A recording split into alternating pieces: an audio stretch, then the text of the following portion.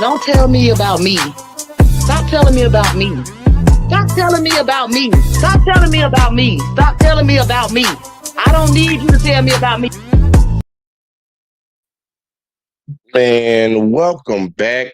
Welcome back. Welcome back, y'all. We made it through another week, y'all. It's Friday. It is Friday, but I got to find some music real quick. Like, we did Otis the other night. We got to do it different. I want to go smooth. I ain't did Karen Friend in a while. We gonna play Karen Friend. Yep. We're gonna turn that down a little bit though, but we're gonna roll with that, man. I hope everybody doing all right tonight, man. On your way in as usual, man. You know I need you to do something for your boy. I need you to do a couple things for your boy because we're trying to grow around here, and I can only grow without y'all. Well, with y'all.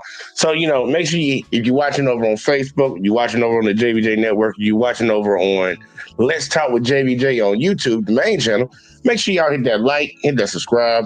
Share the videos, turn the notice on. Make sure you click all. The other day I found out I have multiple channels, y'all.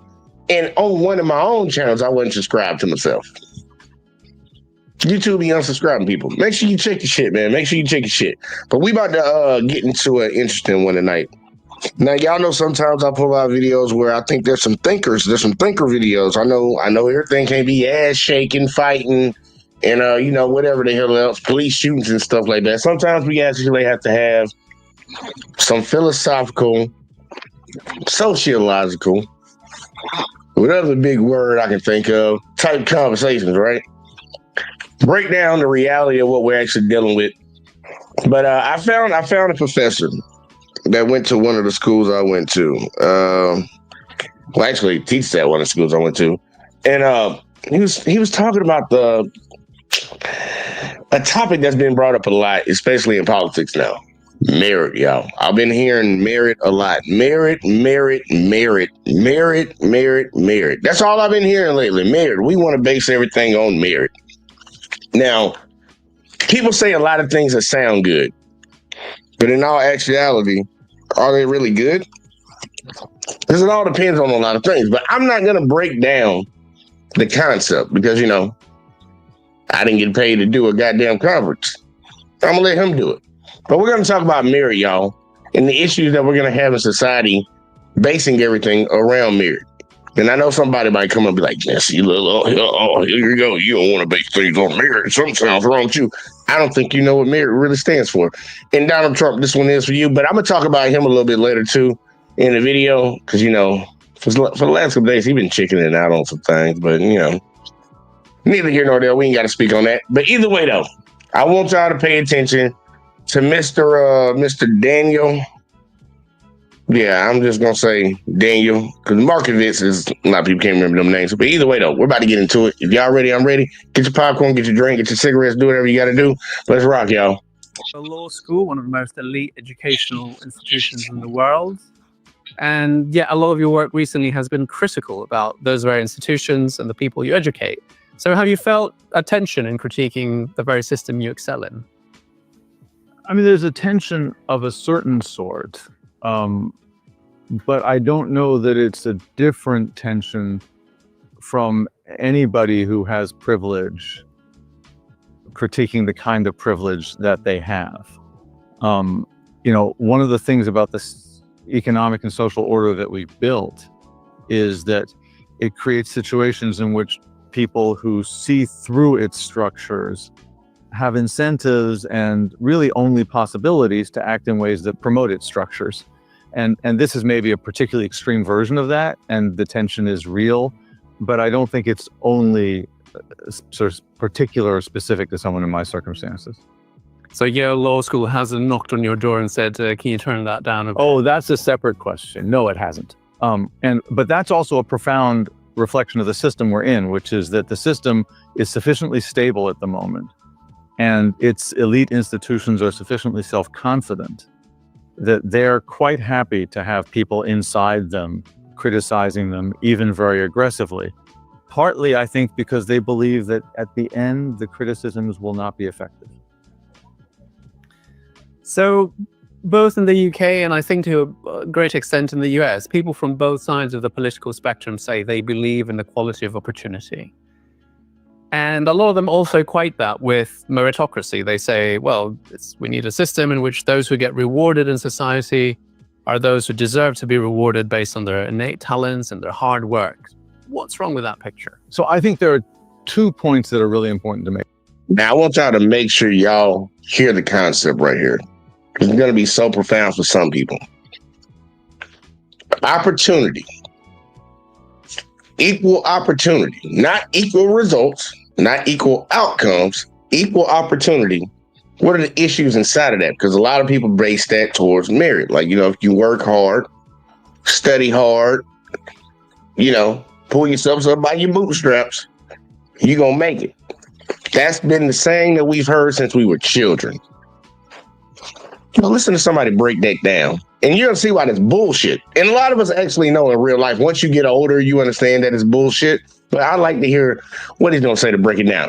And remember, his school them don't like it. You're doing it inside of a system that actually don't even give a fuck that you telling people it's some bullshit that they teaching folks because they don't believe it have any impact. Right here. The first is that under meritocracy, advantage is distributed based on accomplishment. But there are 3 inputs to accomplishment: natural ability, effort, and training. And people who tend to champion meritocracy focus on natural ability and effort because they think, to my mind correctly, that natural abilities are more or less randomly distributed across the population, and even that differences in natural ability aren't debilitatingly great. And they think that anybody can put in effort. The thing they neglect is training. And training really works.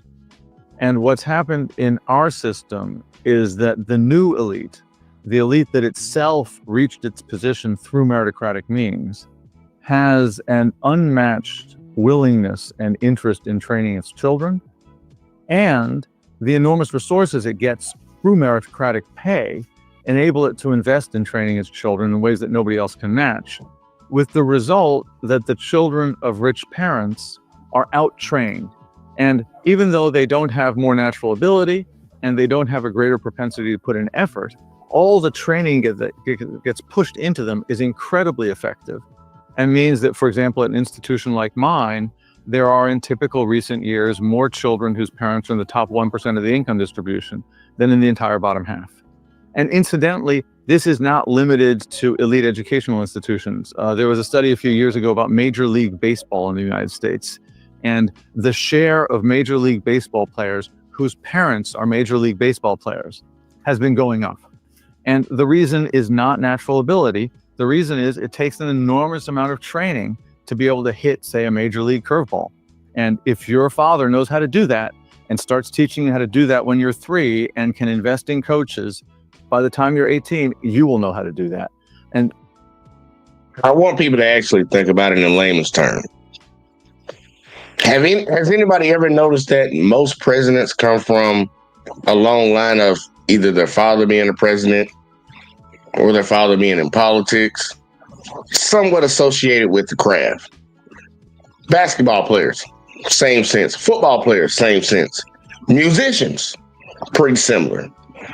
If your father, your mother, or somebody in your family was a part of a certain type of industry, the likelihood of you being in that industry is also high. Not because you're naturally born with the talent. Not that you naturally have the skill. But these people teach them. You know something that a lot of other people don't know, and they know something that a lot of people don't know, and they can actually teach you these things. A lot of people get irritated, y'all, when black people say you got to work 10 times harder to get to where a lot of people are. They don't even understand the concept of that saying. They just get pissed off. Everybody in this world does not start off on the same level at all. And some people have advantages, and we can't deny these advantages. I know people get pissed off to act like they don't have a disadvantage. You can't tell me somebody that grew up in Washington, D.C. on a middle-class income doesn't have an advantage of a kid that grows up in a war-torn Iraq. They're not on the same level, but people will sit there and deny that. No, we all have the same opportunity. Maybe I'll use a different one. Somebody born in California, in Beverly Hills, has no advantage over a kid that's born in lower Mississippi. They'll say that in America when we know that's completely the opposite. There's a big advantage because when you have family that know things are around certain people and you have money, you don't go through the same situations that another person might have to go through to get to the same result. Y'all can both meet there, but your journey is not the same. And somebody might have had to work a little harder to get to where they got to. But, you know, it is what it is. See, Hurricane said nepotism. Yeah, that plays a part in it. He also said it takes an extreme amount of steroids to hit a massive curveball. Yeah, they do. Eye control, too. And see, we got Marcus up in the building. He said, what up, man? What it do? And see, Hurricane also said, we need 3 jobs and 4 hustles, LOL. And it gotta be legit hustle, sell food and clothes. Yeah, it do. It do. It really do. And think about the skill and natural ability that a lot of drug dealers actually had. Some of the greatest salesmen on the planet selling drugs. Yeah, selling drugs, even though it's frowned upon. But because they came from a certain situation, that's how they express their skill compared to a kid that might have grew up where their parents were maybe the Walmarts. You know, maybe they're the Walmarts, or maybe somebody was a part of Big Pharma. You know, man, kid get it selling drugs in the hood, but that kid also get it selling drugs on Wall Street. It's different ways of looking at this shit. Now, people need to understand the full grasp of it before they start bitching and throwing fists. But I'm gonna let him keep going, man. I don't need to explain it. Well, I don't even know why I'm explaining, y'all. He explaining it better than I can. What that shows is that meritocracy and equality of opportunity are not the same thing. So that's the first very important point. The second very important point, which is briefer, is that when inequality of outcomes gets big enough, equality of opportunity becomes impossible. That's true under meritocracy because the elite outtrains everybody else, but it's true under every system. When outcomes are too different, those who have the most will use their privilege and power within the system or against the system, but often within the system, to secure opportunities for their children, and so equality of opportunity disappears. Great. I'd like to ask you about that in a second, but should we stay on this idea of meritocracy? So a lot of people who critique our current socioeconomic arrangement argue that, well, meritocracy isn't working. We don't really have a meritocratic system. But you say, no, we do have a meritocratic system that's working, but that's unjust. What is it that the first group is missing? Do they miss this kind of crucial aspect of training that goes into meritocracy? So I'm obviously, I have a dog in this fight. So people should discount what I say on account of the fact that I have a view. On the other hand, I've thought about it a lot. I mean, the disadvantage of thinking about something a lot is that you have a view. The advantage is that you thought about it a lot. And that's a balance that people have to strike when they think about this. But the reason I began with this preface is that it's not part of my view that the elite aren't cheating. The elite are cheating. And so there is some degree of elite capture, of rent seeking, and just of outright fraud. And that's an important part of what's happening in the system. But my view is it is not the dominant explanation for the concentration of privilege at the top and the concentration of advantage in the children of rich parents. And, you know, one way to illustrate this is that in the United States, for example, if you are a big enough donor to a university, that affects your child's ability to get into that university, and it makes a difference. But the amount you have to donate is very, very large. $5, $10, $15 million. I don't know the exact amount because the universities, being ashamed of this, keep it secret. A very small number of kids get in that way. If your parents are alumni, that also helps you. But it's debatable how many kids get in on account of the alumni privilege or preference. And one reason that I know this is that my own law school has no alumni preference at all. And yet, our student body looks like the student body of other places, full of the children of privileged parents. The reason why is that the rich can secure an, in my mind, unjust advantage for their children within the system, rather than by violating the meritocratic rules. And to give you a sense of the force and power of this, here are 2 statistics about the United States that are striking. I'm gonna say something early, y'all, because I'm pretty sure some of y'all have heard it. The system is not broken. When people talk about the disadvantages here and there or whatever, the system's not broken. It's working exactly the way it was designed to. The exact same way it was designed. It worked, man. Like, it's crazy that a lot of people, oh, it's not a broken system. We always say shit's broken. No, it's working the exact way it's supposed to work. The exact way it was designed to actually work. He really breaking it down. Like Hurricane said, what's astounding is he explained it so well without saying black people. Oh yeah, he slip up a few times and mention black people in this one. But he's trying his best, because I guess you got to keep other people engaged. Because if you're talking about stuff like this and then you mention black, people just automatically tune out. They don't want to hear the truth. So as long as you don't say black, they can picture themselves in it. But we know who we know. And brother, we know. The SAT test, which is the college admissions test, the gap between the typical SAT score of a child whose parents are in the top 5% of the income distribution and a middle-class child is now about 250 points. The gap between the typical SAT score of a middle-class child and a child that grows up below the poverty line is just 125 points. So the rich middle-class gap is twice as big as the middle-class poverty gap. And that's achieved not by cheating the system, but by playing within the system. An even more extreme version of this is that in a recent year, I looked at the numbers, there were roughly 15,000 high school seniors in the United States, one of whose parents had attended graduate or professional school, who scored at the Ivy League median on the SAT verbal score. If you ask how many kids in the country were there, neither of whose parents graduated high school, who scored at the Ivy League median, the answer is that the tail at that point is so thin that statistical techniques are unreliable. But if you crunch the numbers, it's under 100. And that is an enormous difference, obviously, in who gets into the Ivy League, and it doesn't require any cheating. Now, the fact that it doesn't require cheating, this is the last point I want to make, doesn't make it okay. And the other criticism I have of people on the left who focus on the abuse of the system is a criticism that people on the more radical left have always had of people on the more centrist left, which is they moralize and personalize politics.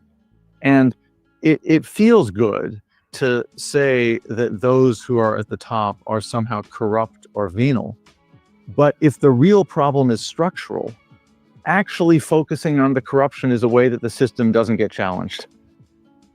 Because it's relatively easy to say, let's get the rotten apples. Let's shut down the alumni preference. Let's stop people from being able to bribe their way into university and say we've won. And the fact is, even if all those things happened, the system would be, I don't know the precise number, 90%, 80%, as unequal as it is now.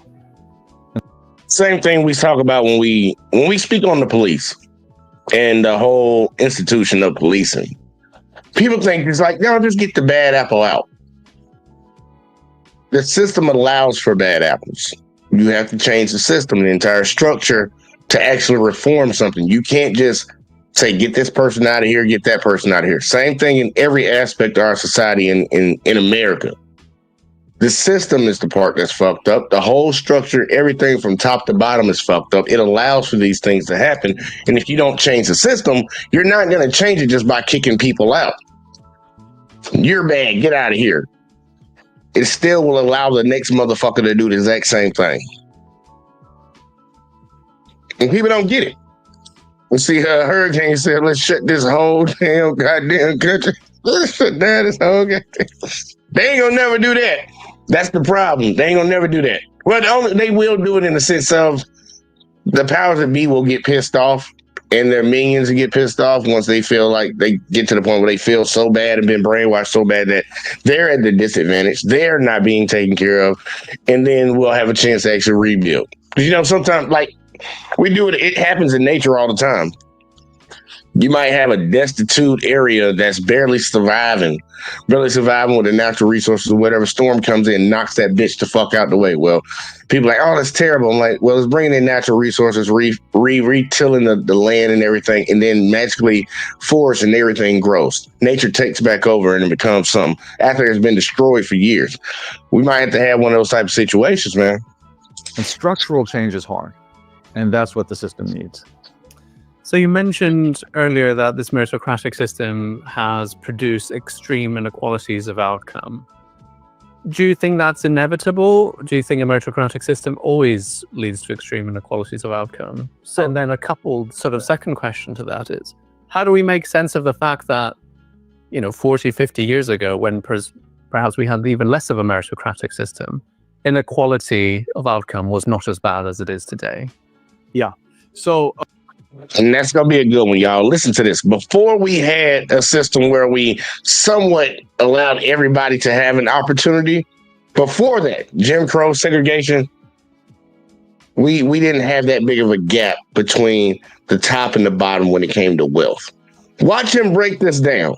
And I'm glad somebody finally said this shit, because we talking about that old money, that old money. How did the gap get so big now with the new money compared to how it was with the old money? Listen to this shit. A couple things. If you look across historical experiences with meritocratic systems, and this isn't the first time this has happened, right? This happened in China long ago. And one of the things that happened with the Chinese meritocratic system is that the meritocrats started getting special training for their kids, who started acing the exams that got you into the elite positions in the next generation. And in a sense, this is like the iron law of oligarchy. It just applied to meritocracy. So I think, inevitable is a powerful word. There are tendencies in this direction, and it will be a constant struggle in a meritocratic system to temper the system in such a way that its virtues can be retained without succumbing to these vices, which I take to be really bad vices. On the question of inequality 50 years ago, it's very complicated because, in the United States, for example, there was enormously more racial inequality 50 years ago than there is today. There was enormously more gender inequality 50 years ago than there is today. There was enormously more religious inequality, enormous more equality by sexual orientation or gender identity than there is today. So there have been genuinely egalitarian and emancipatory movements that have succeeded, not completely, but impressively and highly consequentially. There was less economic inequality. And one of the reasons why was that 50 years ago was a moment when the meritocracy was getting going. And the old elite that the meritocracy displaced was structurally unsuited to succeeding at a meritocracy. To be blunt, the old elite weren't very smart, and they weren't very hardworking. And that part right there. That part right there. And if people don't want to believe that, just think back in the history of his own country, even though I know a lot of people don't know their own goddamn history. You couldn't vote back in the day, which meant you couldn't make decisions back in the day unless you were first a white male and you owned property, aka land, or aka a slave. You couldn't vote unless you had these qualifications to get you up in there. Right? They were stupid. They didn't work hard. And I don't understand why some people get pissed off when they think about that. Clearly, they're not as smart as we are today, or some of us are today. Because, some people, I think they're just willfully ignorant nowadays and just be dumb all the time and don't care about nothing. They just go about the world with their little entertainment, and that's all they need. Then you have other people that think about situations in and out. But they were not smart. They were not smart. That's why they were able to tell lies like Christopher Columbus discovered America. And people still to this day will believe that dumb shit. They weren't smart. They just said shit. They had the power to do shit. Had bigger guns. You see, Hurricane said, crack everything up. They'll say that. They will say, some people will say that. They say black people couldn't have churches until the white man approved of the black man's indoctrination. That is also true. That is also true. And I'm gonna drop the link, y'all, because this ain't the only video we covering, y'all. This ain't the only video. We gonna be going through it. And so when elite institutions of education and elite employers started demanding smarts and hard work, the old families just couldn't keep up. They weren't inclined to keep up. They couldn't keep up. And again, in a way, this goes back to the first part of your question. The old elite had become elite in a system that was different from the new system. And so they were unsuited to it. 'But the new elite had won at the new system. So they're suited to it. So they're suited to it. So there's a sense in which any system for creating an elite, as it gets older and older, will tend towards a more insular elite. Mm. So some people, including John Rawls, famously, was a Harvard political philosopher, very influential in 20th century politics, argued that, well, a just society can tolerate quite a lot of inequality as long as it's making the worst off as well off as possible. And so some people have been pointing out, well, look, everyone's getting better off. Even the poor today are much better off than the poor were 50 years ago. So why worry about extreme inequality of outcome if that's the case? And look, they do that all the time when they'll say, well, the unemployment level is low. Matter of fact, I got a better one. The black unemployment is low. So that makes other people in this country feel like, the country must be doing good. So, there's nothing wrong with what's going on right now. Because, the black people who we automatically subconsciously know, or that not even subconsciously, because a lot of black people ain't really at the bottom, but they always, that's the saying and that's the thought and people buy into it. But they'll tell you that the black unemployment isn't that low. So, everybody should be happy and nobody should feel any type of way about the system that we live in. When they talk about kids in Africa and kids in other countries that live below the poverty line, majority, dude, I'm trying to tell you, if y'all knew the number, I ain't gonna say majority, but if y'all knew the number of people in America that live below the poverty line, that rely on government assistance, and it ain't just black folks, I can guarantee you that shit. We not even the biggest recipient of that shit. They would be astonished. But when you say small things like that, it triggers in the mind to automatically think a certain type of way. And it's not that bad. When you have somebody that lives in this country that has billions of dollars, billions, multiple people that have billions, so much money that you couldn't even spend in your lifetime, and you don't think nothing, you won't think something's wrong with that because, the unemployment level's low. Everybody has a job. Doesn't matter how much that job pays them. No matter if they can afford food on a regular. Doesn't matter if they have to get multiple jobs. The unemployment level's low, and it's tricks to how they do these things, and people don't pay attention to it. They just keep going along with the bullshit. Okay, so if everyone's being lifted at the same time. Yeah. So a couple thoughts about this. The first is that Rawls himself was actually more clear-eyed and skeptical about inequality than some of his writings or that characterization of him acknowledges. I was at a conference years ago at which he spoke on the occasion of, I don't know if it was the 25th anniversary of the publication of A Theory of Justice. And he came very close to saying that economic inequality had made the government of the United States illegitimate. So Rawls himself saw some of this and was disturbed by it, although it didn't always come out in some of the writing. And Rawls was writing at a time when the problem wasn't quite what it is now. That doesn't, in some sense, what Rawls himself thought, who cares? I mean, I care because I admire the man, but why should anyone else care? But the underlying point is that economic inequality is deeply corrosive of a social order. And it's deeply corrosive because economic privilege is associated with political power. In a capitalist system, it just is political power. In the sense that in a capitalist system, money just is the power to commandeer the state in the service of your projects. So, i.e., Elon Musk, anybody? So what do you think? What do you think a human being would have to do to get the privilege and the ability, the power to do what Elon Musk is doing inside of this government, outside of giving somebody a quarter of $1 billion? Think about that, y'all. Who do you think in this country could get to the same position that Elon Musk is in right now, with the influence that he has in the White House around our economy as a whole, without giving somebody $250 million? And somebody, please don't say run for office or some shit like this, because remember, Elon Musk is not in government. Think about it. It plays a part, y'all. So what it is to have 100 pounds is to be able to allocate resources in whatever way you wish up to the value of 100 pounds And if somebody else tries to shift that allocation, somebody else tries to take the sweater you buy or block your entrance into the railway carriage for the ticket that you've bought, men with guns will come and put them in prison. And so what rich people do is they use their money to determine what everything else happens in society. And that is bad for everyone else, even if everyone else has enough to eat and adequate shelter, because they don't have equal power.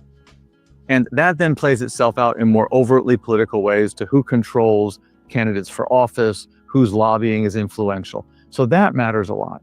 But And that's why a lot of people always say your vote doesn't count, and people get pissed off with them, but they don't understand the other side of this thing. You can vote and put a certain candidate in office, but if billionaires and millionaires and corporations put money behind this guy, lobby this guy to get certain things done for him, what's the number one priority? The person that voted for you or the person that gave you a whole bunch of money? And we already know how that's going to go. We already know how that's going to go. People are going to go follow the money, follow the money, follow the money. Most people will react to the money. That's why you can ask people, will you do this or that for $1 million? They might have all the morals in the world. Put $1 million in front of their face and see what they do. Put an opportunity in front of somebody and see what they'll do. It's crazy, yo. Other way in which it matters, and this is something actually that Rawls was very sensitive to. Very few people read the third part of A Theory of Justice, which is on the moral and political psychology of social stability and a just order.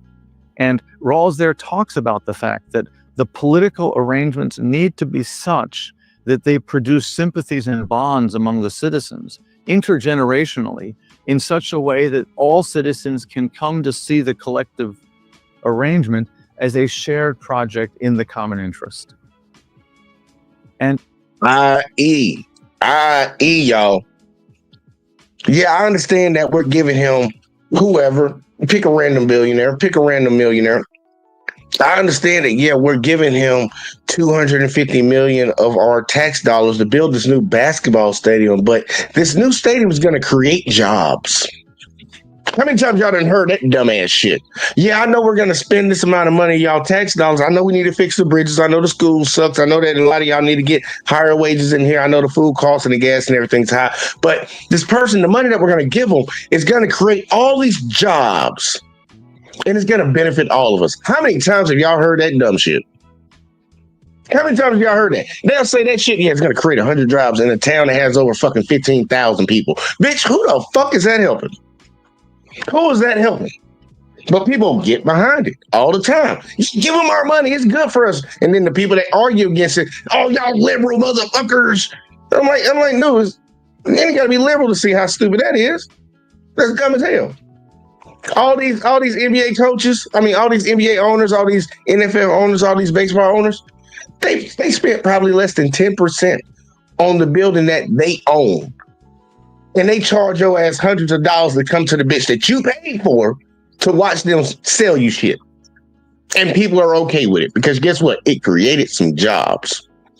Crazy.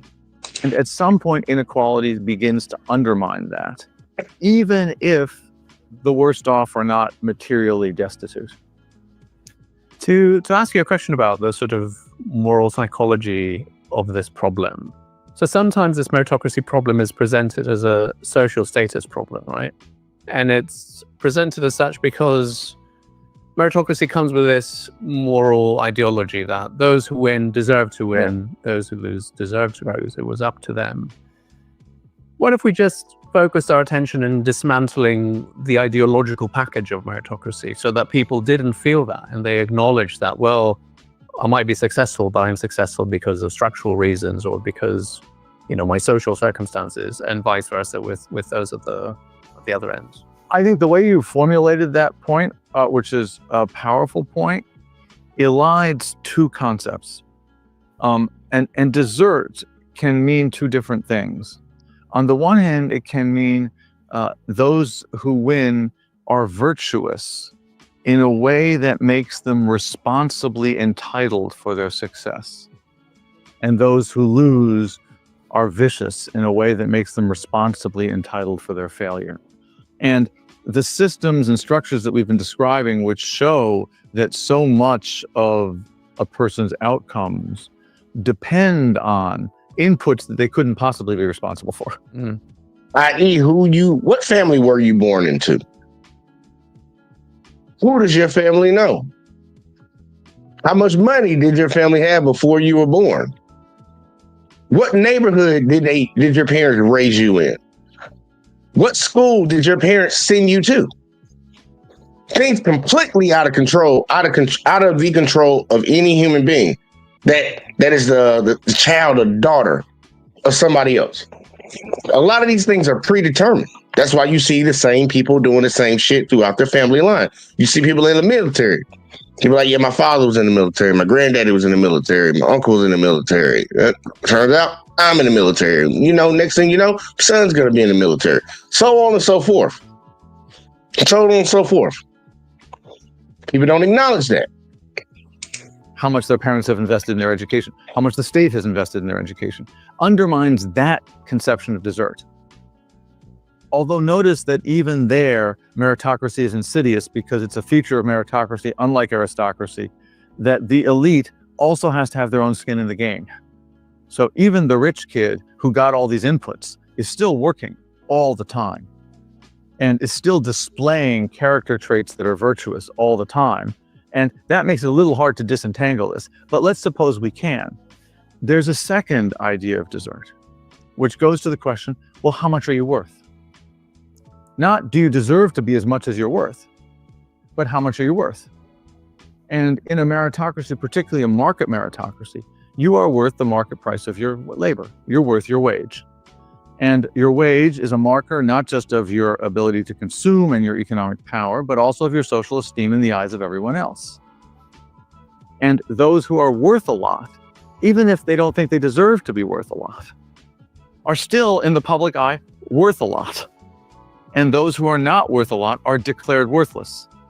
The English have a phrase for this that the Americans don't pick up. When you get fired, you are made redundant. Right? And to be redundant is not a dignified state.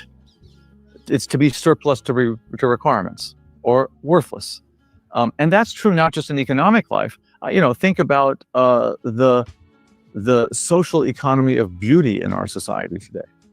Nobody thinks that somebody who's exceptionally beautiful deserves it in the moral sense. They happen to be born exceptionally beautiful.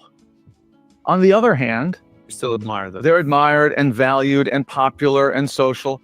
And those who are not beautiful, it's even a little awkward to say the word ugly. Why? Well, because it's a term of disgust and disapprobation. And it's not anybody's choice, but it's not, right? And so the only way to cure that is to stop making so much turn on how you look. It's not. Same thing about the money. Just because they're rich don't mean they fucking smart. But we all know that you treat people who look better differently. That's not based in anything they've done. Nothing about how somebody looks proves anything about them. But we treat certain people that look a certain type of way.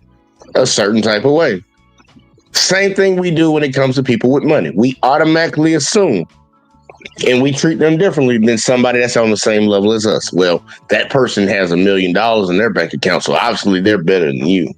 And we do it all the fucking time. The social brainwashing is appalling when people actually sit down and think about it. But we don't even think. We have all been indoctrinated to believe certain things and be okay with certain things. And we need to think outside of that. That's why they engage. That's why our country is controlled by who are the fuck. Like citizens, we always talk about, forming their private army or whatever the fuck, militia or some shit like that. Man, look, you done gave up. I'm gonna be honest with you. I think that's an impossible battle. I believe we're gonna have to figure it out another way. It's gonna have to be another fucking way to dismantle this entire system. But they have so much control over what we do. They control our food, our air, and our water. They control our land. They control our policing. They control the intel. They know what the fuck you watching. They know what the fuck I'm talking about. It's going to be really a uphill climb to overcome this because slowly over time, they've gradually taken that power in disguise of I'm giving you something. And a lot of us go for it, especially when you have these big gaps inside the economy when it comes to money. Poor people give up their rights all the goddamn time. A lot of the same people that talk all that woo should have poor as hell and vote for stupid shit all the time. Just out of the feeling, the idea that something's true that's not. And it's a problem. Not to have some high-minded view about who deserves what. You got to go to the root of the problem, which is the way you look is not a particularly important or valuable thing. And actually, by the way, also your market wage is not a particularly important or valuable thing, or would not be in a just society. So there might be those who listen to your arguments and say, yeah, I hear all that, but what's the alternative? You know, meritocracy in people's minds might have come to replace something that was an even more stratified structure. We talked about the fact that 50 years ago, there were a lot more equalities based on race, gender. I would say to some extent also social class, right? I mean, back in the day, you went to Harvard or Yale probably because of social connections rather than your grades. Well, actually now I think Harvard and Yale are more socioeconomically segregated than they were in 1970. Oxford and Cambridge are not, but Harvard and Yale are. But I get the point you're making. Yeah, so the question is basically, is meritocracy just the best of bad options that we have? A maths professor of mine used to say, to reject one extreme isn't to endorse its opposite. All right. And the old, roughly speaking, aristocratic system, and it could have been an aristocracy of class, family-based, or it could have been a race aristocracy, or it could have been a gender aristocracy. But the basic point is that there is some biologically passed on identity category that is, of course, also socially constructed, but that is passed mechanically to you at birth that determines your advantage, right? That's a terrible system. And there's no sane person would want to return to that. So what is an alternative? Well, it's helpful here to distinguish between superiority and excellence. So meritocracy emphasizes superiority, and that has two features. The first is that superiority is a positional value. If I am better than you, you are no longer superior, no matter how good you are.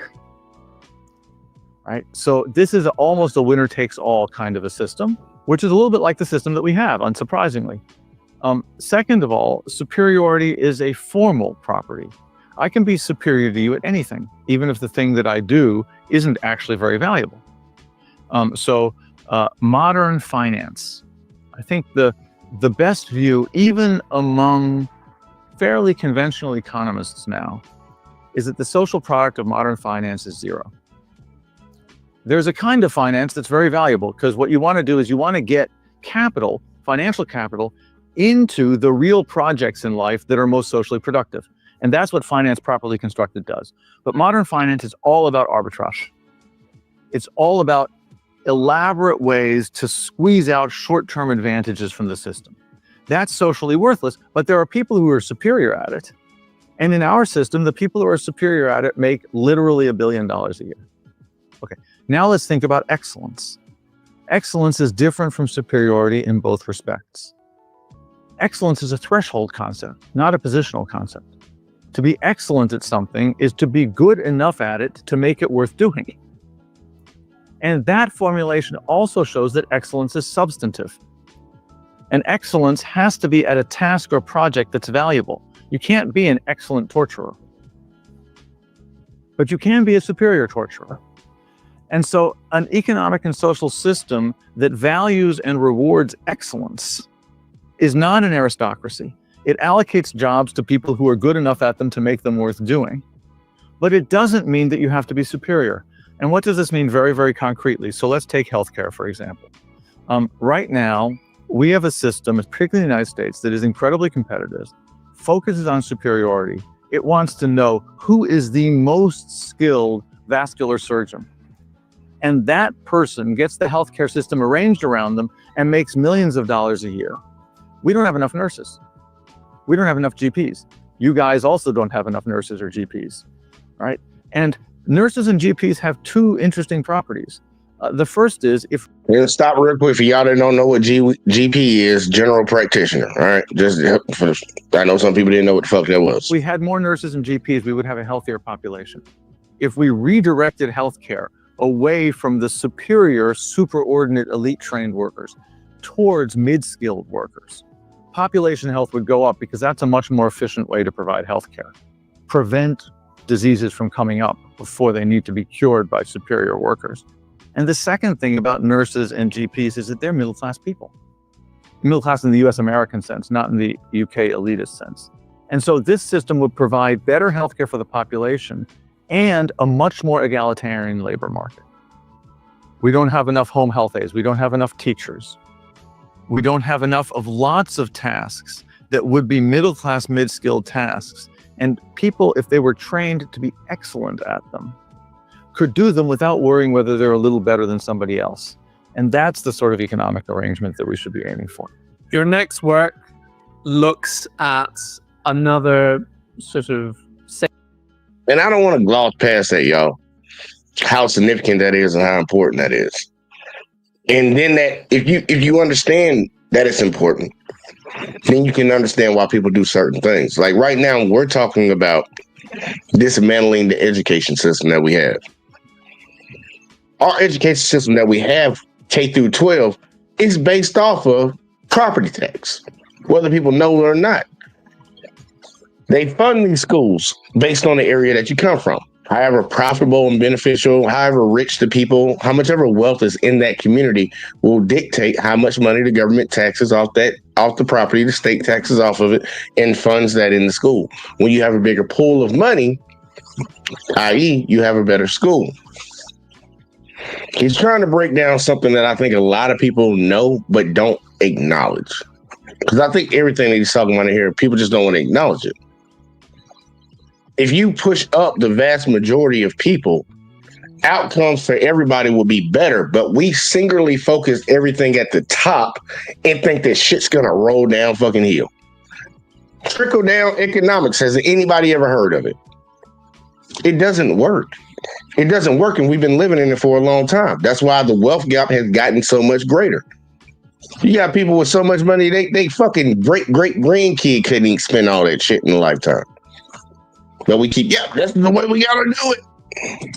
See, Hurricane said, my first team will be ex-military vets and revolutionaries that think like me. I ain't gonna hold you. I ain't gonna hold you on that. I ain't gonna hold you on that at all. Because at least you got some folks that got some training. sacred cow, perhaps, of liberal democracy, growth, the ideology of growth. All governments aim for it. We think it's a way of alleviating poverty and at the same time encouraging social mobility. And yet there is this idea that it can't go on forever. What's your work on criticizing growth? Yes, so the book is tentatively entitled The Good Life After the Age of Growth. And what that picks up on is, as you say, growth has become our common sense. We have associated growth both as societies and as individual people. We want more money. We want to manage bigger organizations. We've associated growth not just with one virtue, but with ambition in itself. And we have this feeling that if we give up on growth, we're just giving up, right? There are critics of growth, but those critics, to my mind, often frustratingly romanticize the pre-growth world and think that growth has always been a calamity. And my view, and the view of the book, is that growth and the ideal behind it are one of humanity's greatest moral accomplishments. 250 years ago, almost everybody was poor. 80% of the world in 1800 lived on less than $2 a day. That's what's considered deep poverty now. $2 a day in current dollars, not in $1800. And the reason why today only 10% of the world live on less than $2 a day, which is immorally too much, but very different from 80%, is growth. All right. The economic inequality in the world today is exactly the same as it was in 1800. So there's been no redistribution. It's all growth. So my view is growth is an enormous moral accomplishment. And it was accomplished partly because society embraced the growth ideal. At the same time, growth cannot continue. Over the last 250 years, the population of the world has increased by a factor of 10, and average incomes have increased by a factor of 30. If growth at that rate continues, in 2500, there will be 100 billion people on the planet who are, on average, 30 times as rich as the average Pole is today. That's not going to happen. So that means growth is going to end. And if growth is a moral ideal and growth is going to end, in the post-growth world, there'll be an enormous imaginative hole in our civilization. And we'll need to build a new civilization around new ideals that are suited for a world in which there's been a lot of growth, but there's not going to be any more. And the third part of the book describes what those ideals might look like. Well, I look forward to that. Daniel Markovits. i.e. AI and things of that sort. We're pretty much done in our mindset, in our time, our point of thinking. We've pretty much done everything we can do when it comes to technology and shit. Like, there are things like science fiction that we can think about, but we pretty much done it, man. We pretty much done it. And people don't know. People don't know. And it's going to be a gap. It's going to be a problem. Every society eventually collapses. And that's what he's speaking on. Eventually they get to a point where they can't move past this. Then they have to start anew and build another one. That's why you see the Roman Empire, the Ying Dynasty, and all these things. They got all the way up to a certain point, and they stopped. Then they collapsed, and then a new society got built to replace that. And we're coming close to that point. Usually it's around like 200 and 300 some years. I forget exactly the number, but eventually get to that point, because a system that doesn't push everybody up in just a select few, a society that prioritizes this being the thing that we want, eventually it's going to create such a big gap between that these people down here are going to start waking up to the issues with the people up here, these guys. And people need to start waking up to it a little bit earlier. Time's going to be hard after that, but a new society will be built on something that's more morally based than what we have right now. Because we kind of do live in a winner-take-all system, whether people know it or not. We kind of live in a winner-take-all. Because if I make it, look, if I hit the lottery for, let's say, $1 billion, because lotteries are getting up to that point. Let's say I win the lottery for $1 billion. You think any one of my children and their children and their children will ever hurt financially? Do you think they will ever be in positions where they're not going to have a good job unless they choose completely out of nowhere to not do that? You really think that? It's not possible. And people think that. We elevate people who come from people who've already been elevated or elevated themselves. Or just by the luck, because a lot of shit is luck in our world. A lot of shit is not all skill based. This person is really good at this. You're just lucky. You're lucky to be born into the right family. You was lucky to know the right person. I know so many people that have good jobs that say, man, look, I just met this person, man, to be honest with you, and they offered me a job. They like my personality and they gave me a job. Now I make 6 figures. Everything about my life has been elevated. All because of singular connection, not because of skill, not because of degree. Nothing that they did personally when it comes to hard work and the things that we value got them there, just because they met one person. That's why people ask you dumb questions like, would you take $1 million or a dinner with Jay-Z? And they do that to try to emphasize getting to know this person and getting in this person's face can benefit you more than $1 million in the long run. But we'll still dismiss it and disregard that shit when it comes to other things in society. That's why we have systems like, what do they call it? Legacy admissions at schools. He spoke on that a little bit. You have a higher propensity to get into a college if your parents went to that college. And it's not just because, well, if your parents went to that college, you're a smart kid. Man, I know a lot of smart people that got dumbass children. It's not genetic. It's not genetic. The people swear up and down it is. Genetically superior. You have the propensity to this. And then why the fuck are all of the smartest people in the world? They come from every different walk of life. You got kids that grow up in poverty-stricken ass and war-stricken communities that invented things that changed the world. Medicines that you would think would come from a family of people who had doctors in their family. His parents dug ditches for a goddamn living. They were living off fucking $2 a rice for a month. The system is fucking rigged, y'all. And it's not fair no way how you try to put it. I don't care how many people sit around here and talk about if you just work hard, you'll get somewhere. Hard work plays a part in everything. Dedication plays a part in everything too. But if you are privy, if you're privy to a family that can put you in front of people, that can show you things that other people can't see, you'll have a higher chance of being successful at shit compared to somebody who's just trying to figure it out. And people know it. That's why if you look at things in our society, you see why they do them. You can see the long-term effect of it. You can see the long-term effect. But I want y'all to think about a long-term effect, because I'm about to show y'all something. Hurricane said facts. He also said, we built this country, we'll destroy it. Hurricane, I hope I made this quote up. And I hope it's an original quote. It might be Hurricane. I'm pretty sure somebody somewhere at some time said something close to that. But we're going to say that's yours. That's yours. We're going to mark it today. On the Lord's Day of the 7th. In March. God, I always got to do it on the fingers, y'all. I don't keep up with the months like that.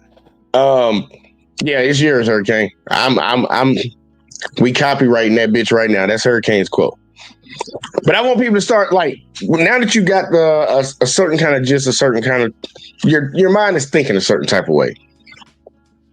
I got to talk about this orange giant in the White House. And I'm not going to talk about him in looks wise or how I don't like him and all this voodoo stuff. Let's talk about the outcomes of the things that somebody is trying to do, because a lot of people do not understand economics in this country. And there'll be people that actually have money. Once again, stupid motherfuckers with money, stupid motherfuckers with power. We're going to talk about the tariffs. We're going to talk about these tariffs that he keeps doing, not doing, but kind of doing a little bit, doing a little less, doing a little bit more, whatever the fuck. We're going to talk about the tariffs, because a lot of Americans don't know where a lot of what we actually get from these countries, in the sense of things you use every goddamn day. But you're willing to back up something that will take, man, bitch, I'm going to just show you. I want you to see this. Shout out to Business Insider. Because they've been tracking this. I watched pretty much all these videos individually, but they condensed a lot of this shit together. And I was like, perfect. We can use it for this conversation. And guess what? We're about to use it. Let's get it.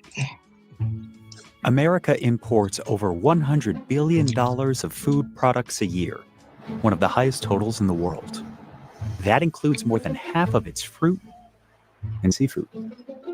President Donald Trump has threatened tariffs on some of the U.S.'s biggest food sources, which could affect tons of products Americans consume.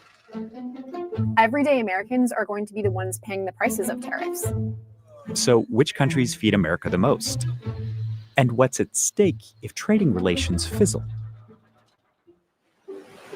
About half of America's fruit and vegetable imports come from Mexico.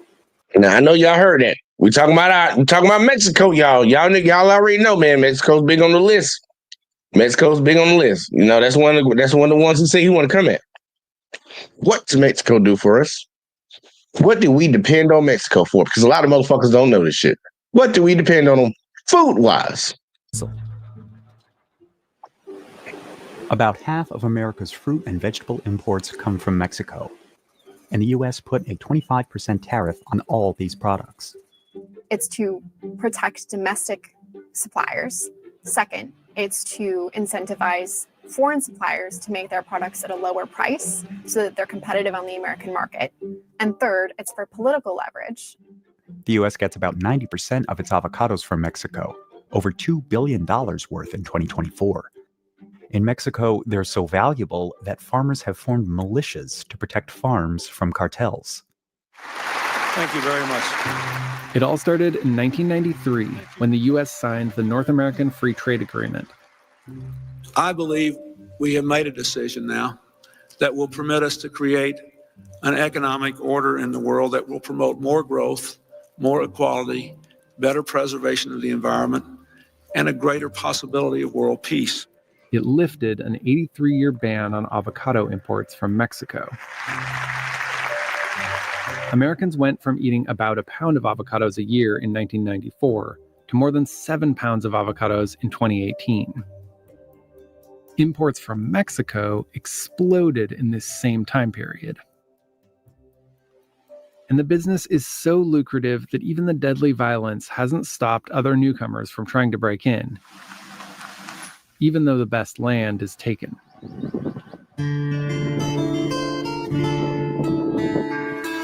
Eduardo Montero and his partners are growing avocado trees on the side of a mountain that is rocky and exposed. Pero aquí podemos ver en lo que es la ramita. But ask yourself, how many Americans want to go out and goddamn farm some avocados? Like, that's another part to throw in here. How many of y'all want to go out there into that field on the side of a motherfucking mountain and farm avocados every goddamn day? Not a lot of us. De la flor, el golpe del granizo. Still, his family is well aware of how to deal with cartels. Nos ha tocado de que nos cobran piso. Simplemente somos agricultores y nos cobran piso. Llegan que por protección. If Eduardo can make it work, though, a 76-acre farm like his could bring in more than $200,000 in revenue at each harvest, with multiple harvests every year. And if the cartels charge him at local rates, he could probably expect to pay them about $68,000 in what is called piso, or protection money. Meanwhile, the world's love affair with avocados is expected to keep on growing.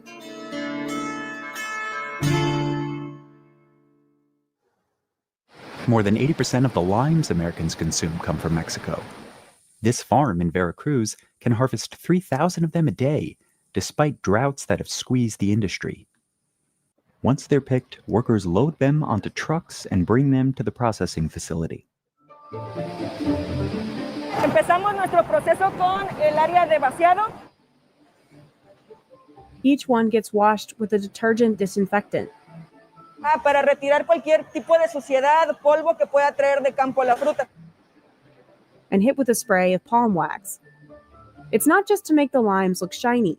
Fruta es para poner como una capa sobre la fruta que le va a ayudar a su vida de anaquel o a que la fruta tenga una mayor vida, pues que no se deshidrate y que no se madure tan pronto. Throughout their journey in the factory, the limes will get sorted multiple times. Some stations do it by hand, others with fancy tech. Nuestra máquina consta de un sistema operativo el cual toma de 20 a 40 fotos a cada fruta que va pasando. Using those pictures, the machine separated them based on their size. Ones that aren't the right size will go directly to Mexico's juicing industry. The perfectly sized ones will head on to get exported. But first, there's quality control. Este limón es para exportación a Estados Unidos. Tenemos un limón con una buena cáscara, un buen color, un color uniforme. Y si lo partimos o lo abrimos... Good looking lime, y'all. That lime look good. After they pass this final test, the limes are ready for packaging and shipping. The majority of the limes produced in this region end up in the United States. Demand for limes has been increasing for decades as Latin American and Asian cuisines became more popular. But in 1994, after a new free trade agreement went into effect, the floodgates for Mexican limes opened. Now, the US is the biggest importer of limes globally, doubling the amount it purchased from Mexico in the last 10 years. To keep up with demand, Mexico increased its production 50% in the same decade.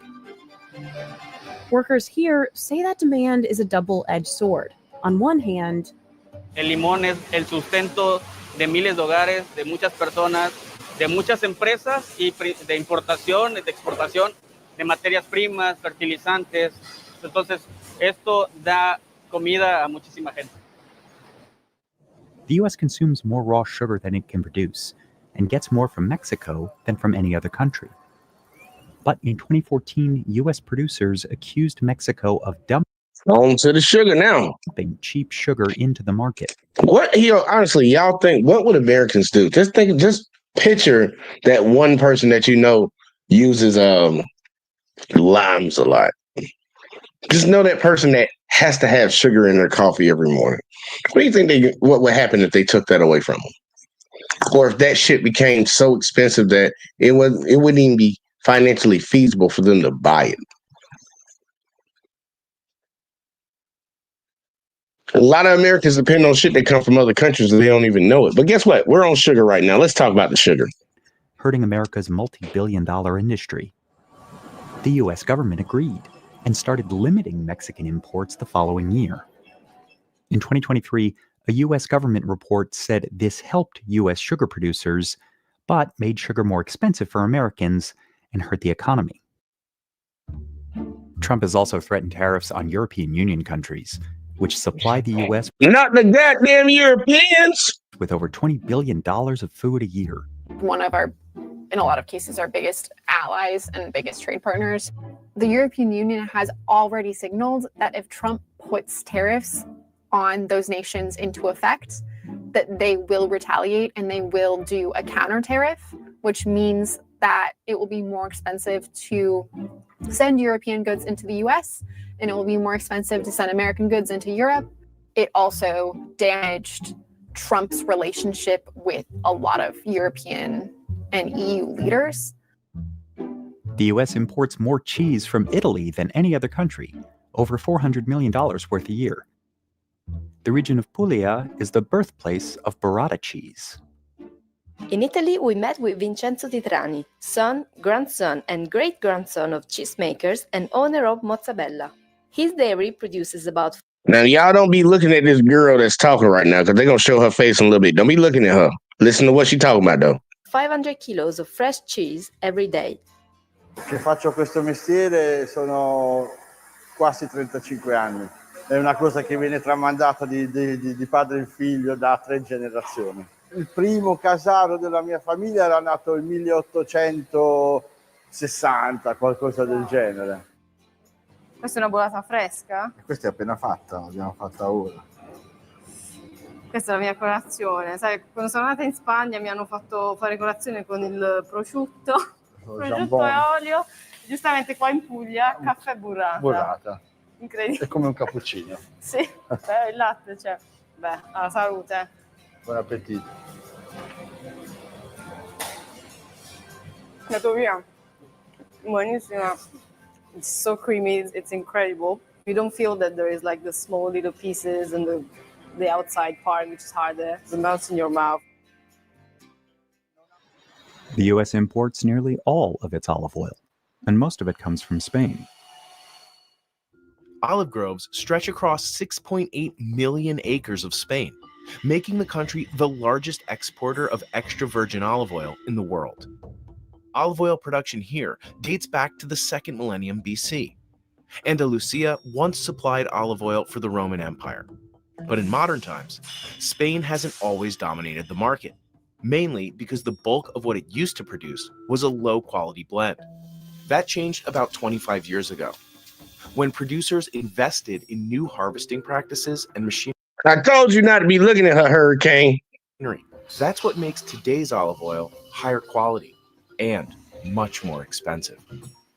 Farmers unload their crops in processing facilities run by DCOOP, and a conveyor belt carries thousands of raw olives an hour.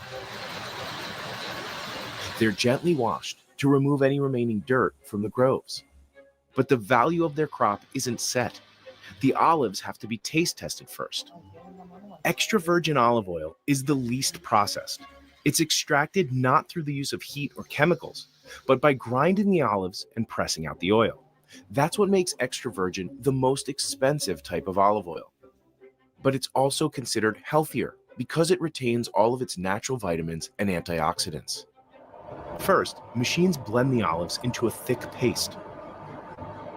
Pasa a unos molinos de molturación de acero inoxidable de martillo, que son necesarias molturar la aceituna completamente para luego pasar a un batido. El batido es necesario para preparar la pasta de masa de aceituna para la extracción posterior.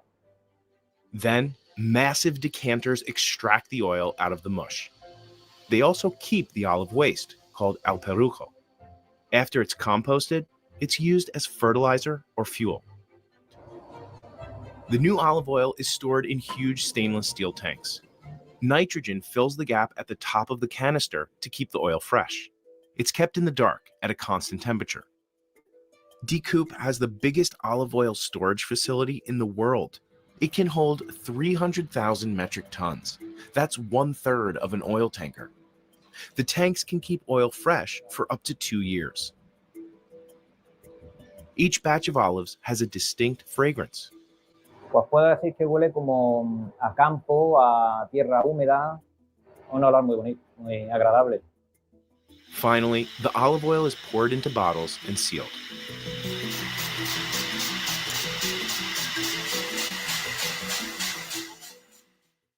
The US gets roughly 75% of its truffle imports from Italy, home to some of the rarest and most expensive. And I hope y'all are listening to the percentages. Think about the percentages.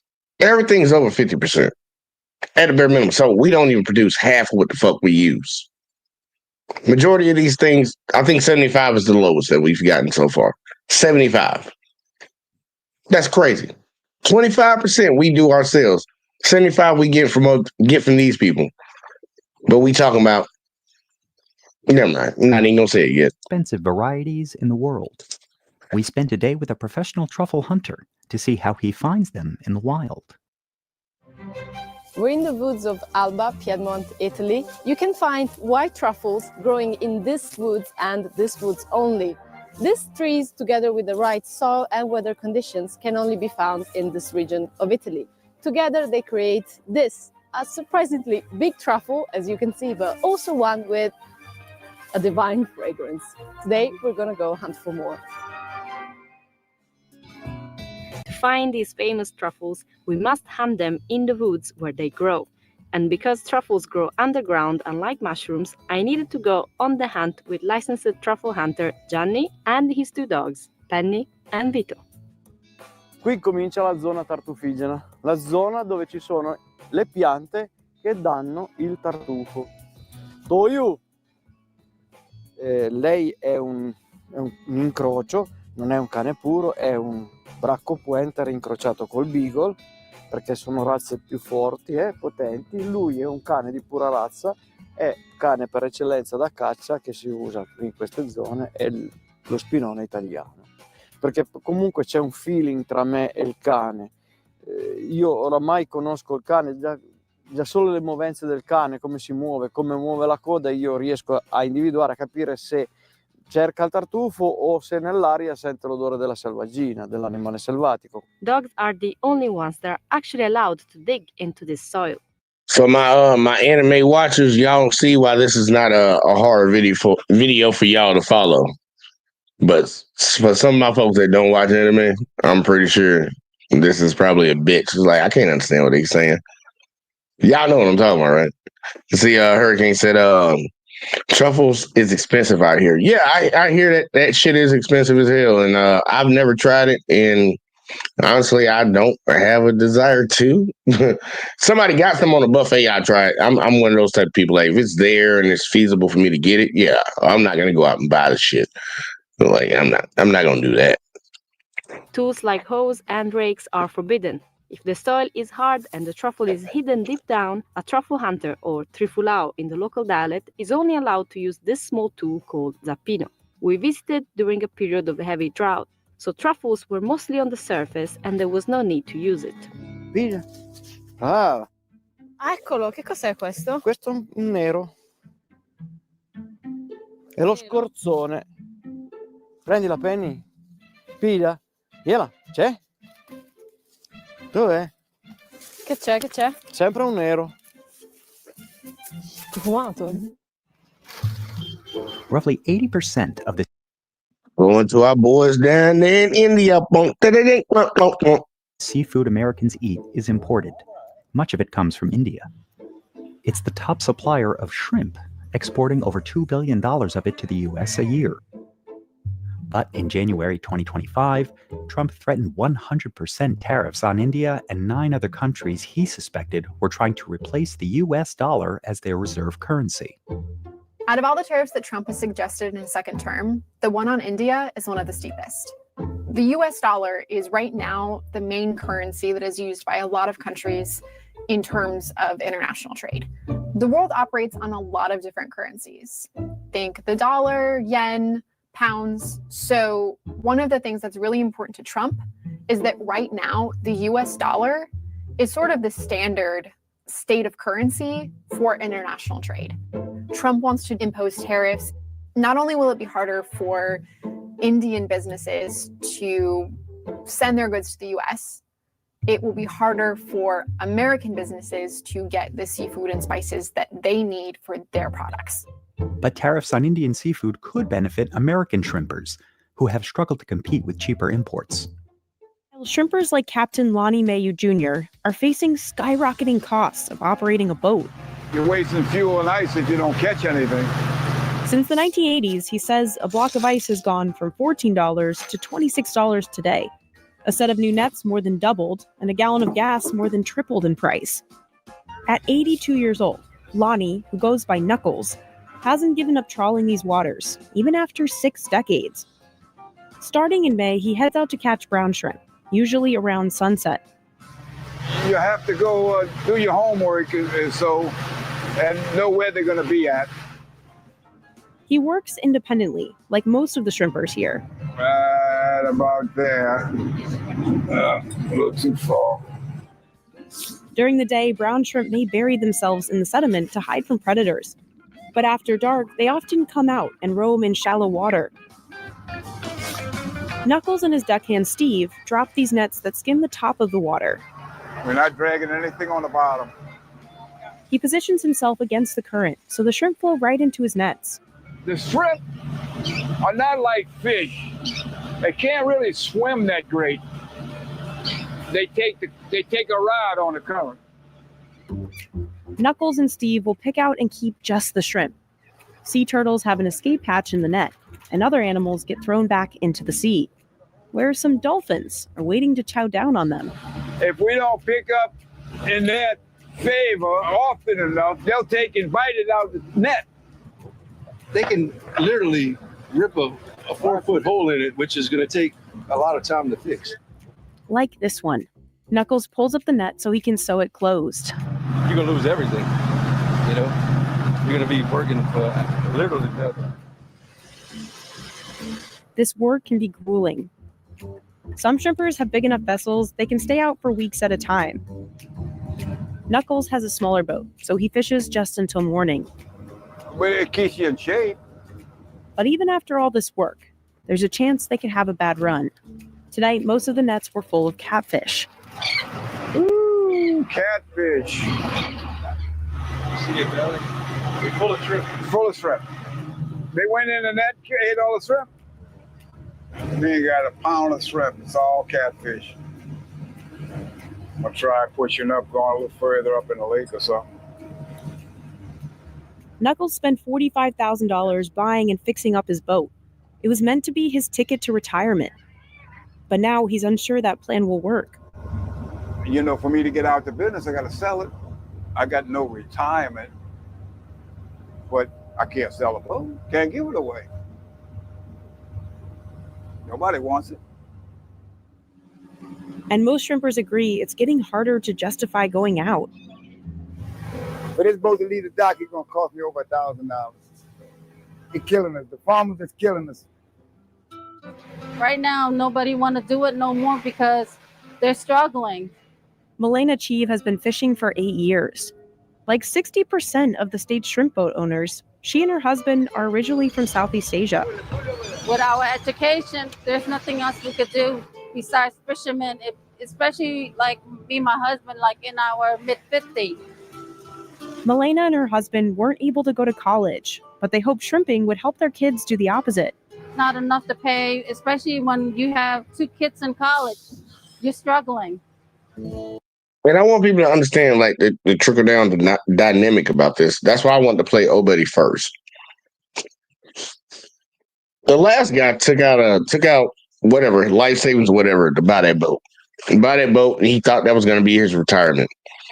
And he can't even find somebody now that will buy his boat because what he went into, the opportunity that he saw, is not as profitable as he thought it would be. And some people will say, yeah, because there's cheaper food to buy overseas. Who benefits the most from that? Because he doesn't sell straight to consumer. I want people to remember that. He don't sell straight to consumer. Rich, powerful people got money, got power, got influence. We're not going to buy your shit. You want to give yourself a fairer wage and you want to survive off of this. Nah, fuck that. That's not beneficial to us. Y'all in India, y'all selling this? Let me get it from y'all. But then we turn around and we blame India for it when it's really people from inside of our own shit that's choosing to make this dynamic. Because what is the value of anything? What somebody's willing to pay for it. The hard work you put in. And at the bare minimum, you want at least to be able to get back what you put into it. And maybe I think a smart way to say it would be, well, at least a moral way to say it would be at least what you put into it in 25%. We got motherfuckers putting in, I don't know. They'll put in maybe $1 on something and sell that shit for fucking 100. It's not even close to a reasonable amount of return on what you have. But we got Uncanny up in here. Uncanny. What's up? Can you hear me? Yeah, I can hear you. You working tonight? Yeah, I heard them Spanish people in there. Oh, yeah, we had some Spanish people in here. Mm-hmm. I was trying to translate for you. They had subtitles. But you have a human subtitle right here. That is true, man. The sad part, I think there's going to be some more Spanish people in here. To be honest with you, right now we're in America, but they're talking about India. But I think the next country is China. And then we got Africa too, man. You know, we actually import things from Africa because Africa's so big. It's a whole continent. Then we got South America too. South America too coming up. I ain't gonna lie to you. When I found out how much stuff America gets from Mexico, I was like, why are they trying to beef with them? Yeah, why you fucking with them folks? Yeah. Because I wanted to ask this question, and I want to see if you or Hurricane can help me out. What does the United States export? What's the biggest export? Movies? Okay. So entertainment. You want to say entertainment then? Yeah, because I found that out when they like people from international countries, they love the Marvel movies. Okay. So my bad. Keep going. My bad. Finish your thought. No, just that movies. That's the only one I know. Everything else, like I thought apples were grown here. They're not. We're pretty much an import country. Like everything is imported here. All right. Well, check this. Uncanny, before you, because I know you might have to get out earlier. Do you have anywhere you want people to follow you at? Who? You. You want anybody to follow you? You in your trip? I'm gone. I'm out early. What you mean you out? No, I'm talking about follow you online, social media type shit. You getting off early, that's a plus, but you know, anywhere you want people to follow you at.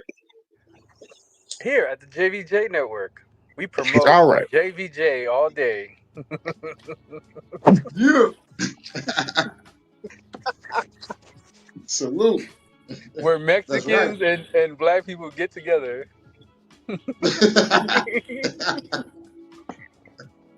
I'm not even Mexican. I just love that joke that she just did on me, bro. Like that shit was horrible, but at the same time, I can't get mad because I did really fuck with the Chiefs the whole year. But let's skip past that. We staying on economic things right now, but I'm following you, brother. I'm following you right now. That shit was fun. And we got my boy Hurricane up in the building, man. Hurricane, man, introduce yourself real quick, like. What's good? It's your man Hurricane. Tell you what it do. You know, just bringing the revolutionary perspective to the flow. You know. There you go. And I asked Uncanny, what do you think the United States top exports are? He said entertainment. What else do you think the United States got? Because it can't just be entertainment, but entertainment is a part of it. Yeah. Oh, yeah. Because I think music is part of entertainment too. But like, if I could guess, propaganda. Propaganda. That's a good one. You know, it's either propaganda or oh yeah, I forgot. Human trafficking, allegedly. To the Saudi Arabian princes. Shit. Now, yeah, sure do got a lot of girls that will go out there for some money to get pooped on and things done to them. That is, unfortunately, something that the United States produces, y'all. Whether y'all know it or not. Do something strange for a little piece of change. Sex trafficking is big in the United States. I ain't gonna lie. I'm just...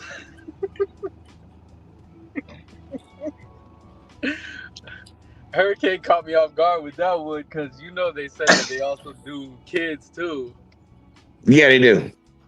Yep. Pizza parties and you know, they speak in code and shit. You gotta know the N words. Not the actual N word, but you know the IN words. Right. knock on that door, you better say Saturday 13th or some shit, motherfucker. Or goddamn fucking Jiminy Cricket or something to get up in that bitch, because otherwise, this is the back door of our restaurant. I don't know what the. But here, when you think about it, like, because I know I'm joking a little bit, but the things I asked y'all, we couldn't really think of something that any other country would completely be dependent upon or would hurt their pockets that much. Now, I know other people come in and they can put their other exports they want to put in there. But a lot of the things that they're showing on this list right now are very vital to what the fuck we need. Because I'm trying to tell you, you take somebody's limes away, you take somebody's sugar away, you take man, look, they were already losing their mind. I remember a lot of right-wing channels was talking crazy when California was losing out on them avocados, because for some reason avocado and toast is a great thing. People are losing their fucking minds over that shit.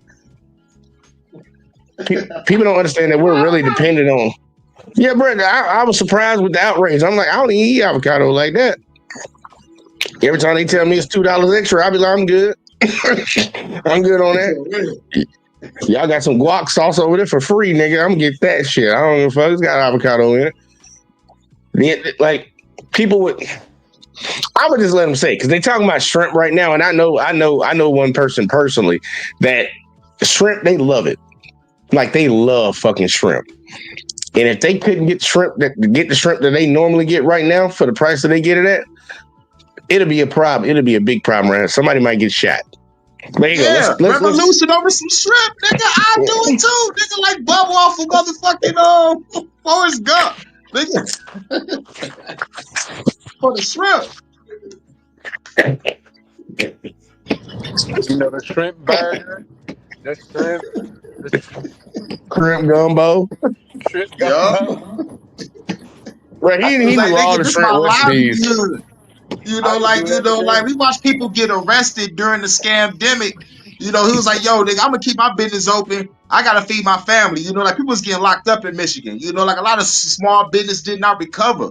You know, so fuck the president, fuck the government.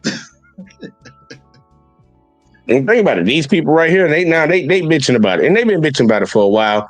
And when people think of, because I don't think people caught it earlier, when they say farmers, fishermen are considered farmers, y'all. And people automatically go to, like, you know, the people that do the cotton, the wheat, the soy, and all that stuff. Yeah. They farmers too. They land farmers. But like my homeboy at work let me know, these are sea animals, and these people are farming those. I never heard the term sea animal before in my life until a couple of days ago, and I was like, that's an interesting way to refer to a creature out of the sea animal. I was like, all right. But either way, though, look, I'm gonna let them continue about the shrimp, and then I'll pause it real quick, like, and we'll jump back in, because what's the next country? China. Oh yeah, you know it's gonna be crazy when we find out what we actually getting from China. And you know, China's rubbing us off, but look what we get from them. Dock owners are feeling the impact too. Because if we don't bring no shrimp, they don't make no money either. You know, when the shrimp Louisiana, they in Louisiana. That's a pretty shrimp. Dean Blanchard's family has been buying and selling local shrimp for 5 generations. I was born in a shrimp dock. When I was a baby, they used to put me in a shrimp box. His dock, 2 hours south of New Orleans, was once one of the biggest shrimp suppliers in the country. But last year, he paid the lowest prices he ever has for the larger shrimp. 30-some years ago, they went down from $5 to $1.30. That's because he's selling it for so little to the peeling factories. Right now, it's the cheapest I ever seen in my life. I'm sick to my stomach. I ain't never seen nothing like this. Never in my life seen it this bad. In February 2020. Now this is gonna be the one right here, y'all. Because you know that's the number one enemy right there, right? China, right? China. China. Gotta make sure I say that shit right. China. What do you? The Kung Flu virus. The Kung Flu virus, though. He actually said that, bro. Oh yeah, and he it turned out to be did. true. And it turned out to be true. Hey, look, you know what the fucked up shit is? That's why I be trying to tell people all the time. I don't dislike this motherfucker for. Like, you know, like a broken clock. You seen a broken clock, right? Yeah. That shit be right twice every day. Like if it's stuck on 12 o'clock, you can guarantee it's gonna hit 12 o'clock twice in a day. I'm not knocking the motherfucker for that one. I wish he would have waited before he started saying that shit. Because his Asian folks, they run behind, his Asian folks, they run behind the white folks all the time. They want to be the closest to him. They was getting their ass whooped and stabbed and shit when that shit came out. And I was like, nigga, you don't know yet. How about start saying that shit before you know? It's the same situation like when we see a cop shoot a black dude. People already be running into it. He had to have a gun on him. And then you find out, nah, it's a cell phone. It's like, why you rushing that so quick? Like, chill, bro. Hold up. Wait. Let's find out first. If he did have a gun, if it did come from them, well, we can accept it when it comes out. But that motherfucker was quick on that shit. Look, he was quick on saying where it came from and what it was, than that it was actually real. So I hold him on that one because I don't know how many people lost their life over that shit. But that's neither here nor there. But I wanted to ask y'all real quick. What do you think? Hey, Hurricane, you went and got that super hand picture. Yeah. I just noticed that. But I want to know from both of y'all, and I let Uncanny go first on it. What do you think we import from China? Give me one thing. And let your window up. Oh, nah, that's the card. From pretty much what my bad for the sound. I'm gonna just say everything because it looks like we import everything from China. Just give me one thing though. Just give me one. I think clothes, right? Clothes. Okay. Clothes a good one. Okay. Hurricane, give me one. Electronics. Samsung. Kawasaki. Mitsubishi. Samsung is South Korea. Samsung, South Korea. Okay, all right. So what's China? PlayStation is Japan. I don't know what that is. Suzuki. I think it's Suzuki. Mitsubishi and Kawasaki are Japanese, I think. Yeah. Like, damn, they're gonna kill me over there. Another thing from China. I think another thing from Isuzu. China is not Honda. No.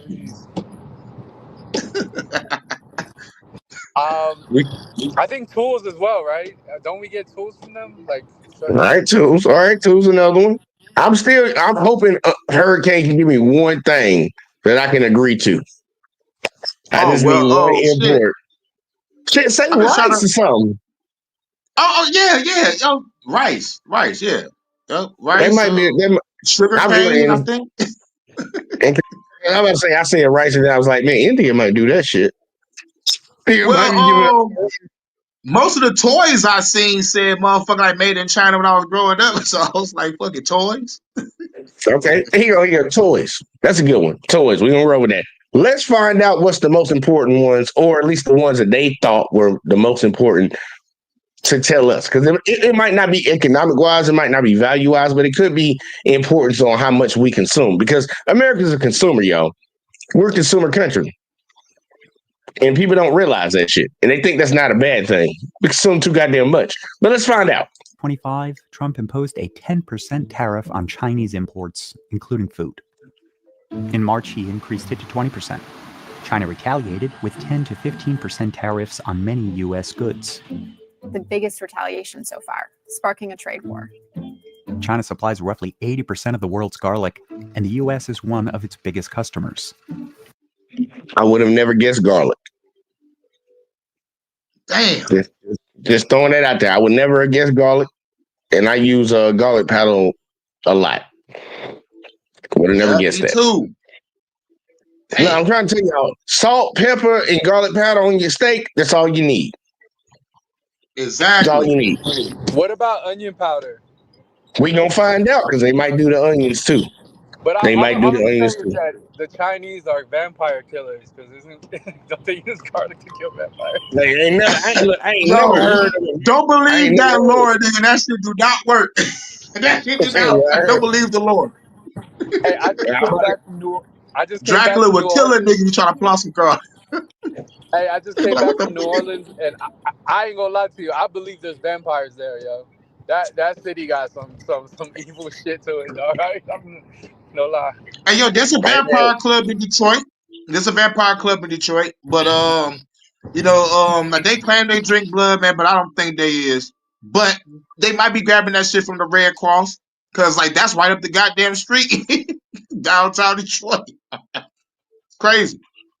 got supply on the inside. I will tell you this: it would be hilarious to see a vampire movie in China, knowing that they got this much garlic. Because that's just a myth that they keep going. First off, we don't know if vampires are real, but I know, hypothetically speaking, if they were, they probably They're real. wouldn't They're be in in New China. Orleans. Hypothetically speaking. Matter of fact, hold on. I got a guy for that hurricane. I got a guy for that uncanny, and you know the guy uncanny. Like I saw the logo. Accusations. These are not accusations. This is False accusations. And Maybe possibly. Maybe possibly, y'all. Maybe possibly. I'm not sure. Maybe possibly. But here you go, check it. I didn't know we got garlic from them. What else we get from them? U.S. garlic producers like Christopher Ranch have accused China of undercutting the American garlic market. The US started to import cheap garlic from China shortly after the Cold War. But Chinese bulbs sold for almost 50% less than American ones. The US government accused Chinese producers of trying to gain a monopoly by selling garlic for less than what it takes to grow it. Now, I want y'all to truly think about it. When we know that something comes from another country, do we overvalue it or undervalue it compared to United States products? That's a question for both of y'all. Either one can answer first. Do we overvalue it or undervalue it compared to U.S. products? Damn. I think both because of certain areas, right? I see. Now I'm gonna go with over first because like I know certain areas do their different shit. So I've been to different type of shops. It's a whole bunch of. It's like a Mexican town, a fucking Arab town. It's all like different shit. So I don't, I'm gonna say, both because like ham Hamtramck people prices is nice, but Southwest is starting to motherfucking like blend in with what's going on with the inflation shit. And I don't know what's really going on, but I'm gonna say over though. Okay, Kenny. I'm with him because it seems like when you get certain products from certain countries, they seem to be overpriced. Now, I ain't talking about being overpriced. I'm talking about us as American citizens. Do we overvalue it or undervalue it? We probably overvalue it. All right. Now, here you go. Let me switch it up, and I'm trying to dig in a little bit deeper. When we talk about, if I told you a basketball player was coming out of India, would you? And you don't know nothing about them. You don't know nothing about either one of these people, but you also got an American person that's playing basketball. Which one you think is better? Oh yeah, I'm undervaluing the shit out that foreigner. So that means it's under there. Yeah, I get what you're saying. Thank you. Most likely Thank that you. American basketball player is better. I was like, man, let me just step back and try to give a different scenario. We don't value outside countries' products as much as we America type shit. And I think that started because remember we had the first video with the first guy. The people that are in power can control the insides of the market. They can say, no, your products are cheap. We don't want them. They're not going to be valued as much as ours. But in response, the American people bought the cheaper product. Yeah. They set the market. That dude going out there shrimping. What do you think is the difference between his shrimp and the shrimp that they getting from goddamn India? Oh my god! Exactly. Still fucking shrimp. That's why the Chinese restaurant went up on a shrimp fried rice. Son of a bitch. It's like I'm gonna let him keep going, but I'm like, look, they accuse the Chinese of it. Like, why would you accuse the Chinese of lowering the value of their shit? How about you accuse yourself of charging more for yours? If they can produce it at that price, why the fuck you can't? And I understand people got to get paid and things cost more. Why do things cost more? People need to ask themselves that question. Yeah. They say it's easier to make and build things nowadays than it was before. And I understand machinery and all this woo shit. We did have a time where our father could go work a job. He'd be the only motherfucker in the family working in. They was able to take care of a family at least of 4. Him, his wife, and 2 kids. How we get away from that? It's starting to seem like the motherfuckers that wanted to raise their own prices in America. But either way, I'm sorry. I didn't mean to venture off. I didn't mean to venture off. Garlic, y'all. We're talking about garlic from China. Also known as China. By the mid-90s, Christopher Ranch sales had fallen by half, and the company started laying off workers. The U.S. government tried to control it with anti-dumping duties in 1994. But Chinese imports continued. And by 2004, the U.S. was importing over half of the garlic it consumed. Between 2001 and 2005, Christopher Ranch had slashed the land it farmed by 40%. Damn. And during this period, the U.S. garlic industry was losing an estimated $600 million to Chinese imports. Meanwhile, in China, garlic was beating gold stocks, becoming the country's most lucrative asset. Before the 1990s, nearly all the garlic consumed in America was grown in America. There used to be 12 commercial garlic growers in the country. Now we're down to 3. And Ken often spoke about it, even on TV, as seen. And people need to really think about this. What changed during that time? Because they had like the American public all came together and be like, man, fuck, we don't want American garlic no more. Fuck that shit. Let's go to China. No, somebody with some money that was set off ahead of time was like, and I could make a fucking killing in this game if I just buy this shit and sell it to these motherfuckers. I ain't got to pay these motherfuckers in the country. Fuck Americans. But I can just buy this cheap shit from China and sell it to the Americans. They gonna buy it. Yep. They've been saying that shit over here for no reason. Like I said, when the nuclear wars and the corporate wars began, and he said this happened during the Cold War, that was the 60s. So shit was on some diabolical shit. Diabolical. People don't get it. Like in the earlier video, that's why I like when he said we associate wealth and status with like some higher moral standard in society. How do you think they got that money? How do you think most people got that money? Because merit damn sure didn't play a part in it. People don't understand, like, how, man, you gotta, if you want to make an omelet, what you gotta do? What's the first thing you gotta do? Break the eggs, man. Something gotta get broke around this bitch for this to pop off. And people don't realize that. But there you go. I'm gonna let it do keep going because next up is South. Oh, we're gonna get Canada too. I forgot. I didn't even miss Canada. Canada real small, so I'm ready to see what Canada give us because I know they kind of give us a few things. In this clip, yeah, but they right across the water from me. I'm in Detroit to help win a new 10% tariff on Chinese garlic. One of the hardest things I've ever done was actually going to DC and testifying and offering evidence that the Chinese continue to impact and negatively hurt the domestic garlic industry. The U.S. imposed 25% tariffs on all Canadian food imports, which total roughly $40 billion a year. Canada retaliated with tariffs on U.S. goods. It is one of our biggest allies, our biggest trade partners. Things that we rely on Canada for, like cereal and meat and maple syrup, are going to become more expensive. Cereal, meat, and they showed cows, so that's beef, y'all. And what was the last one? Syrup? Maple syrup? They can take maple syrup. I'm good on that. And they can take the cereal too. But I ain't gonna go without my meat. meat. No Diddy. No Diddy. I ain't going without my meat. And you would think the United States supply. I hope she tells us exactly how much meat they supply the United States with because Americans eat a lot of meat. Yep. And I know and this why Bill Gates trying to make that lab meat.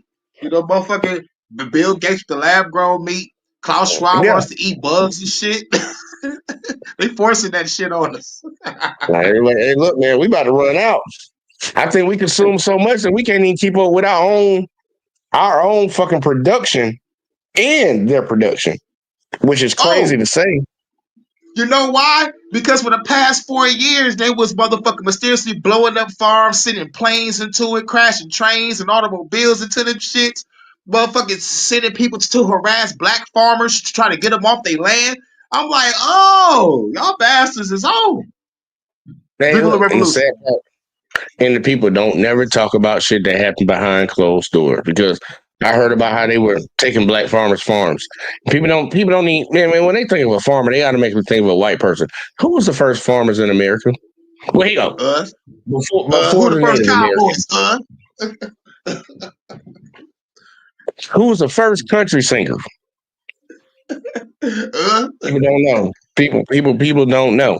But either way, though, I want to see. Rock and roll. We the king of rock and roll. All that. Fuck Elvis. He was a pedo. Say Elvis. Hey, look, I hear you like him young.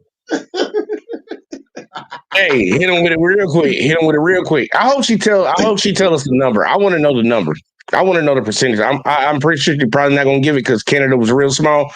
But that's a lot of that's in food I want to imports, know. which total roughly $40 billion a year.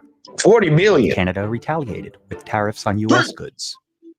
It is one of our biggest allies, our biggest trade partners. Things that we rely on Canada for, like cereal and meat and maple syrup, are going to become more expensive. The U.S. imports roughly $5 billion of cocoa products a year from Africa, including 2/3 of its cocoa beans. Oh, I'm in love with the cocoa. We getting cocoa from Africa, huh? All right, let's find out. Let's find out how much cocoa we getting from motherfucking Africa. Because I know a lot of people love their hot chocolate. I know they love their Hershey bars. Chocolate. They do. Bitches They love love their Snickers. They love all that shit. So I'm like, look. What we get from Africa? Because I know they got some tariffs too. We rely on Canada for, like cereal. My bad, I went back too far, but I'm gonna let it play. Are going to become more expensive. Yeah, damn it, I went way back too far. The U.S. imports roughly $5 billion of cocoa products a year from Africa, including 2/3 of its cocoa beans. Countries like Ghana and Cote d'Ivoire are a vital source of beans for big U.S. chocolate companies like Mars Wrigley. But a virus called swollen shoot is killing cocoa trees across the continent and causing the price of chocolate to soar around the world.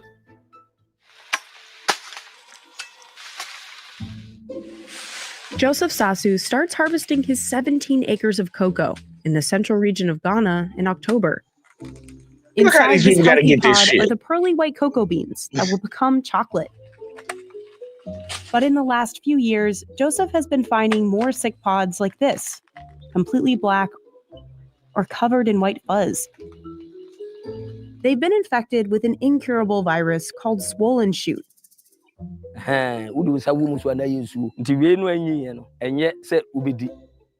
Tiny mealybugs spread the virus as they feed on the sap of the cocoa trees. Once it takes hold, the leaves can become discolored or die back. Stems might swell, and smaller pods may form. After a few years, swollen shoot can kill the plant.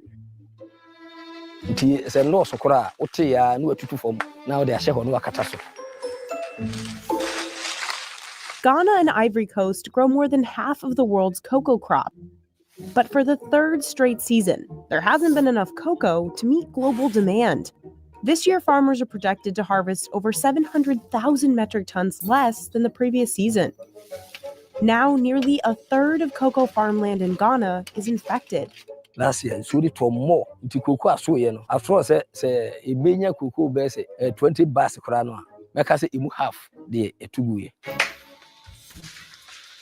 The only way to stop the spread is by cutting down the infected trees and planting new ones, which can take 4 years to grow fruit. Imagine from a smallholder's perspective, you're faced with a choice of eliminating your potential to earn an income, or keeping that tree going for as long as you can. That's Christy Liesel, a 20-year veteran chocolate scholar. The longer you keep a tree around with swollen shoot virus, What your white ass doing over there in Africa? the more chance it has to spread to surrounding trees. Do it another way. Joseph has already removed about 1,500 infected trees within the last 5 years. Because we have no line, cuckoo do a meet much less cuckoo be a debate 100 years. I am a nana and more any years I cuckoo.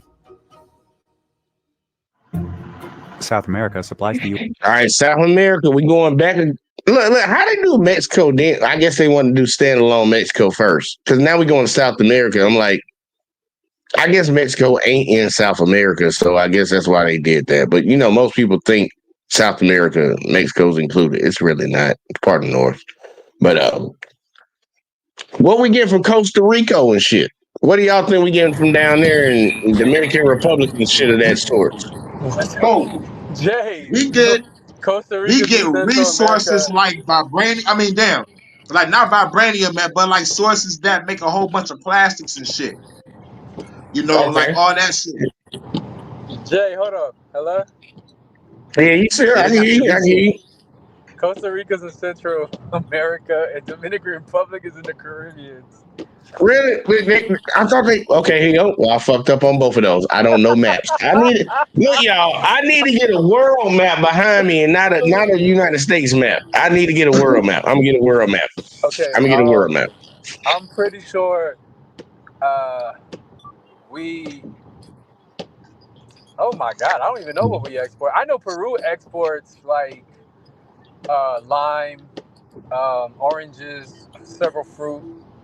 But I don't know. Colombia probably does with the coffee beans. And, you know what I was gonna say? You know what I was gonna say? And I ain't trying to be mean. Drugs. I knew you were gonna say that. I knew you were gonna say Colombia. Like cocaína. I mean, yeah. I was just gonna say drugs, man. I ain't even gonna bullshit. They be throwing that shit on Mexico. I'm like, the cartel just handle that shit. Yo, in the 80s, 10 of the Forbes most richest people were in Colombia, and they were all part of the Medellin cartel. And that's all the money that they cleaned. It wasn't even money that they were actually worth. It wasn't actual total amount, just the money that they could actually justify. Yeah. There you go. I'm pretty sure. I don't know either. Like, look, no bullshit. Like, I said drugs, and I know drugs do come from down there. Like, shit. But I actually want to know what does South America, because that's a lot of countries down there. It's a lot of countries down there. I want to know what they. Let's just find out. We're gonna stop the suspense. Let's find out what they give us. U.S. with roughly $15 billion worth of food a year. Since 2020, the U.S. has relied more on Brazil for fresh beef after droughts lowered other countries' exports. Peru and Bolivia produce most of America's quinoa and are the world's biggest exporters of quinoa. Man, I thought that was an African dish. Nah, that's a replacement for rice. Quinoa. Yeah, I thought it was African. It ain't African? Nah, that's Peru. I mean, it's probably in Africa because but it's in Peru as well. I know that much. All right. Well, okay. What else? Look, that a lot of meat coming over here. Look, we don't produce enough meat, and the way we treat our animals is crazy. That's funny because y'all done seen chicken farms. Y'all done seen chicken farms, cow farms, and all that shit. Like, these motherfuckers are in cages, not big spaces, and there's a shit ton of them. And you telling me we're doing all that, we still don't have enough? We consuming like a motherfucker. I bet money we throw away probably half of what the fuck we bring in. I mean, dead ass serious. Like, everything that we import over here, I bet money we throwing away at least half of it. That's a lot. Yeah, there's places where they burn money. There's places where they burn money. Too much motherfucker burn that shit. Get rid of it. I can look, man. I'm being dead ass serious though. That's crazy. That's a lot. The ancient seed. In the U.S., the product has become increasingly popular. America imports about a third of all the world's quinoa. But it wasn't always this way. Quinoa used to be mostly unknown outside of the Andes. El precio y era muy barato. All right, that ain't African, it's Peruvian. La gente no quería quinoa. But it all began to change in 2009 when the Peruvian government started establishing free trade agreements. It became easier for companies to export to the US and beyond. Over the next few years, commerce between Peru and the US reportedly boomed. Word spread about the nutritious superfood that was gluten-free and high in protein. This was when stuff like the keto diet were taking off, and there was this conventional wisdom that, hey, look, among all of those grains that you can be eating, quinoa probably packs the strongest punch in terms of protein. The United Nations even declared 2013 the International Year of Quinoa to celebrate the ancestral practices of the Andean people. Basically shining a big, bright spotlight on quinoa as something that people should consume for their health, and that really led to the whole thing. It's not unprecedented for a president to impose tariffs. Look, I ain't never had quinoa. I ain't never had it, to be honest with y'all. I wouldn't. It's really. What is it? I think that's a front for a coke operation. Fuck the government. Peruvian dope was talked about, and Colombian dope was talked about. I mean, look, I can see them smuggling a little bit on the truck. It's like, man, look, they buying a shit ton of this shit right now. We didn't told them that it's healthy, and obviously American scientists are the ones who actually said, look, this shit is healthy for you. So Americans jumped on it. You already know we got this fitness craze where they just want to try any new thing that comes out. But I can see them motherfuckers putting a little bit underneath. You know, we're gonna ship this whole box truck worth of goddamn quinoa in it, but just put the bottom layer as Coke or something. They probably We can sell that shit too, y'all. But the quinoa is a healthy.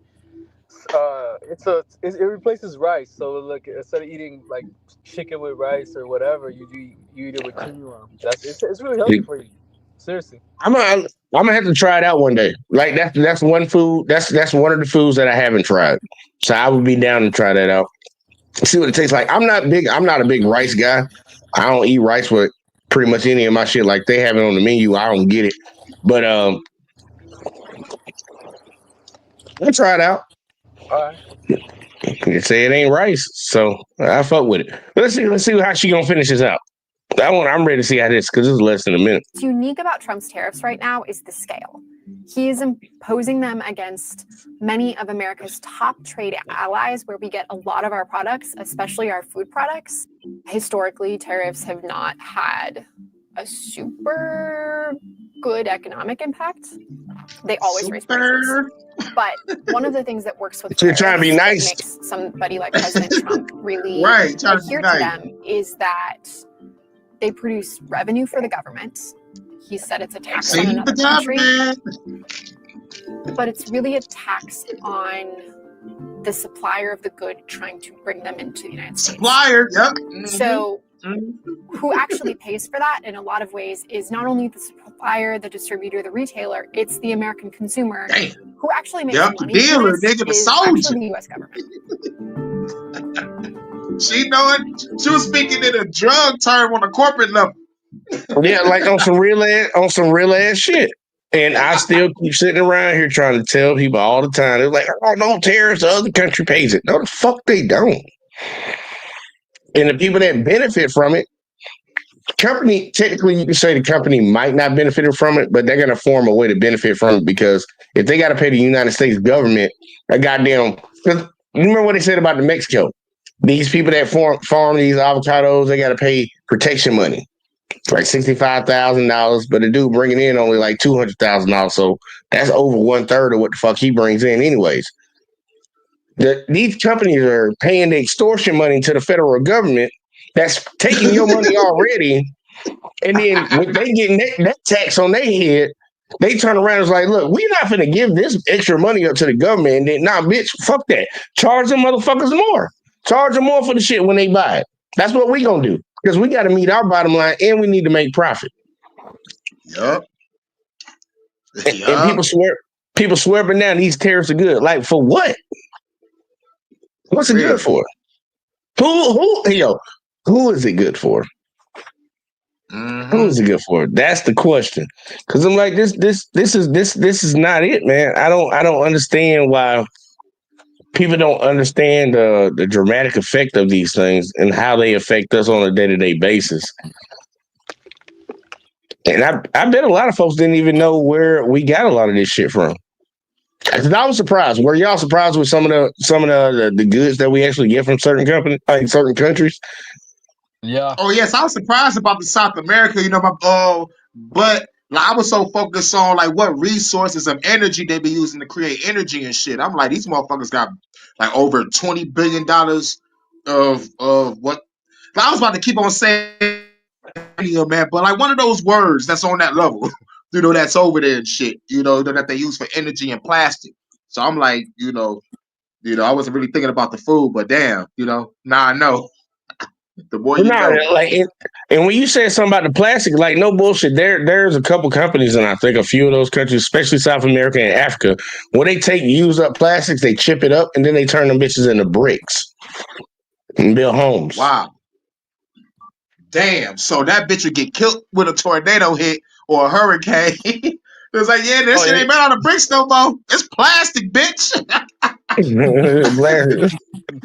Flying through the wind like.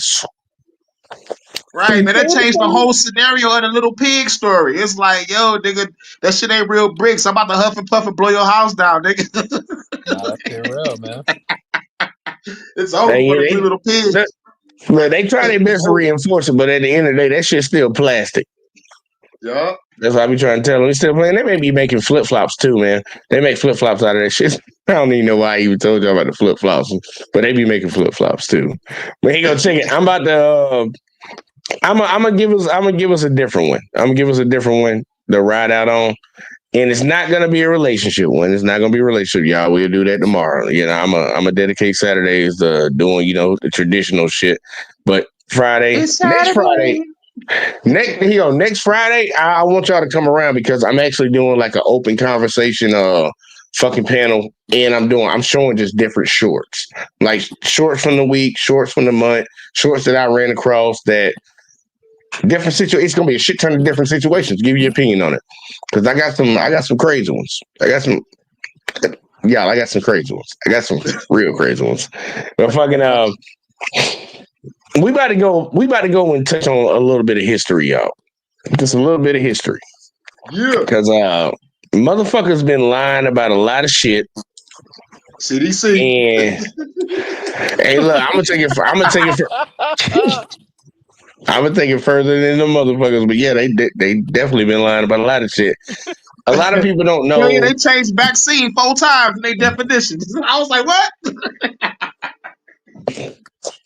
It changed all the time, and it's gonna kind of. And the sad part, the funny thing is, it's gonna change again. Yep, it's gonna change again. Bird flu.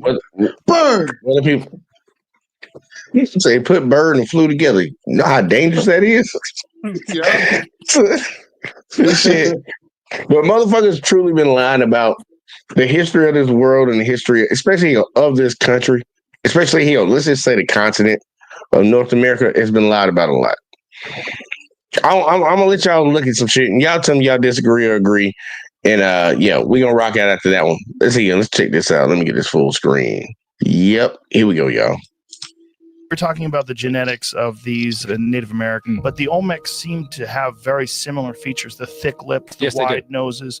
Why do we think that is? Well, this is part of a curious mystery that is not unconnected to the genetic mystery. The Mother High culture in Mesoamerica, the one who brought in all the hallmarks of civilization, from writing to mathematics, stone building, and religion. That culture shows some very interesting properties. But when historians demonstrate that these cultural features are not alien at all, but clearly displays similarity with its black African counterpart across the Atlantic, these historians are immediately cast aside because of the implication of these statements. And yet, there is a large body of evidence that shows that the Mesoamerican civilization was kickstarted by Africans around the year 1500 BC. So much so that despite centuries of denial and cover-up, we can still see the signs in many aspects of the Olmec culture and the cultures that followed it. Now look, a lot of people are going to get pissed off with this and say this is propaganda.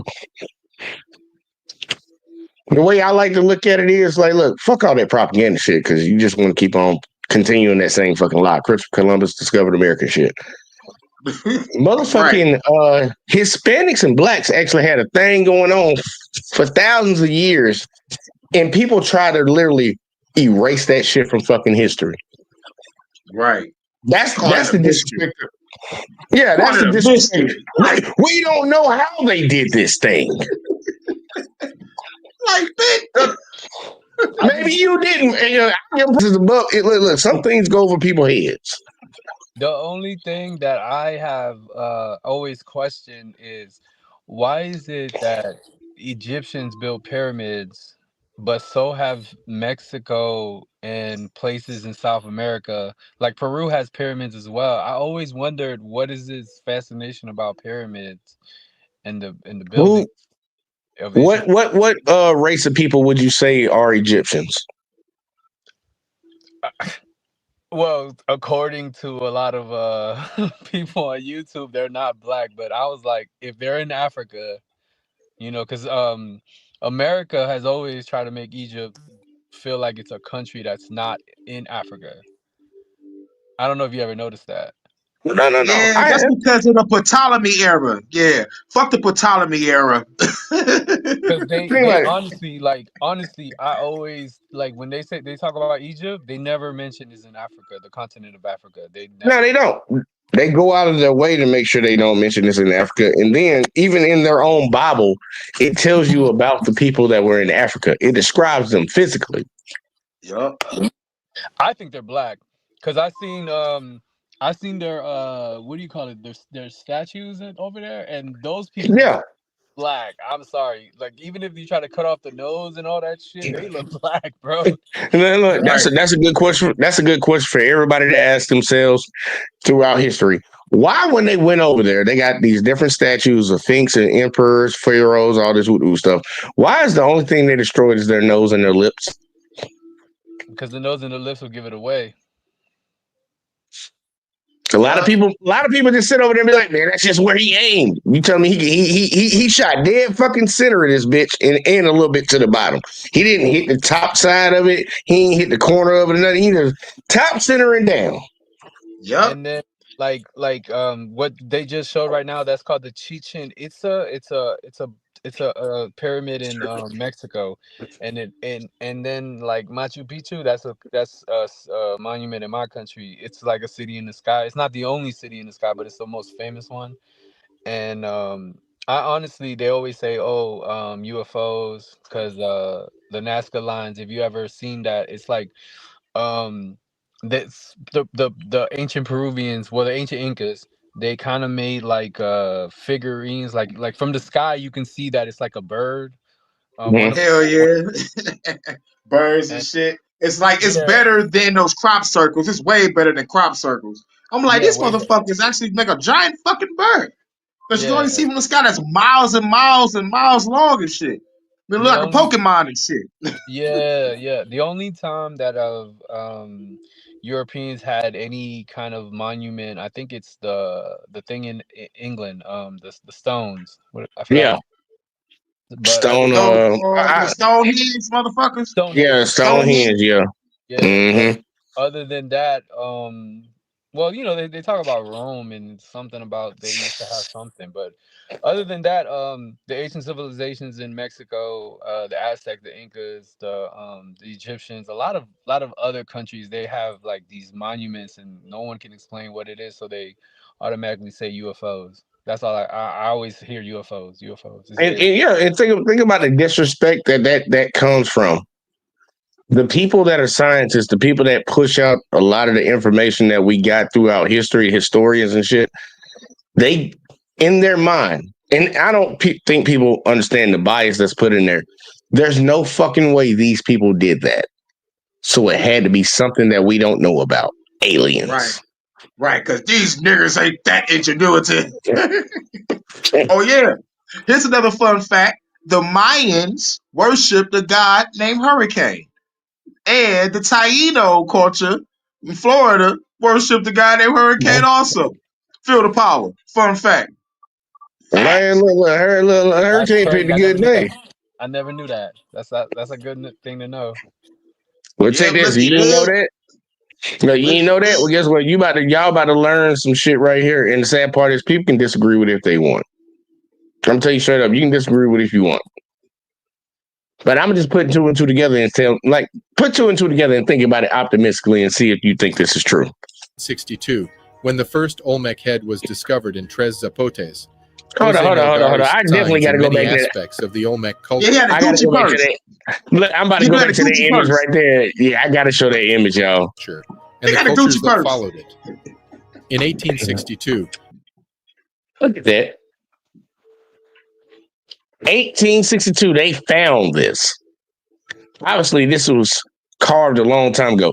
And the sad part is, what the arrow is telling you, look at that purse. What the fuck that motherfucker got on their wrist? Hell yeah, that look like a motherfucking rolling. I mean, those motherfucking, those iceberg watches and shit. This thing got the iceberg from Detroit. This thing got the iceberg watch on. That's a motherfucking watch on somebody's hand. And this was carved in who knows what time, way before the 1800s.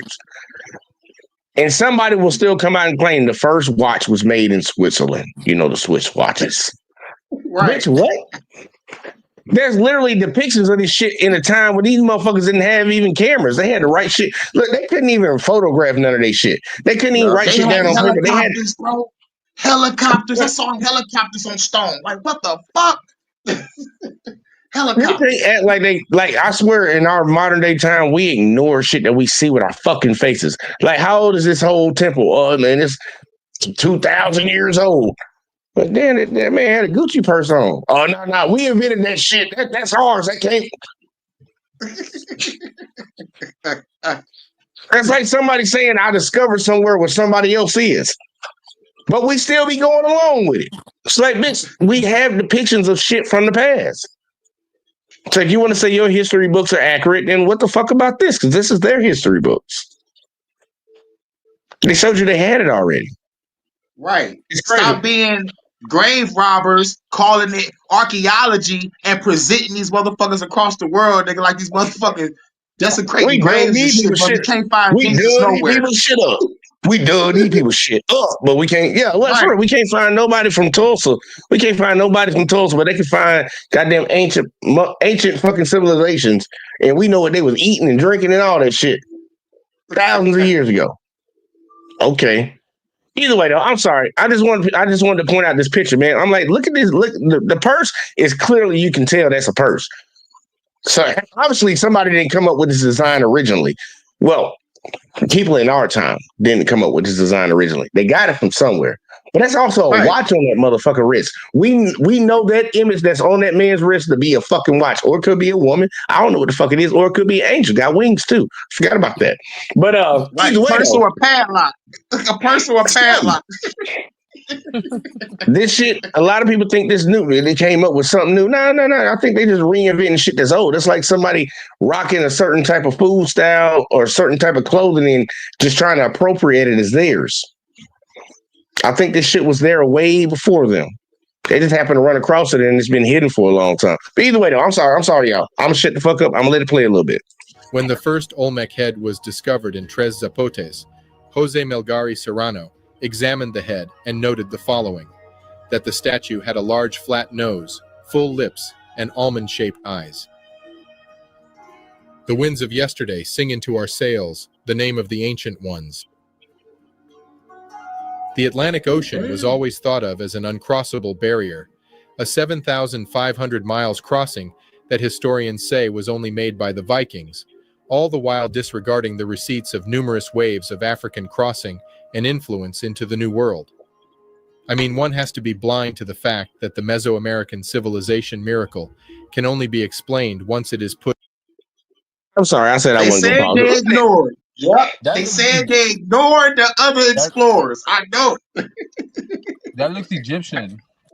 Yeah, look at it. What's the only thing that's messed up on that? The nose. Amazing. Yep.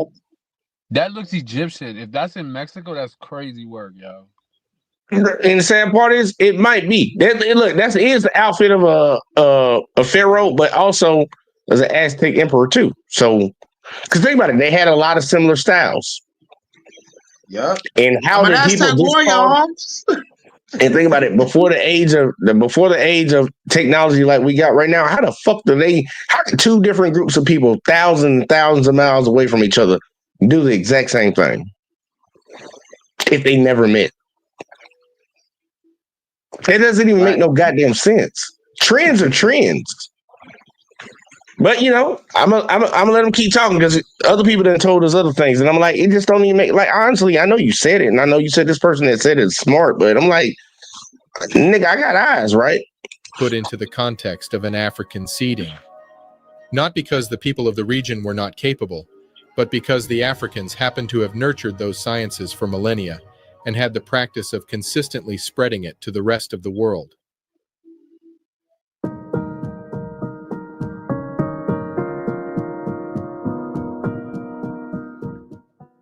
They call it a mystery, the sudden emergence of the Olmec civilization in 1600 BC as a fully formed civilization. If that was the case, then we would not be able to link its civilizing elements to existing and older civilizations.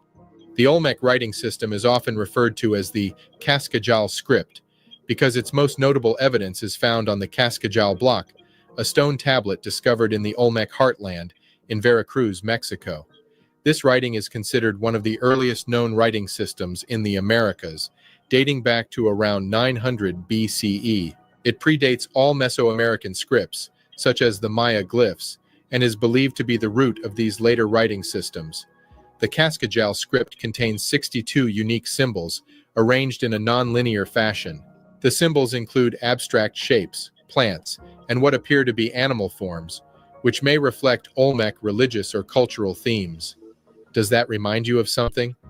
Another writing system that is non-directional, which can be written from left to right to left, or from top down. And if you said hieroglyphics, you would be right. The similarities between Mayan and Egyptian hieroglyphs just cannot be attributed to chance. Both use phonograms followed by ideograms to relate meaning. These are pretty much the only languages in history to do so. The odds of that happening independently, randomly, and within the same time period is astronomically impossible. Just for context. Astronomically impossible. There had to be some Not outside if they travel influence. and traded. It's like these Yeah, motherfuckers that's said old. they ignored it. It's like nigga, they was look. traveling and trading. That been coming over here dealing with it. Motherfucker, like, people forget that in their own Bible it says the 12 tribes of Israel. I look at the Bible more than anything as a history book. And there's a lot of things inside of that bitch outside of just stories between God, Jesus, and all that little shit, 12 disciples and all that. There's a lot of other stories inside of it. It tells you about the lineage of people. Whether they want to believe it or not, because I think if you give people the opportunity to change or dictate history, they will. But there's a lot of shit that most people don't leave out. And you don't really got to fuck history up that much by telling a big lie. You can just tell a little small and can divert the whole conversation somewhere else. These people have been dealing with each other. These people have been dealing with each other for a long time. Tell me these motherfuckers, it was supposedly only the motherfuckers up there in the Caucasus Mountains were the only ones to figure out that the wind take you a certain place. You telling me that's really? Really? Yo, the similarities of both cultures is crazy right It's now. undeniable. It's undeniable how similar it is.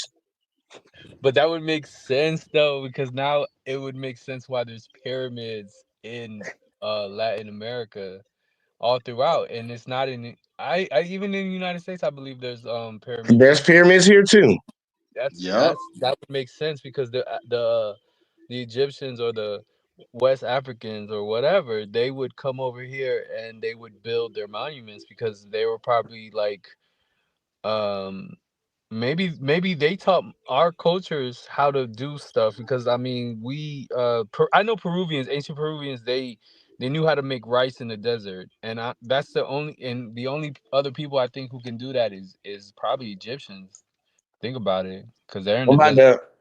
I'm about to tell you something funny, and I think he'll cover it later. Minerals. certain minerals like gold, iron, different type of ores.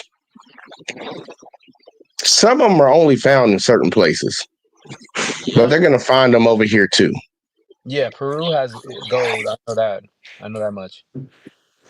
Let them keep talking, man. Look. For the folks that don't want to believe me, tune out. But look, fruit for thought. You've been trying to come up with old sayings again. That's an old saying. Fruit for thought. Just watch it. Other independently developed writing systems in the world look nothing like hieroglyphics. And I am not talking about Chinese kanji, Arabic script, Greek alphabet, or Phoenician alphabet, because these have all been shown to come from Medu Necher, the African hieroglyphics from Egypt. But other systems like the Proto-Saharan script, the Blombos cave markings, or Ncibiti, their properties are very different from hieroglyphics. But it also extends to their numbers. Olmecs happen to have a base 10 number system, just like the Africans in ancient Egypt. They could have chosen a base 20, like the Yoruba in Nigeria, or the Bassa in Cameroon. Or they could have chosen a base 60 like the Sumerians. Or they could have chosen a base 12. Or another unique way of counting. But they happen to have the same counting methods as the Africans from Kemet. And subsequent Mesoamericans, civilizations, had a base 20 number system, which is just an extension or a doubling of the Olmec and Kemetic base 10, even down to the mortuary masks for their dead kings that they also buried in pyramids, in ornately decorated pyramids. Golden masks for dead Mesoamerican kings, golden masks for the pharaohs. Mummification for the Aztec and the Maya, mummification in Egypt, stone sarcophagus for the Mesoamerican kings, stone sarcophagus for Nubio-Kemetic kings, pyramids in Mesoamerica, pyramids in Egypt, and these pyramids share a lot in terms of their dimensions. I want y'all to really think about this. These people never met. There's no possible way these Africans came over here, in no way that they dealt with Espanol. They both buried their fucking leaders the same fucking way. The people from Europe tell you that didn't happen. They were still burying their people in the dirt. But somehow these two people so far away from each other didn't meet because, I don't know what fucking reason. They didn't meet, but they were burying their people the exact same way. They ain't burying them the way we bury them, but they're burying them the same way. And they're so far away from each other. We're closer to these motherfuckers than they are to them. But they're burying people the same way. They're living the same way. They're dressing their people the same way. They're doing the same fucking rituals. But, they never met. Right. Because, but we burying our people in the dirt. That makes no fucking sense. It makes you really want to sit here and question history. Like, literally, motherfuckers burying motherfuckers in the goddamn dirt or burning them motherfuckers. They will put them on some wood and burn them. These people are putting these motherfuckers in tombs. They're adorning their bodies with goddamn fucking wraps and goddamn gold masks and shit. They're doing it over here and they're doing it 7,000 miles over that way. Yeah. They didn't meet. They didn't meet each other. They were trained like a motherfucker. They was like, yo, I got this Egyptian silk, yo. It's like, fuck it, you can have these goats or this gold ornament and shit. These motherfuckers have been dealing with each other. And I know some people be like, man, this is conspiracy theory, all this, whatever the fuck. You can call it what you want. Christopher Columbus was not the first person to come over here. Europeans were not the first ones to discover Americas. That's bullshit. And anybody that tells you that, I don't know how much money they giving them or who giving them some pussy. I don't know. But what we can see that they cannot destroy tells us the complete opposite. But I'm gonna let them keep going though. Because burying each other the same way, writing the same, have the same similar counting systems and shit, that don't mean nothing. What else they got? Orientation, their style, their building technique.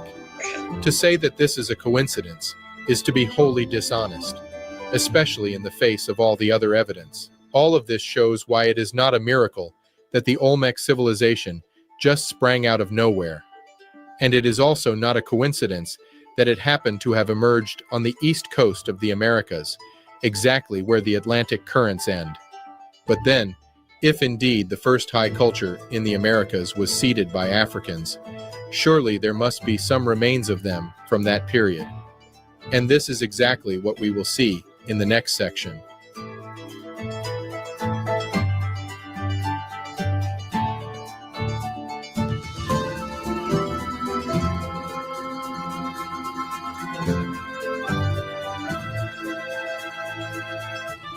When Dr. Andrei Wiercinski studied the remains of Olmec-era Mesoamerica, he was surprised to discover that 13.5% of the skeletons from Tlatilco and 4.5% of the skeletons from Cerro de las Mesas were Africoid. He supports this claim with skeletal evidence from several Olmec sites, where he found skeletons that were analogous to the West African type black. This means that 3,000 years later, we are still able to find skeletal remains that point to a clear and substantial African presence in Olmec country from that era. And this evidence makes sense, because if the Africans came in such numbers, the same Africans that we find in ancient Egypt, as genetic has shown, these Kemetu would have encountered an already existing stock of people living in Mesoamerica. They would have been concentrated in one area, the port of arrival in the Americas, and over the centuries, they would have merged with the existing population. This figure was quite distinct, and they found in the dry areas of the Olmec world skeletons that could be linked with continental African types, Africoid types. Professor Wiercinski, a Polish skull expert, showed that these were African type skeletons. I mean, look at the heads of the Olmec kings and compare them to the one in the middle, the head of Taharka, the Egyptian king. How is it even possible to say that these heads are not African, and their features would be seen in the population of the area today? And this is exactly what genetics is showing us. Now, I wouldn't stop on them statues. Some of them, I can say they look a little. Look. I think black people come in all different shapes and sizes, and people think that normally we all look alike.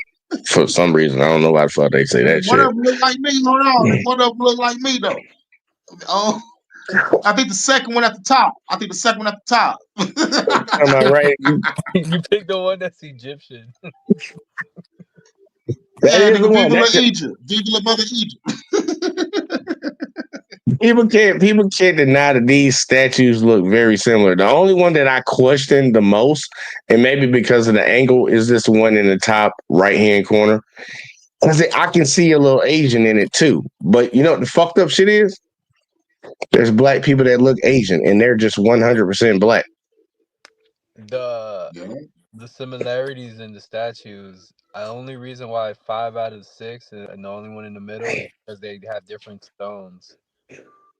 Yeah, that actually can. Yeah, that can change a lot too. And I guess obviously all our historians that tell us about shit didn't bring that into account because there was no agenda. There was no agenda at all. Hold on, wait. So you're saying that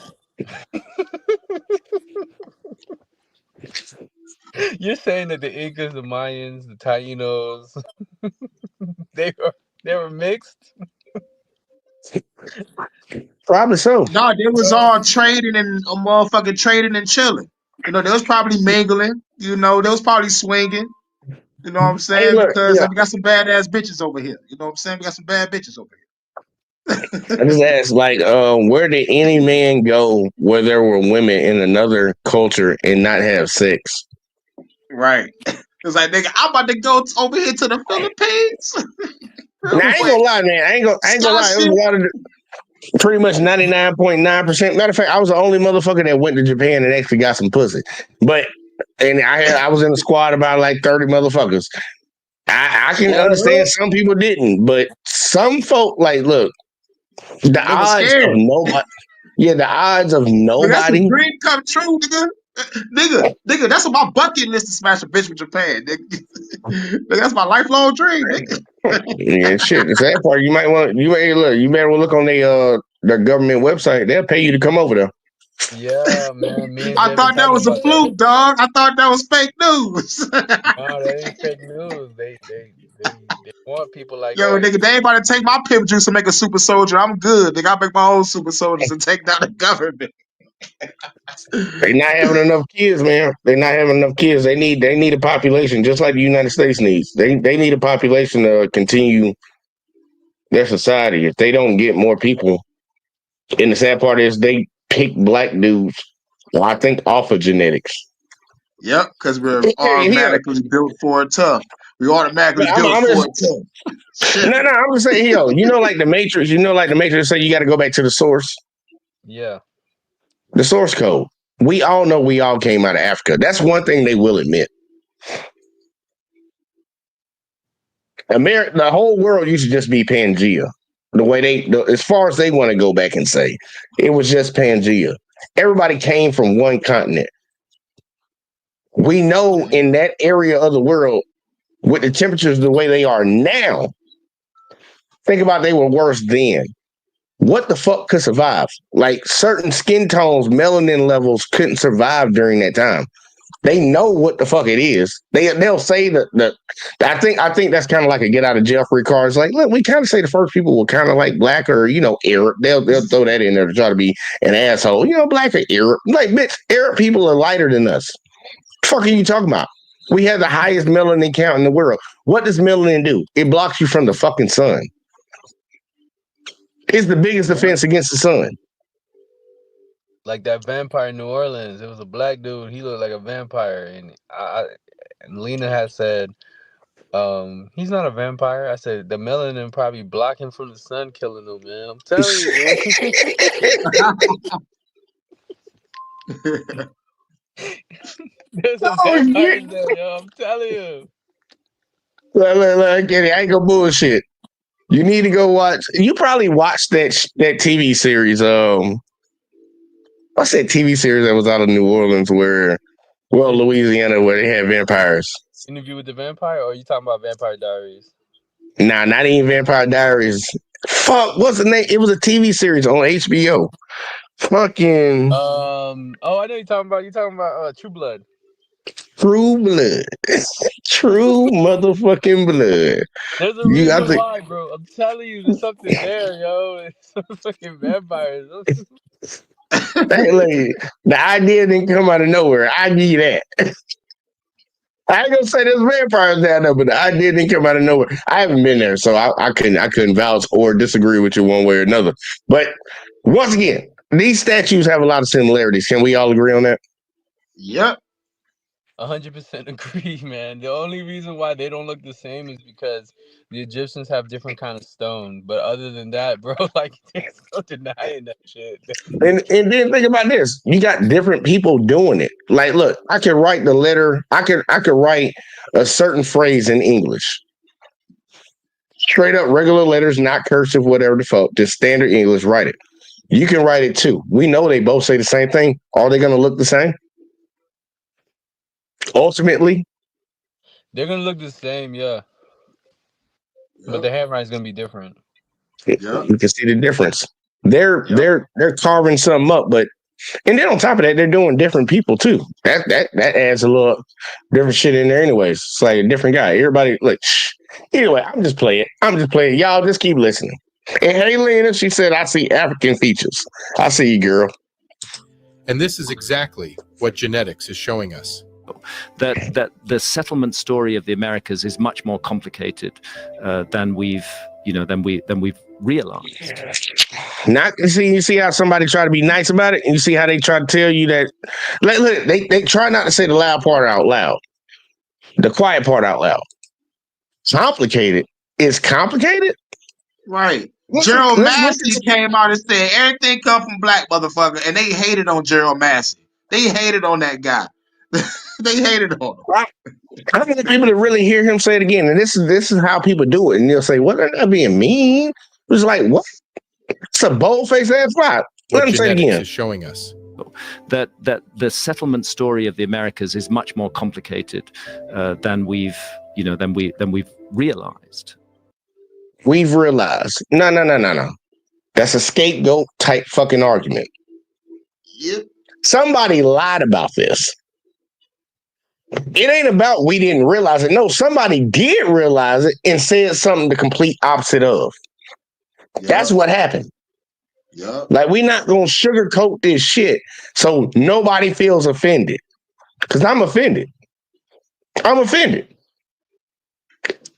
I don't even know if it was my true people, like, because everybody got their own little tribe, word the fuck. But at the end of the day, we all come from one thing. Motherfucker, you lied to prop up something else. And you try to do it in a nice way where people can't get mad at you. Bitch, you didn't, maybe your people didn't. It seemed like them other folks knew. Like, that's what it seemed like, because they kind of doing the same fucking thing, you know? Because we know we got them Olmec statues that face the coast, right? And they're pointing straight towards Africa. They don't know how them people even got them stones there. And they don't even know how they got them centered to face the way that they're facing. The same thing they say about the statues, the fucking temples, the goddamn, we already covered the tomb wrappings and the goddamn fucking counting system. Like, I don't know how they did that, but you know, it's like, what are we doing? Like, what are we really doing? The people, let's see, in Abos. Yeah, I think it is in Abos.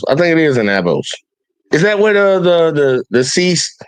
Y'all know the ones I'm talking about? The statues I'm talking about? No, yeah, the ones that standing next to each other. That's all with the big heads, and they all different shapes and sizes, and they looking off the coast. Yeah, yep. No, Abos is Aboriginals. Like, they're from here. They're from this side of the world. Okay, that's what she was saying. But you do know the statues I'm talking about. Yeah. I forget what they call them. It ain't the Olmec statues, is it? Is it Olmec statues? Y'all help me out, man. The only thing I remember is the Stonehenge name. All I remember is the Stonehenge. I'm gonna look it up eventually. I'm gonna look at Mesoamerica statues facing. That would be. It wouldn't be west, or it would be east, right? Yeah, because if America's to the west, that would be the east. Either way, though, look, I'm gonna play it a little bit. I'm gonna find the statues, the ones I'm talking about, because I think y'all thinking about the same ones I'm thinking about. I just want to pull up a picture. So the Mesoamericans, who have typical African features today, don't have them because of similarities with Africans. They have them because the Africans brought these genetic characteristics to the population of the area. But are there any clear signs that Black Africans had contact with and influenced Mesoamerican culture in ancient times?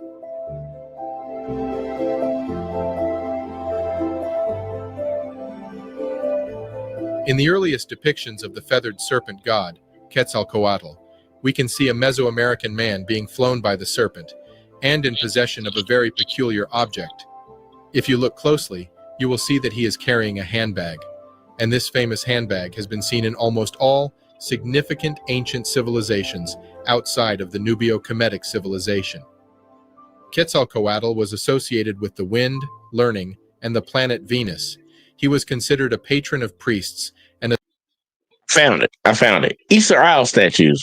God damn it. I don't know why it took me so long to fucking find that shit, y'all. Look. If y'all don't, like, for the people that don't know, the people in the back or whatever the fuck, look, y'all. They found these statues and they can't explain these bitches, but they're looking in a certain direction. Let me make this whole shit bigger. They don't know where these motherfuckers come from. They don't know. They claim they don't know what the fuck these bitches look like, where they come from, or nothing. And them bitches are lined up looking in a certain direction. Yep. Who you think who you think these people is? I'm like, motherfucker, first off, how you get them bitches there? And I guess that's where the alien shit come in. Aliens. Like, nigga, what? Motherfucker will literally think up some mythical fantasy shit to deny something. If a motherfucker go to that length, you wouldn't be surprised if they'll bomb a city. I'm just being honest with you. You wouldn't be surprised if they'll bomb a city. Like, you'll tell a whole lie about the history of, man. That's the ones I was talking about, though. Either way, though, let's keep going. I'm sorry. Unless y'all had something. Did y'all have something real quick, like, before I go back to the video? Oh, no. You good? Go ahead. All right. A symbol of knowledge and creativity, Quetzalcoatl was often also depicted as a cultural hero who brought agriculture, the calendar, and the arts to humanity. His teachings emphasized the importance of self-sacrifice and humility. The connections here are so obvious that ancient Mesoamerican are essentially telling us that an all-knowledgeable God came to their land, bringing all the elements of civilization.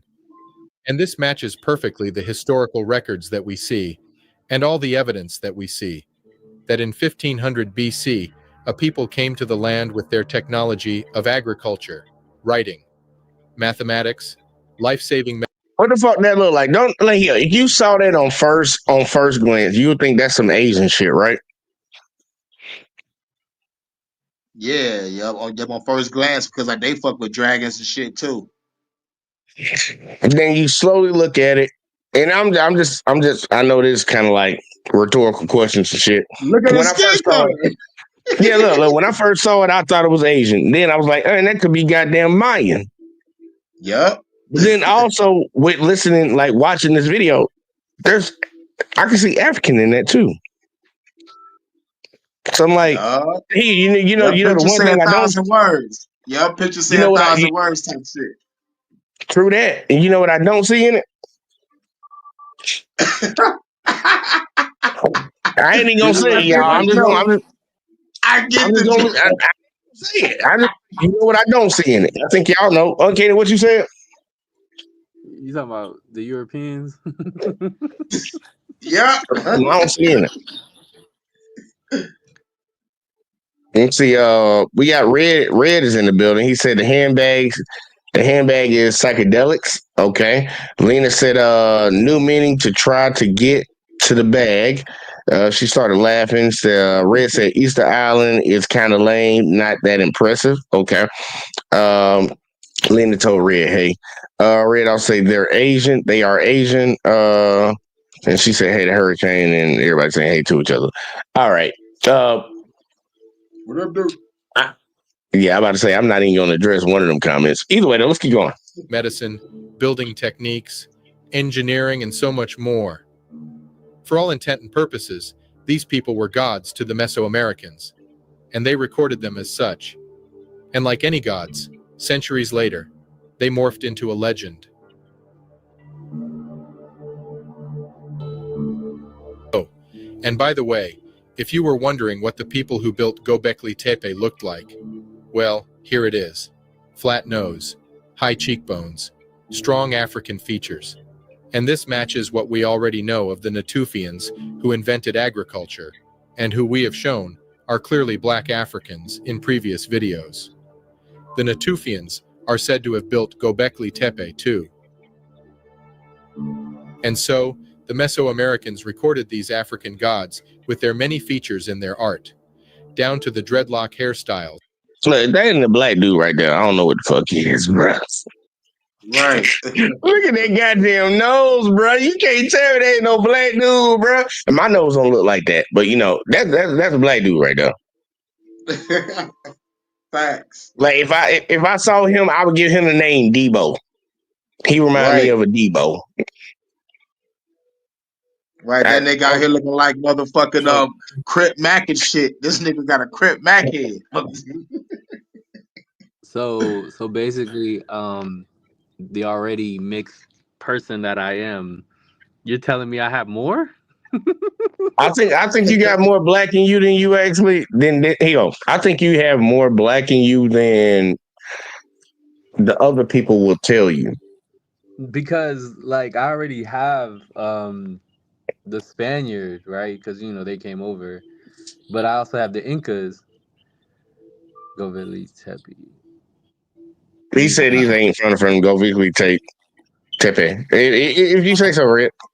And so that means that I already have Afro blood, like, because both my grandparents, like, it's difficult to explain, but it's like, so you're saying I have more? It's pretty much like me saying I have white genetics in me. I have a white DNA in me. That's pretty much what you're trying to explain. But the sad part is you got more than just a little bit that I got. You got a little bit more black than what you think, and I got a little bit less white than compared to yours. Okay, understandable. Look, dude's been fucking, man. Conqueror's fuck. And the sad part, I ain't even gonna say conqueror's fuck because you know most weren't out here just trying to conquer shit. that ain't what they was doing. They would fight, yeah. Wage war, yep. But normally it was against people that look like us. It wasn't usually, you know, we're going intercontinental with this shit. You know, like some people like to do. You're like, we're going to war. Who we fighting? I don't know. Whoever the fuck is over here when we get there. Right. You're gonna fight the motherfuckers. You're gonna kill them, Lord. That ain't normally what you said, Uncanny? Well, when the Spaniards came over, they brought supposedly the transatlantic that shit, and supposedly but here's the kicker. Your ancestors are way stronger than my ancestors, because my ancestors caught that Spanish flu and they got fucking knocked out. Like it knocked out 1 million of my people, probably millions of Aztecs and Mayans at the same time. That's what I would know about history. Well, I'll save something that I will tell you for later. I'll save it for later. But we got Red in the building. What's going on, Red? What's up, man? I only caught the last part of that, but yeah, the influenza is actually what decimated all of the native people of the Americas. It wasn't like some brutal conquest. Most of the people died because they've never been exposed to influenza. Is that if you're not? Go ahead, my bad, Uncanny. That's between y'all. Go ahead. Is that the name of the disease, Red? The influenza? Yeah, well, Spanish flu is just one strain of it, but it was influenza in general. Because look, the common cold almost decimated the Native Americans when supposedly people landed on, you know, Plymouth Rock and all that shit. So they're not used to it. European people had pigs, they had cows, they had chickens, and so they were accustomed to all those viruses. The Mesoamericans were not. Like the Aztecs were not fucking ready. Was it because the Europeans were you know, fucking the pigs and the cows and chickens? Are you saying like like that's what created influenza? I mean, that's what I heard. I heard the Europeans used to have sex. Yeah, well, they say that about all the diseases. They said that about HIV. Somebody fucked a monkey. They said that about coronavirus. Somebody fucked a bat. You know the question that we should be asking? Where do diseases, like what actually causes something to be considered a disease? Have we ever really even had that question? But here you go. We're gonna save that question because that'll be for another video. But I actually hold on. Yeah, it's gonna be for another video. But I'm gonna make sure I write that down. Try to do some research on that because I think that is a good question. Big propping myself up. What makes something a disease? Yeah, dis-ease. Yeah, and then here, what's the you know how people break down words? Where the "is" come from? Like why we using that on that? Well, "is" comes from the Proto-Germanic "eist." See, Persian. Here you go. So Red, question, Red. Do you deny the similarities in this video, or you haven't, or you just caught the? Well, what is this? What is this video trying to say? Is this video trying to say? You gotta find out. We can't say ahead of time until we get to the end. No, I already know because I've seen this archaeological evidence. I'm familiar with these statues. What I'm asking is this video trying to say that these were African people? The question is, do you disagree that they are? Of course. Okay. Definitely not African people. They're Polynesian. They're like Moana. How can I say except you're welcome? That's who they are. I guess. You down to watch a little bit more? I'm familiar with all the archaeological evidence in this area, especially considering the Olmecs and the rubberheads. I'm surprised they haven't shown any rubberheads yet.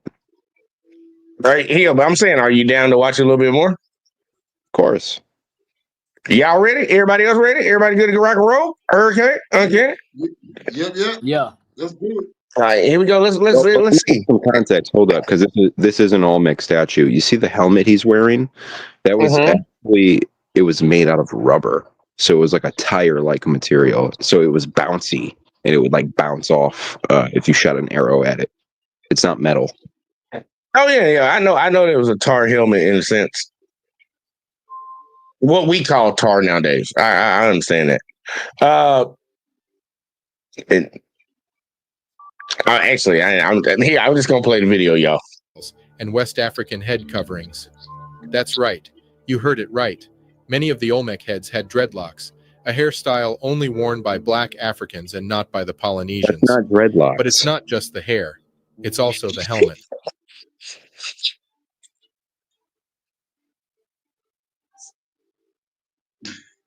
Do you really think that's Chief Keef? Red, I'm just saying, Red, you got the floor. This guy really implying, this AI, is this ChatGPT implying that these are dreadlocks? Because it doesn't look like dreadlocks to me. It looks like a rubber plated helmet. Hey, you got the floor. I'm gonna let them keep going. But who has sideburns that look like that? First of all, like that's obviously a helmet. That's not their dreadlocks. But we can continue. It could be possible that the helmet stopped at the very top. It was something that sat on the back side of their head, and that was the hair coming down in the front. That is possible, right? But why would you expose the forehead? What's the point of a helmet if you're leaving your forehead exposed? Yeah. Good question, Red. What was the point? What was the point of people putting a leather helmet on their head and playing football? Because it protects their fucking head. It didn't protect their fucking head. That's why they went to the fucking new helmets that they have now. It was better than skull on skull. It was pretty much skull on skull. People went from wearing leathers, fighting with swords, to going to wearing shit made out of iron. Okay, but everybody understands if you're. No, I'm saying, Red. Think about what time we're talking about. Helmet, it's to protect your head, because if your head gets hit in battle, it's over. At that point in time, they might have felt like that was the protection that they needed. Think of it. That's what I said. That's what I did with the armor. People started off with leather armors. They were battling the Proto-Aztecs. They were battling the Southern Americans. Red, you don't know what time he's talking about right now. What time is he talking about? He's talking about the time of the Olmecs. No. The Olmecs is the main branch, but then he's branching out beyond that. Okay, so do you know what this image is from?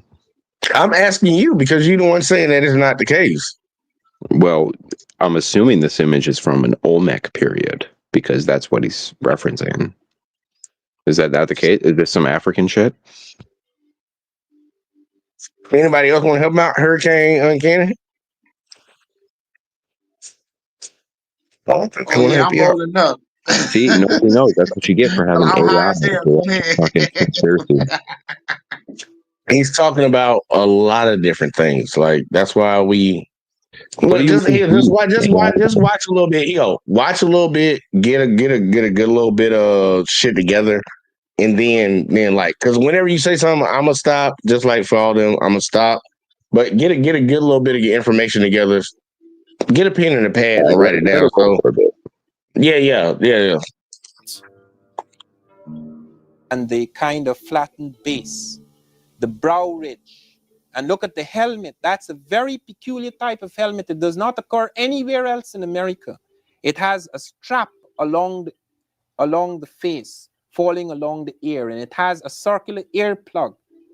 Those helmets, exact type of helmet, were found in the Egyptian world in this period. What period?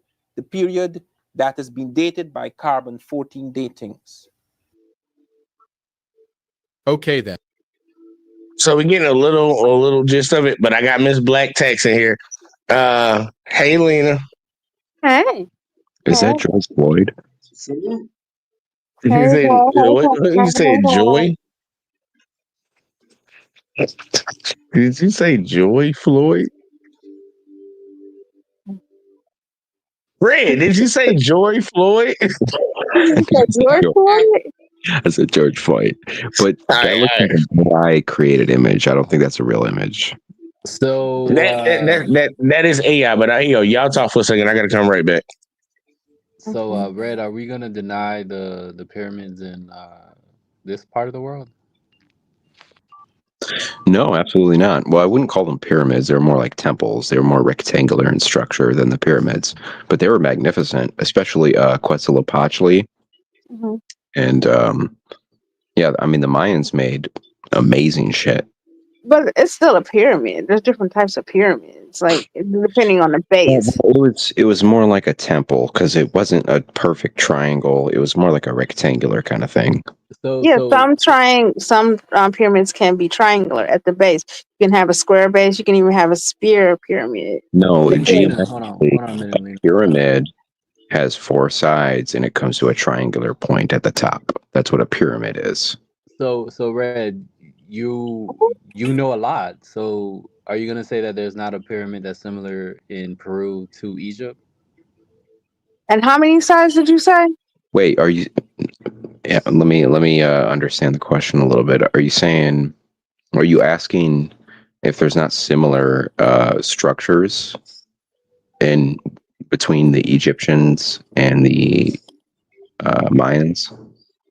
I'm talking about the Incas. Because what Inca building are you talking about? Because the Incas didn't build that much. There's a pyramid that's similar to the Egyptian pyramids in Peru. Oh, the Peruvian temples.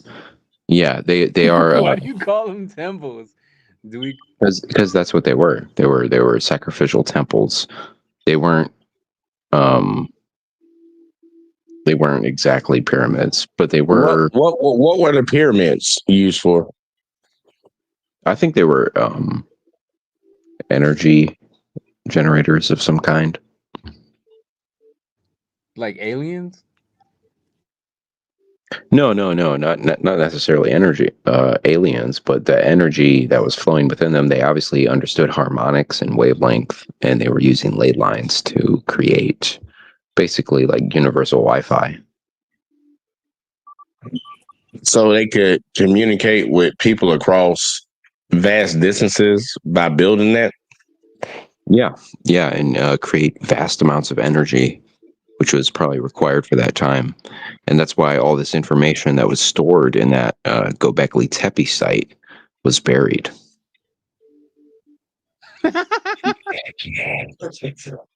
All right. I ain't holding you, man. Look.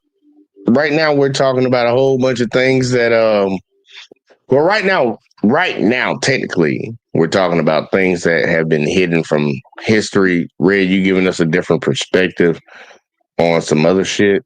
And I got Lena back. Did y'all let Lena? Lots in history. I was just saying that there's different type of pyramids. I sourced up and put the source in the back. I only know this because I argue with this guy who talks about pyramid Earth. But there's different types of pyramids based upon the base and size. Like you can have a triangular, you can have a rectangular base, a pentagonal. It's all types. So I've sourced it up and put it in the back and the link for you. Yeah, I understand. That's why I was asking for the exact like geometrical shape, because when people say pyramid, we all think like Giza. Right. Oh yeah, but the pyramid of Machu Picchu looks like one of them pyramids of Giza, and that's in Peru. Well, if you look at the older pyramids before Giza, like the Pyramid of Kings, they're kind of falling apart now. They're not as put together. They're kind of ruined, but they were more like step pyramids and more closely resembling what you see in Central America. All right, well, here you go. Let's do a vote. Y'all ready to keep playing? Yep. Yeah, we abos tonight. All right, here you go. Check this. Let's rock it. Let's rock it out. All I needed was two. If Black Africans were so influential in Mesoamerica, and if they came in such numbers and in so many waves, then there should at least have been a remnant of them when the Europeans arrived in 1498, and the earliest European would have reported them in their earliest voyages. Well, they did.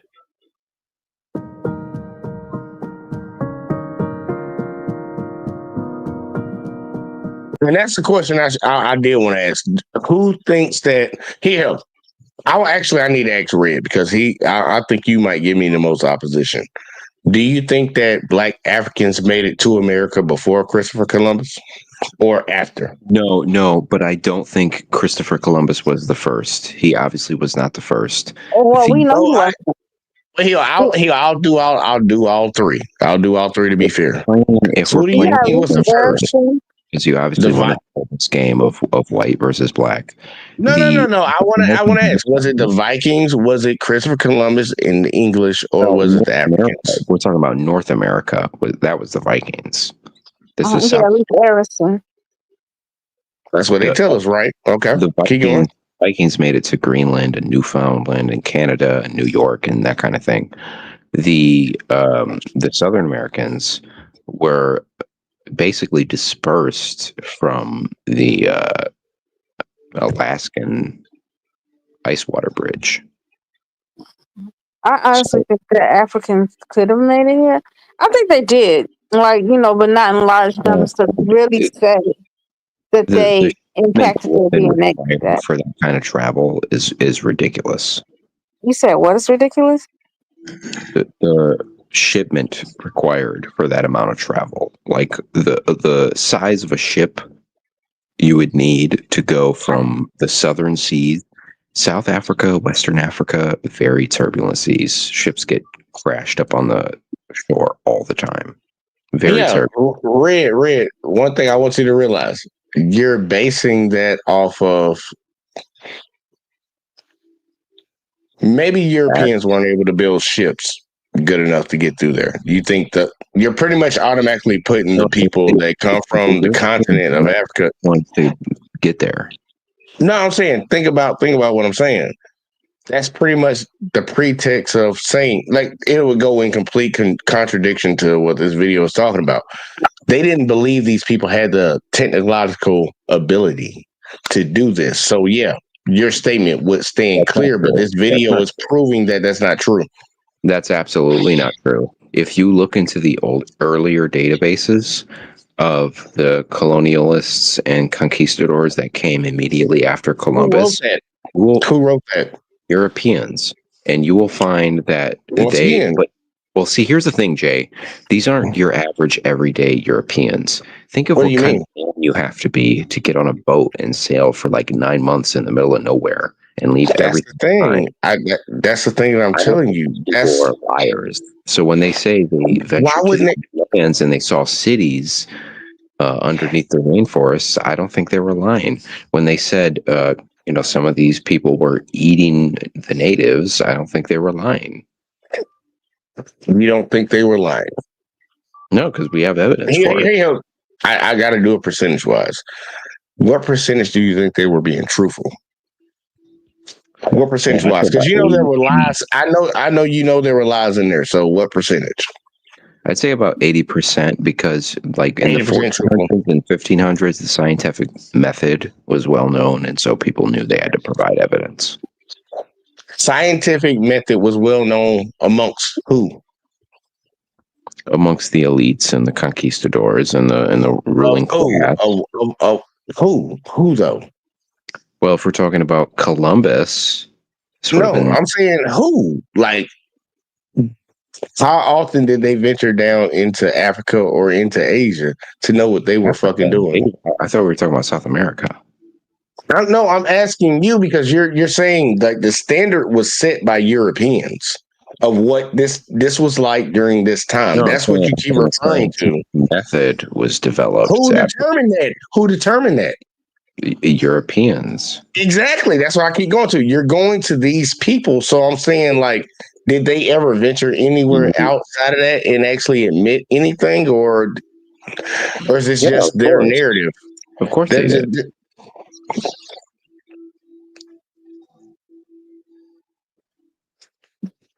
I want to play it a little bit more. Okay. I want to play a little bit more. Everybody else good? We good? Let's rap. In his journal, Christopher Columbus noted that the indigenous people of Hispaniola reported visits from black-skinned people who arrived from the south and southeast, bearing spears made of a metal called guanin, an alloy of gold, silver, and copper. And as you know, not only is guanin the same name used by multiple West African nations for gold, but when these spears were tested, they had the exact same composition as the spears made in Africa. That's not true. I saw that study. That was proven to be false. Can I get the link? I mean, I don't have the link immediately on. I'm saying you can look it up while you on the show. It's not the exact same metal alloy that was used in Africa and here's why.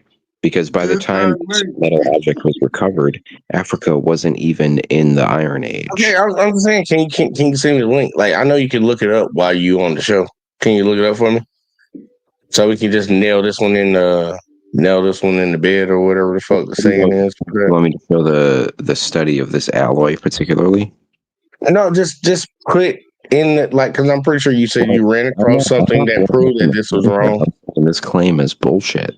Because okay, I'm saying, but you said you saw a study that said this is some bullshit. I like, okay, can you pull that article up? You didn't put it bullshit. The study is showing the composition of this alloy. The person in this video is just saying randomly that this was created in Africa, and there's no evidence for that. I can't prove that. Well, I'm saying you said that this. I think we're doing like the little circle round. It's kind of like a circle jerk right now. You said that what he's saying is bullshit. Can you pull up any evidence to prove what he said is false? Okay, so you want to put the burden of proof on me? All right. Well, you made the accusation. It's not on me to prove it. You the one who said it. Making the accusations, and he's not providing evidence. He's giving you similarities. At least he's giving me something outside of sources. I'm just asking for something because he's giving you similarities, and he even referred.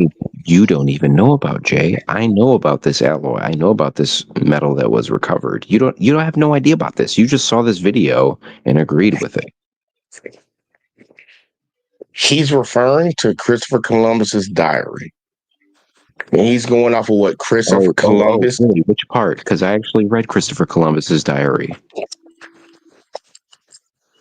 Red, you're proving my point.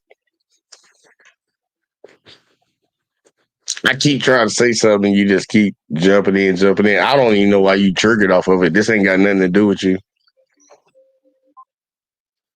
I don't know. Well, Red, if you're trying to figure it out, I'm trying to figure out why you got this much energy for something that has nothing to do with you. Because, well, I'm just seeing someone make a bunch of baseless accusations, or baseless claims, rather. And you're saying I should provide evidence as to why this isn't true. But he's not saying why this is true.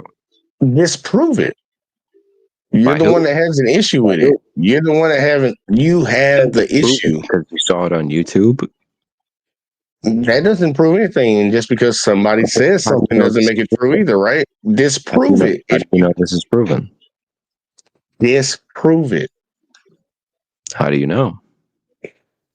Disprove it. It's on you. The burden's on you. That's why I keep trying to tell you. You disprove it. The burden's on you, actually, because you're saying this YouTube video you found is true, and it has. I'm just playing. Red, I'm just playing the video, and you are the one saying that. I don't believe that. It's not providing us with actual sources. Prove your sources to disprove it, and then it'll be dead. Listen, I could give you sources, but I don't have to say that this is. Look, if somebody told a lie on me, y'all, and we all know this in basic society. If somebody told a lie on me, I easily could kill the whole conversation, dead it, by proving that what they said is a bullshit. Like, it's like you kill somebody. If I said you're secretly an Illuminati, Red, hold up. Red, hold up. I'm saying, look, somebody could say that I deleted somebody in Nashville, Tennessee, and I could easily prove that, like, nah, motherfucker, I was in Alabama during this time. You can even check my GPS ping. It's But dead. what if I think you're a clone? You would have to prove it. No. How would you disprove that? Everybody's a clone, so that actually technically would be true. All right. So again, the burden of proof is on the person You're making not the a clone. claim. I'm which saying was you're not a the clone. You're aliens. following your mother. Use a different example. No, that was a pretty good example. Everybody's a clone of the people that pass. Dude, any organism that cannot live on forever has to. How do I know you're not a clone by the Illuminati? Exactly. That's what I'm trying to. Yeah. So I was like, I don't know why you said that. That's why I said use a different example. No, that is my example. Yeah, it's not a good one. But either way, keep going. Well, how could you prove that you're not a clone of the Illuminati? It wouldn't be a problem of if you said I'm a clone, I wouldn't try to disprove that I'm not a clone. I would just say everybody else is a clone. Guilty. No, I would say everybody else is a clone. You can make look. We can say up is up. If somebody disagrees with by associate, that's just appeal to majority. It's not an appeal to majority. Like, we both know that shit is true. Genetics are passed down. We're all clones of one thing. No, that's not what a clone is. An identical clone? No, a clone is an exact. I'm asking. Are you talking about an identical clone, or are you talking about the clone in general? No, I'm just talking about a clone. A clone is a replica. So an identical clone. Everything matches up. Facial, genetics, everything. Identical. What are you talking about? Yeah. That's what I was. Yeah, that's what I was asking you. Because you can have identical twins who technically people would view as clones, but they have different genetic makeups. Man, Jay, you play the video, dude. You're the one who act like with people. Oh, I'm not even gonna do it. We got Miss Orser. I don't know how to say that. Anybody know how to say their first name? I would just go with like a California. Not the last name, the first name. All right, let me grab my Oh, glasses. Teresa. I can't see without my glasses. Hey, let's say I need my glasses for this right here. Right, like I would say Teresa. I don't know how to pronounce it right. We might be butchering. Yeah, we might be butchering the name, but shout out to you. Say hello. I think yes. You got to get Cisco around this motherfucker. Or R. Kelly around here, bitch. But shout out to you. Hello. Shout out. We're gonna keep going. Let's see. I'm finding the next. We're gonna see the next point that Red disagrees with, because clearly, I guess that's what we're on. I wonder how historians explain this one. Oh, right, they don't, because even though it is in the Journal of Columbus himself, this is never explained or mentioned, because it would mean that we would all have to admit that Black Africans were navigating to the New World well before Columbus. But their presence is also seen in Balboa's encounter. In 1513, Spanish explorer Vasco Núñez de Balboa reported encountering African men in Panama. These individuals were said to be captives of a local chief, leading to further speculation about African presence in the Americas prior to European arrival. And where there are captives, there is a war.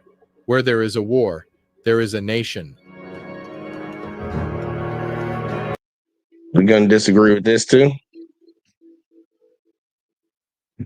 All right. Yeah, of course. Balboa never said African.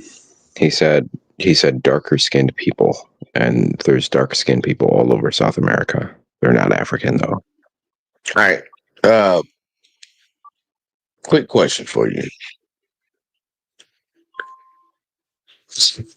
When you talk about, how do you want to do that? I really don't want you want to do this. I would just let the video keep playing because I think it's petty. Y'all, we gonna keep watching. Y'all form y'all opinion. Wait. Red, question. You're telling me that the country of Panama doesn't have a lot of melanated people? Of course it does. Where did you get that? I wasn't saying that. No, I'm asking. I'm asking a question. No, of course. Well, of course. Now Panama has plenty of Panama is full of African people right now. But if we're talking about historically, was that a smoke detector I just heard? I think so. Don't worry about it. You said okay, because I think Red. I mean, I think Uncanny is getting at the same point that I was getting at. That I was going to leave. The Barbosa came over there, right? That's what they said, right? Balboa. He was talking about Balboa. Okay, Balboa. Okay, Balboa came over there, right? And he saw the people, right? The people who live over there. Now I'm saying he saw the people that lived over there, right? Yeah, but they had captives, right? He went down to Honduras. Balboa. That's fine. That's fine. We're just talking about where he went. Into South America, and so he saw a lot of darker skinned people, and because okay, I got you. Take it, Red. Follow for a second. Follow, and then respond after I get done with it.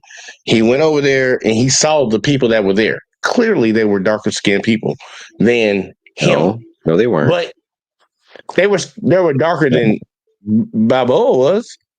Of course they were, but that's not what he said. That's what I'm saying. That's what I'm saying. Red. That's what I'm. You think they would look the same, idiot? So the people from Panama would be darker or lighter than the Aztecs and the Mayans? Well, the Aztecs were north, so I would say at the time they were probably a bit darker, but not really that much. Probably not much of a difference. The noticeable darker difference was in like the Amazon or like Peru and Brazil and shit. This is shit that I'm trying to explain. Please, Red, for 1 second. Please don't interrupt. Just let me say this. This white guy came over there to this Peruvian area, this South American area. He saw people clearly that were a different shade of color than him. They were darker than him. But he said these darker people that were darker than him had darker people that were captives. Where they come from? Where does darker come in? If you put two and two together, obviously the Peruvians. No, they're in Panama. Just listen. The Panamanians are clearly darker than whites. So he was not referring to the Panamanians' colors. He was referring to the people that didn't look like them. He's referring to the Southern Americans. Okay, so they're darker. So they're darker than other people. Yeah, and we all know that's the way. Go to the Amazon uncontacted tribes right now, and they're still dark. What do you think those people look like during that time without no sunscreen, and it was always out in the sun? Oh, the same way the rest of America looks. Do you think they call Asians darker during that time? So some of them. I'm saying white Europeans. You think they call them darker? Who?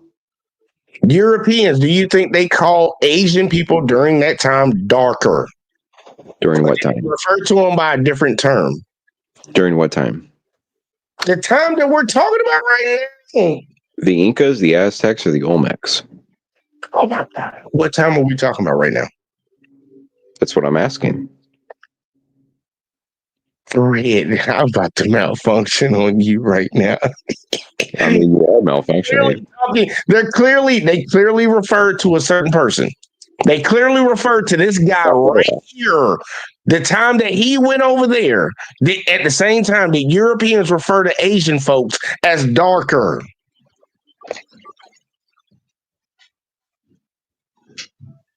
Okay, so we're talking about the 1500s. No, Red, just give me yes or no. Come on, man. Whatever time this dude went over there, it said 1500s. Yeah, 1500s. No, I said 1500s. You had no idea. That's what they said too. That's what they said too earlier. They didn't say that. You had no idea. Yes, he did. Yes, he did. Okay, Red, here you go. I'm gonna disprove you real quick. Here you go. Let's see. I'm gonna disprove you real quick. He didn't say 1500s. We're navigating to the New World well before Columbus. But their presence is also that Black Africans were navigating to the New World well before Columbus. But their presence is also seen in Balboa's encounter.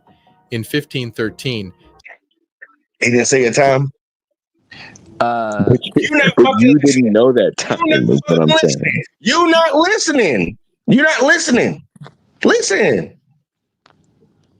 Dude, I was listening the whole time. I knew all about Balboa. You just literally said, Red, that he didn't mention a time. I was asking you what time, and you had no idea. No. You literally just said he didn't mention a time. I said he did say it. That's why I rewinded it back and played it for you. You didn't know what it was. We're about to reinvent history. And I agree with you when I said 1500s. You say you say that. You didn't hear that. Red, stop doing that. Please stop doing it. Did we see Asian people as darker in the 1500s? I think everybody was darker during that time. Well, no. Depends on where you lived. Why wouldn't they be? Because the sun wasn't brighter. So why would people be darker?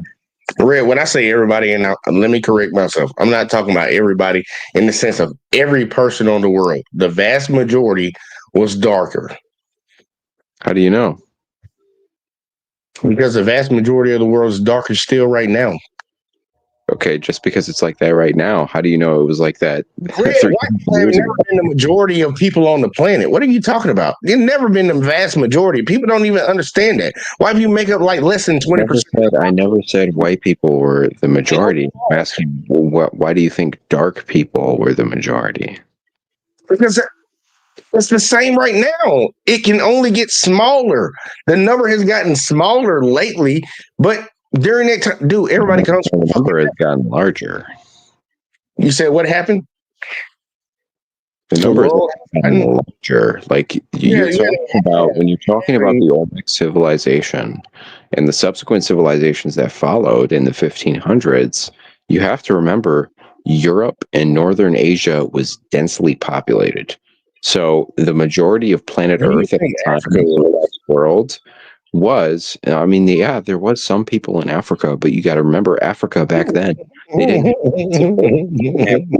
didn't have boats, so they weren't really doing much, and there wasn't a big population on record. China did have a big population on record.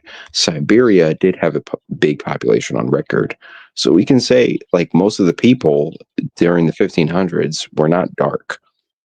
Well, he's actually proven the point of the video. And shout out to Real Martinez. He said, I thought about the sunscreen aspect too. Yeah. Fucking you're proving the point of the video, Red. Well, what about sunscreen? No. Fuck the sunscreen comment. You're proving the point of the video. Okay, cool. All right, let's keep going. Unless anybody else. Uncanny Hurricane, did y'all have anything? Oh, no, you good. Go ahead. All right. Spanish explorer Vasco Núñez de Balboa reported encountering African men in Panama. These individuals... He literally called them African men. Were said to be captives of a local chief. No, he didn't. First of all, I read his manuscripts. He didn't call them African. And I'm sorry. I did not want to trigger you. Stop. I'm sorry. Stop. Let's just let it play a little bit. I'm sorry. No, hold on, because I have to make a point here. Even if he did say they were African, and he didn't, I actually read his manuscripts. He said African. Even if he did say that, remember, Columbus said the first people he met were Indians. He could have been wrong.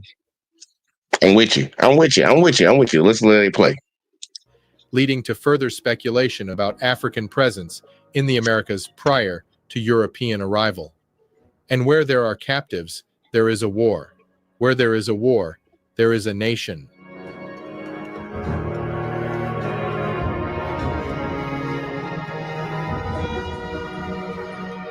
Did you know that documented in the journals of Columbus himself, there is clear account of Africans having already made the voyage to the Americas? And it is from these African sailors and traders that Columbus and the Portuguese would learn to build deep seaworthy ships and learn how to navigate to the Americas. And there he learned from the... I heard a rebuttal. What African sailors? You're proving the point of the video. You don't think they're proving the point of this video, right? Well, I'm just asking a question.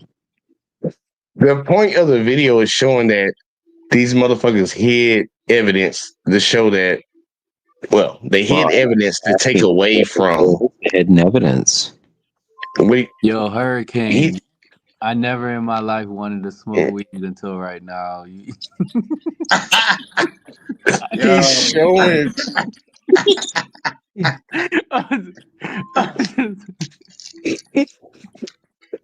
He's showing the evidence that was hidden to prove that no, Europeans were not the first ones to make it to the Americas.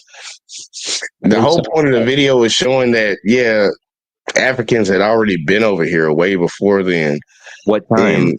What was the time frame? He's pointing out all the times. That's the whole point of the video. He's giving you chronological. We have physiological evidence right now. Did you know that iron tools on the east coast of America that were like 12,000 years old that resemble European tools? So unless he also said he gave you the guanine about the gold spears, the silver spears. He gave you that too. You disagree with it. You disagree with it. No, I don't disagree that they had gold. I disagree. No, he gave you the same mineral, and you said you had a fucking article or something where you saw that was disproved, and I asked you to goddamn give it to me, and you didn't want to give it to me. Gold, copper, silver alloy that was identical to the one in Africa, and there's no evidence for that. You're proving the point of the video. Jay, proving it wrong. He made me look up Peruvian pyramids, and supposedly I'm not sure about this, but they were built in 2600 BC. So I don't know if that would help, but yes, sir. In Peruvian times, yep. That what's the one Peruvian temple? He didn't give you the time when the pyramids were built. He didn't say that yet. He was giving you. That wouldn't matter. That wouldn't matter. We were talking about the pyramids earlier. Those are. Yes, but he didn't say a time. He didn't say a time period. We were saying times, and he didn't say the time period. I'm not going back in the video to goddamn play that shit again because I was doing this before. I'm just saying about the. No, you're fine. No, you're good with that, Red. Nobody's arguing that. And the sad part is, if they came in the 1900s and you said the pyramids were built when? I think Peruvians built the pyramids in 2600 BC, supposedly. I don't know if that's the. Think about it. Think about how that doesn't even make sense. Well, if you're talking about the region that we had to build it before that, as Peru, there are structures in Peru right now that are about 5,000 years old at the oldest. So that 2600s. Think about that number, 2600s BC. I know, dude. What other time do we operate off of? AD? We operate off of AD around here. We talking about AD? Okay, but I'm talking about 5,000 years old. So we're talking. These motherfuckers was not writing no fucking paper before Christ. They weren't right. No, they were writing. They were creating. Come on now, these motherfuckers were still shitting in caves and burning fires in caves if they even knew how to burn fire during that time that you're talking about. The time that you're talking about, Europeans were still in caves. No, Europeans were in Persia. Europe wasn't even settled at that time. There was say the year again. I want you to say the year again out loud. We're talking about 3000 BC. 3000 BC. 5,000 years ago. They weren't burning fucking fires in caves. Well, plenty of people were burning fires in caves all over the world. Everybody didn't have caves. Everybody didn't have caves like I had caves up there. It's called people had a little bit more than others. It's called the Caucasus mountains for a reason. You know where the Caucasus Like- Mountains are? They're in the fucking Middle East, dude. And so the Caucasus Mountains don't spread into Europe. They do, and that's what attracted the Proto-Europeans. That's what I'm saying. 5,000 years ago, like there wasn't really any Europeans. Oh, Jesus Christ! Actually, there weren't no Europeans. It was still Caucasians. Yeah, but they were like Just because they didn't establish their goddamn. Look, can we go back to playing the video? Can we? in Europe though? We're in the Caucasus. Can we please just play the video? You always want to go back to the video when you lose. I'm just saying, man, because like Red, it's getting redundant now. It's getting redundant. You just gonna argue against anything you hear. Why'd you even come up for a video you're gonna argue against? Out. Huh? But let's finish it out. Please. I hope we can. Portuguese who were moving across Africa, who had set up the first fort among Europeans in Africa, that African sailors had actually crossed over the Western Ocean and had found a land mass in the south. This was not what Columbus had found. Columbus found islands, which are now known as the Caribbean islands, but he had not gone onto a continental mass. The Africans had found the actual continental mass. And the Portuguese insisted that this continental mass in the south was 370 leagues, which is about 15 to 1600 miles away. According to whether you count the league as 4 or 4.5, they were. And all over Africa, prior to the arrival of the Europeans, there was a vibrant and diverse shipbuilding industry. And with those ships, they went everywhere, literally everywhere. But this is, again, not reported in contemporary media. Red, you got the floor again. No, I'm just wondering where's the evidence for that? He's been showing it the whole video. No, he's showing AI pictures.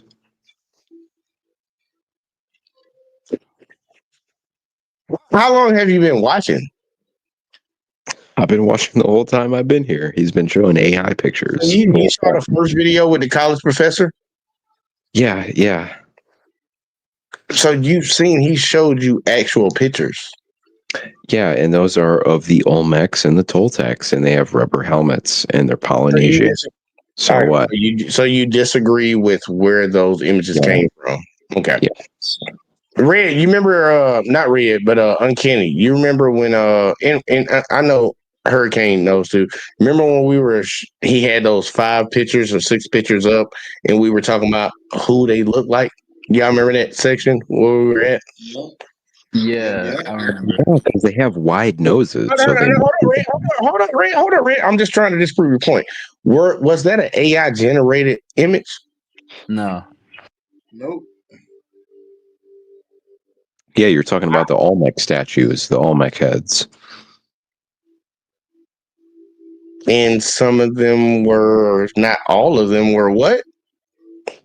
They were all Polynesian.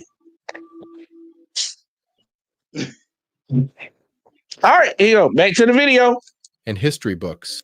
There is a profound misunderstanding of African capacity. The Africans had ships.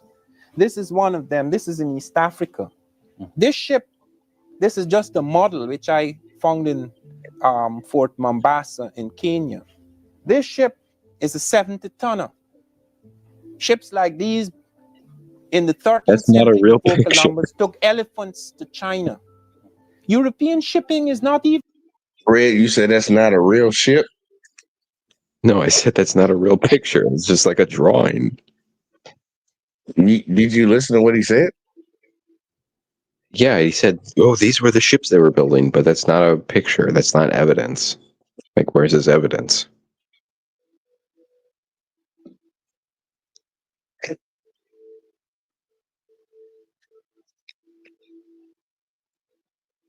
We're proving the point of this video again. What pictures did you have that Vikings had ships? Excuse me, what did you say? What is your evidence? Where are your pictures that Vikings had ships? Oh, it's carved into stone. It's carved into scrolls. We have written evidence. Carved in the stone and carved in the scrolls, right? Written evidence, yes. Written evidence. You said you watched this video from the beginning, right? Well, from I I'll probably say You like said all the way from the professor, so that's the very beginning. no. I may have Not maybe you might have got in a little bit in between when the professor was on here, but you pretty much beginning. This is literally the third video I've covered. Yeah, I've only seen this video. Okay, so that was a lie. Hold on. I gotta. Detector test determined that was a lie. Sorry. Jay, I know you've showed that video on this channel. No, I haven't. Yes, you have. You show that video of the guy who. Look, that's neither here nor there. I'm just trying to make you substantiate your argument. You said that we can prove that the Europeans had ships and things of this sort because obviously I said they didn't have pictures, so how can you prove it? And you said that we had it in carvings and writings and things of that sort, right? That's what you said, right? Mm-hmm.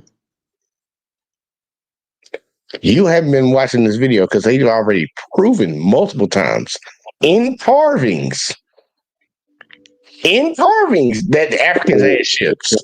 They were showing Mesoamerican carvings. Oh my God. Red, you could have been a Christopher Columbus, man. You really could have been one. You could have been a Christopher Columbus. You could have been a Barbosa, the whoever the fuck that other dude, the Bose, whatever his name. Christopher Columbus was the first passport, bro. I'm saying, man, you could have been one of them boys, man. But you the reason that this dude is making the video. You are the descendant of that dude. Well, no, I'm not Spanish. But hey, anybody else got some comments before I keep playing this video? He proving the point. I ain't finna keep entertaining that shit. I'm proving the point. Good, go ahead. Yeah, you good. This is crazy, man. Hey, I'll just play the video a little bit more. And sad part, I'm about to walk away. So Red, don't say nothing. All right, don't say nothing. Just let the video play until I come back. Say nothing. European, the sail Columbus used comes out of the Arab African world. The astrolabe comes out of the Arab African world. They found in the desert before Columbus. In the period before Columbus, the Africans were using compasses and nautical instruments to navigate the desert.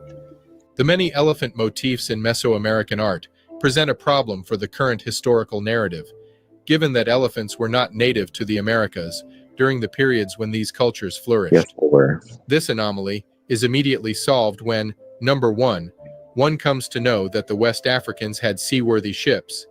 Number two, that their ships were more than capable of transporting very large cargo like elephants and giraffes, as documented by the Chinese. And number three, the documented accounts of West Africans making the voyage well before and during the time of Columbus.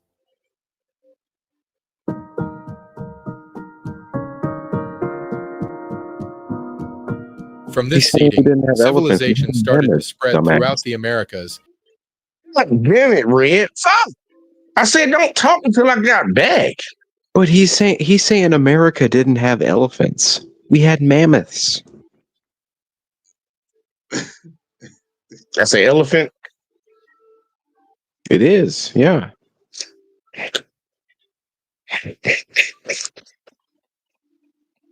Really? Well, he's saying they were drawing pictures of elephants, so that must mean the Africans brought elephants over. And I'm like, no, dude, they had fucking mammoths. Haven't you seen Ice Age? The cartoon? Yeah. But that was real shit about 10,000, 12,000 years ago. Oh my God. Red, you cannot use Ice Age as a goddamn reference in this conversation, man. Like that's like me using Star Wars as belief in aliens, man. We can't do that, right? I would accept that. Listen, I accept Star Wars as belief in aliens. That's valid.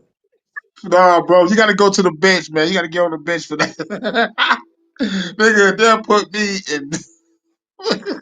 I mean, we'll jack around this motherfucker with that shit. 3 of sports, you ain't seen it? It's like, what? Can I ask a question? So Red, so you're saying that the Vikings and the Europeans were so advanced that they created ships later on and they sailed across to the New World. No, I'm not saying they were the first. They So who was were the first? the first was the Damn. Native Americans. The who? The Native Americans, the ones who crossed the land bridge. Well, they didn't cross the land bridge, the Bering Strait, like they say in the history books. What they did was the Polynesians took ships along the coastline to the north, and they went all the way down California, all the way down Chile, and they settled everywhere. Okay, so let me ask you a question. In ancient civilizations, what is the oldest ancient civilizations? You know history. What is it? Well, if we're talking about stable civilizations, it would have to be China that still exists today. You are so denying the ancient civilizations in Africa, right? In the Well, continent. I'm talking about civilizations that still exist today. Oh, okay. We're not talking about that. We're talking about an ancient civilization, the oldest one. Where is it? In what continent? I would say Mesopotamia, Persia, Göbekli Tepe area. So okay, all right. Let's just skip forward. So the ancient civilization in Africa were so advanced that the Moors, right? Isn't the Moors in Africa? Well, the Moors wasn't until like the 1300s, dude. But let's say they're descendants of ancient civilizations, right? And you would not think that they were more advanced than the Europeans, and maybe they built ships, and maybe when the Europeans. Well, no, the Moors were building ships, but keep in mind, this is the 1300s. Of course, the Moors had ships, and they were enslaving the Europeans. They were on the top of their game. And then the Europeans turned around and used their technology and got over it. That's when the British Empire started popping off. So you don't think that the British Empire or later on the Europeans would destroy the evidence of the Africans actually having ships? They did it. No, I think they would actually like want to show it to everybody. Like, hey, these Africans aren't so bad. Look, they had ships too. So no, they showed in the pyramid in Egypt.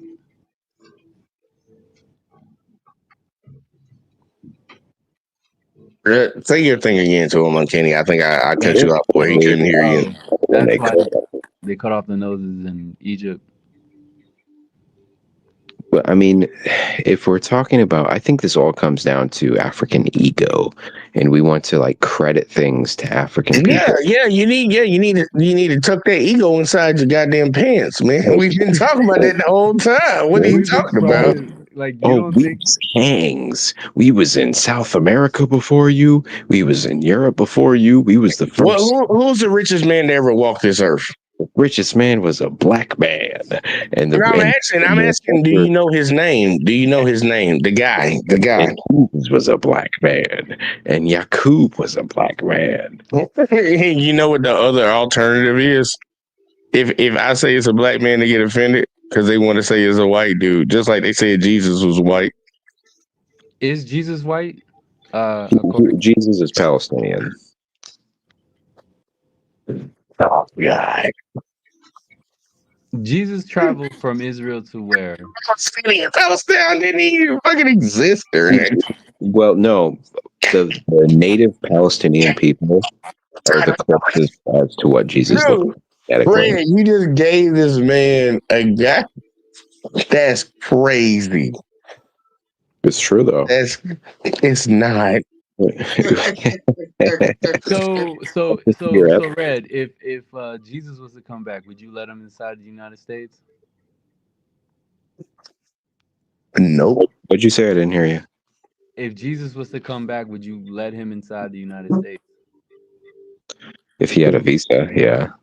I knew it. No, I told you. I said this shit before. You gotta come legally. Look, the side that Red advocates for the mindset and the ideology, they would kill Jesus again because they was the ones who killed him the first time. No, I don't think they would kill Jesus. I think they'd make him like they've already done it before. Your people did it before. No, I think they would like give Jesus like a TikTok account. No, they wouldn't. They'd kill him. Yo, I need to. Yo, Hurricane, pass that shit, man. I cannot Well, no, believe when Jesus comes back, How he the comes fuck back. do you know I had a blunt in my hand? you said you were smoking, bro. Bro, this is crazy. He literally It's a just said cold night Jesus in needs to Detroit. be Of course, he has a legally blunt. here. He needs to be legally Fuck here. it. Jesus. I got a Jesus. question, Red. I got a question. Here's the All right. question. And it ain't gonna be nothing about no history. Man, are you trolling with every opposition? Because like it makes the show hot, you know, like it's entertaining shit. But like, is this a game? Like, do you really believe what's coming out of your Well, mouth? you like Jimmy Dore, right? Hit that cash app, Ben. Hit that cash app. Kurt Metzger. I'm like of the same school of like Kurt Metzger. I'm just exploring these theories and seeing where they lead. And when I see bullshit, I'm gonna call it out. But Red, this whole video is exploring different theories. AI And point ChatGPT. Red, hold up real quick. I know it's triggering, but this whole video is exploring different theories and actually pointing to evidence that proves it. And you're arguing against it because of what? No, I'm arguing that it doesn't prove it because it's not showing the evidence. Red, you're arguing that it's not true. Show your evidence. And I asked you to do that. I'm arguing that it doesn't show the evidence. I'm asking you to show me why it doesn't. No. Show me your evidence. I'm just saying it's not providing proper evidence in this video. I don't have to show my evidence to tell you that. I understand that. Look, if somebody makes a statement, they need to prove their point. I've accepted his evidence of his point. You didn't. Pictures, that's his evidence. You're questioning his evidence, so you prove your point. No, you're the only one that has a disagreement with it right now so far. I'm not just questioning his evidence. I'm saying this AI generated YouTube video is not evidence. That dude is not. This is not AI. That's how that dude sounds. That's how he talks. No, he's reading off of a script. AI involved in this video. Red, can I ask a question? Do Europeans have pyramids in Europe? Are pyramids in Europe? I don't know. I'm asking for real. Yeah, there are a couple pyramids in Europe. They're in Spain. Y'all shut up real quick. Like, hey man, look, KB, you got a song? Write it in the chat. If you an independent artist that ain't gonna get my shit copyrighted, we will react to it. We'll do it at the end. But either way, though, yeah, link it in. But you better cash at me though.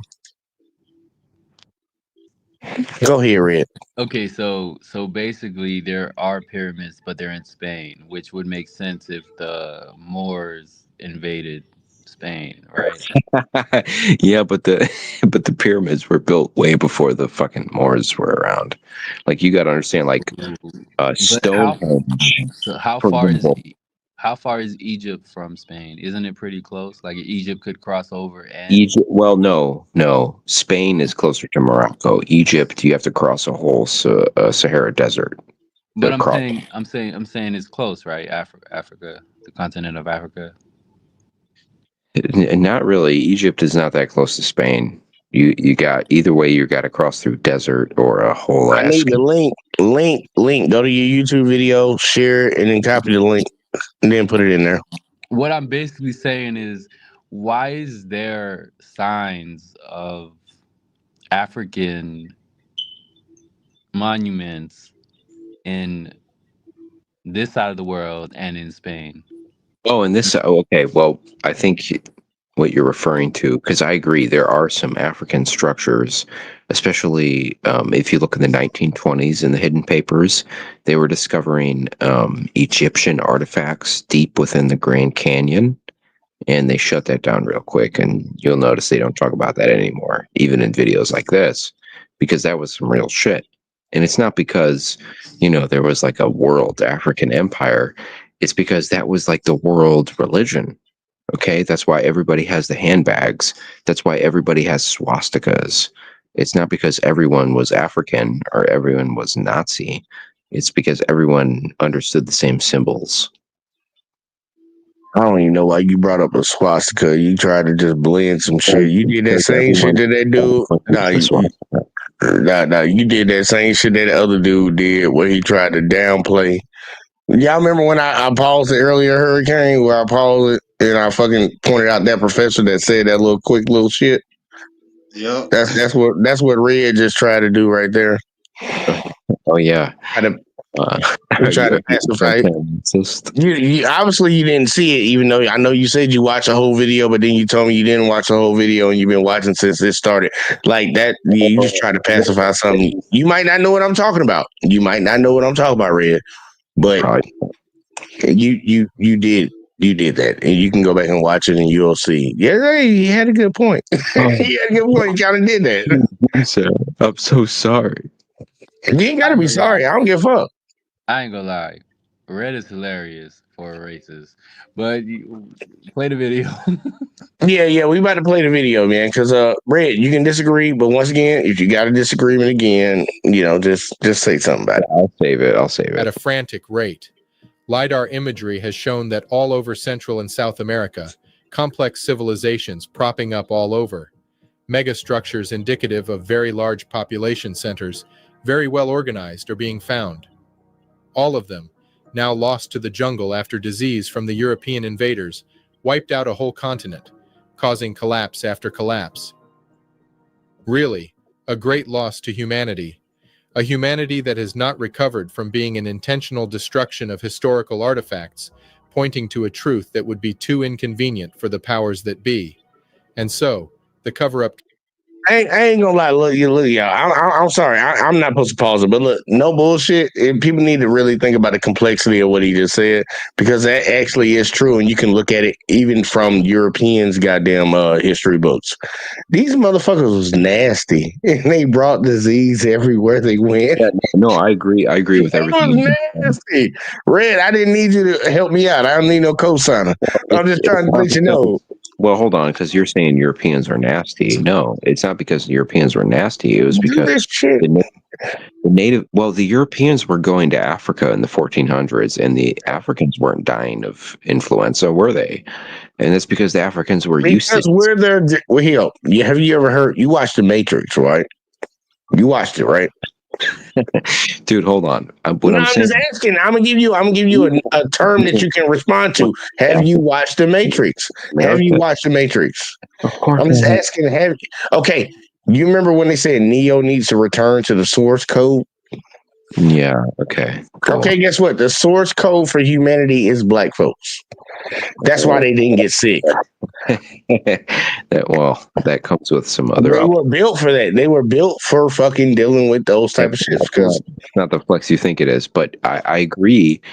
They were not. Okay. We can both agree. It wasn't a flex. It was kind of a reality check. Well, I mean, it's not a flex to say you're the most primitive version of a subspecies, but it is a flex to say that you didn't get killed off by a European contaminant.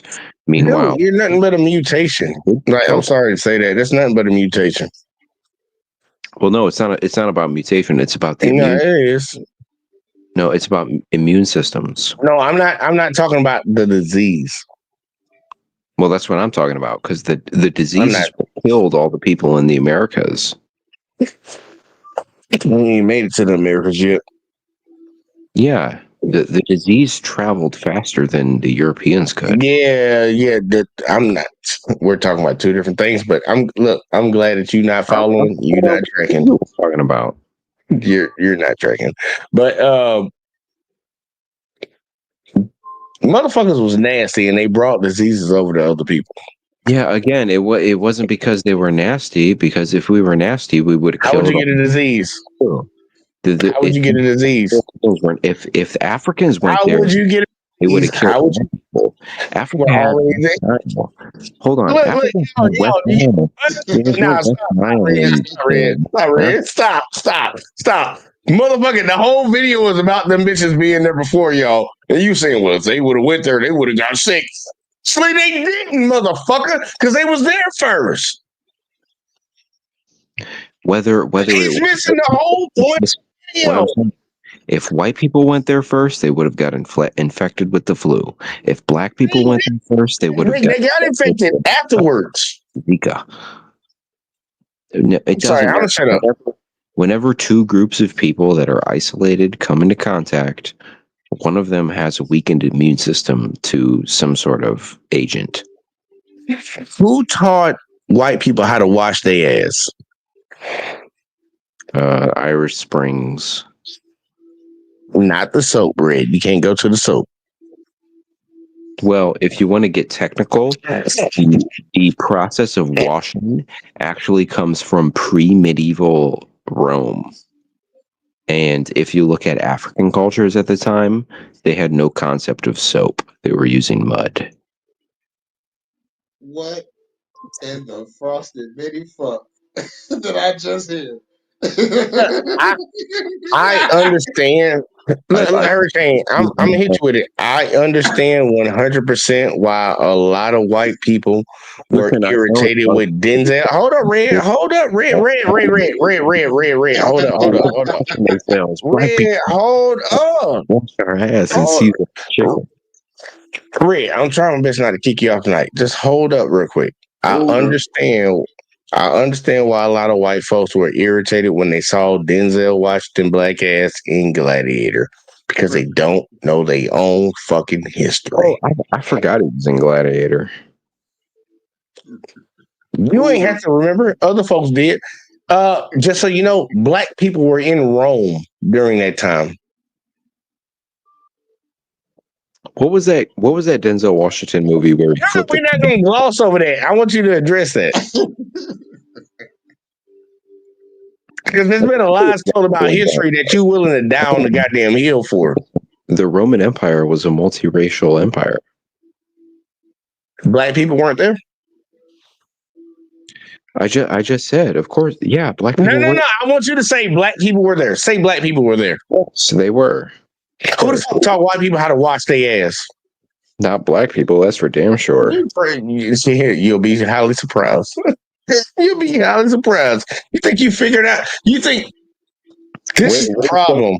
This is the concept that we teach throughout history. And the sad part, people don't understand the subtle slights to try to make one race look like they're superior. Y'all did not come up with irrigation. Y'all did not come up with washing your ass. You didn't. You need to stop fucking repeating the same dumb shit that your ancestors said. That's just the people that control history. Victors control what's written in history. Irrigation. How do you wash yourself? First of all, you need running water. And who were the first people to create that? That was the Romans. You don't need running water to wash yourself. If you live in a big city with a lot of people, yes, you do. But it's always an exception. People used to go get buckets from the river and wash themselves. Then, first off, people would actually get in the water and wash themselves. Am I right? Anybody else? Anybody else? Like anybody else? Too, and it's fucking. Not you, Red. Hurricane and Kenny. Did people get in the water and rub themselves down? Is that the first form of washing yourself? Yeah, but Hurricane, are you gonna go into the fucking Rouge River with some shampoo and wash yourself? Lay in mud. Like, what are you talking about? It's in your people even told on themselves how they used to do certain things. Like, what are you talking about? Eating mud pies. I'm not talking about eating no fucking mud pies. That's some elementary shit that you grew up with. I'm not talking about that. You talking about you a historian, Red. You know about history. Your people talked about that in the Caucasus Mountains, all around that area. Europe, whatever country they done formed because they fought each other nonstop and claimed their own fucking land. Not talking about that time. I'm talking about way before that. They talked about how they washed themselves. The motherfuckers didn't know nothing about no goddamn getting in water. They didn't know nothing about it. The motherfuckers was stinky and nasty. People all over the world have been bathing ever since the Babylonians. Dude. They used to throw their shit they trashing their shit on the fucking street. That's how the bubonic plague started. Yeah, and they still do that in India. Hey, you know what the fucked up shit is when you really think about it? Every natural world disaster when it comes to like a disease and shit was started by white folks when you really think about it. Yeah, every last one of them. We started the tornadoes. We started Hurricane Katrina. No. I ain't talking about nothing like that. I'm talking about like the bubonic plague. I'm talking about COVID. That was white folks that started that shit. It was 50% white folks, 50% Chinese. All right, well, guess what? Y'all still got 75% of the goddamn diseases that I named. What are you talking about? Yeah. But And I think they stole the Chinese gunpowder to make the guns and shit because the gunpowder was just for fireworks and entertainment, but y'all took it and made guns and shit. Well, see, that's what the thing. You guys are in the same game state. No, Hurricane, you're 100% right. The Chinese were building telescopes, and the European Christian monks were creating telescopes. And then one motherfucker was like, "Wait a minute, what are we using telescopes for? I could just point it at." Red is proving the point that motherfuckers like the people that he's trying to defend that did this and did that pretty much ain't did nothing but steal other people's shit. He's proving the point. Everybody does, dude. No, everybody doesn't. Do not. Name me one group of people that hasn't pillaged or stolen. Okay, what China? China. I got one from him. Like I hope he answers this truthfully. What has Black Americans stole from anybody? My bike. Oh my God.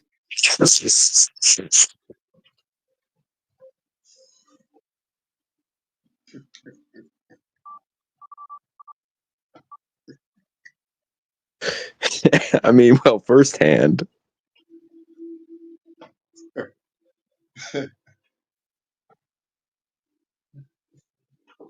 Well, I mean, if you want to talk about stealing, I don't think Black Americans as a whole have stolen anything. I mean, they were brought here, they were sold here against their will. All right, we're going back to the video, y'all. I'm sorry. Sorry for the little sidebar. Red, you giving me some great clips, but we're going back to the video. Yeah. Continues where evidence is now painted as similarities and coincidences. Where famous pyramids suddenly appear in Mesoamerica in the same time frame when the Africans from the Nubio-Kemetic civilization complex are shown to be present. Is that the same place and the same time these heads and skeletons and clay portraits appear with Africoid type hair and features and helmets, you have things suddenly occurring in the American world that do not occur before. The first pyramid is built in America in that period. It appears on the very same religious platform where the Africoid heads are found. For the first time, the Americans are making these huge statues when before they were making small things largely out of clay. For the first time, they're working in monumental stone. Also, the first time in their history, the Americans are suddenly moving massive blocks of stones downriver and working them to an uncanny precision. No one in history had mastered this except the African in the Nubio-Kemetic civilization, and yet it appears overnight in Mesoamerica at the same time that Black African skeletal remains and Black African pottery and Black African writing methodology happen to all emerge simultaneously in Olmec country.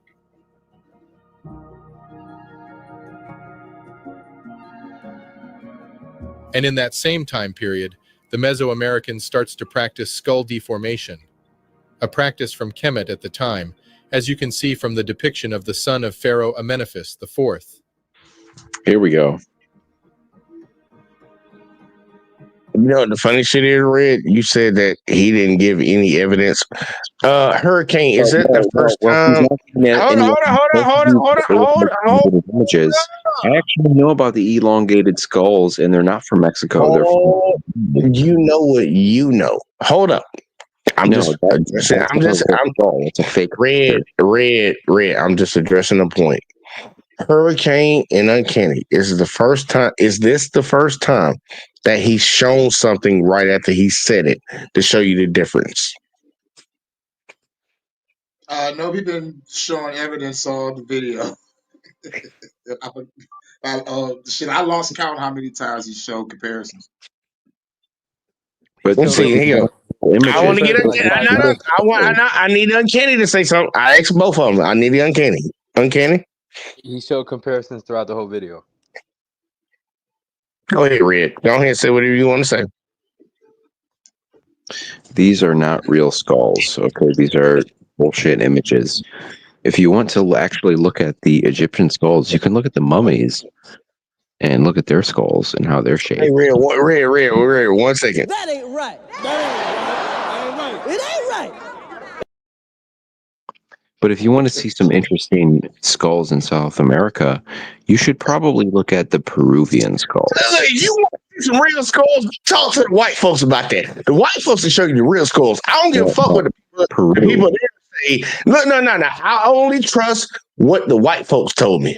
That's what you saying. I'm not talking about white folks. I'm talking about Peru. The dude that's doing the video is a white dude. That's his real voice.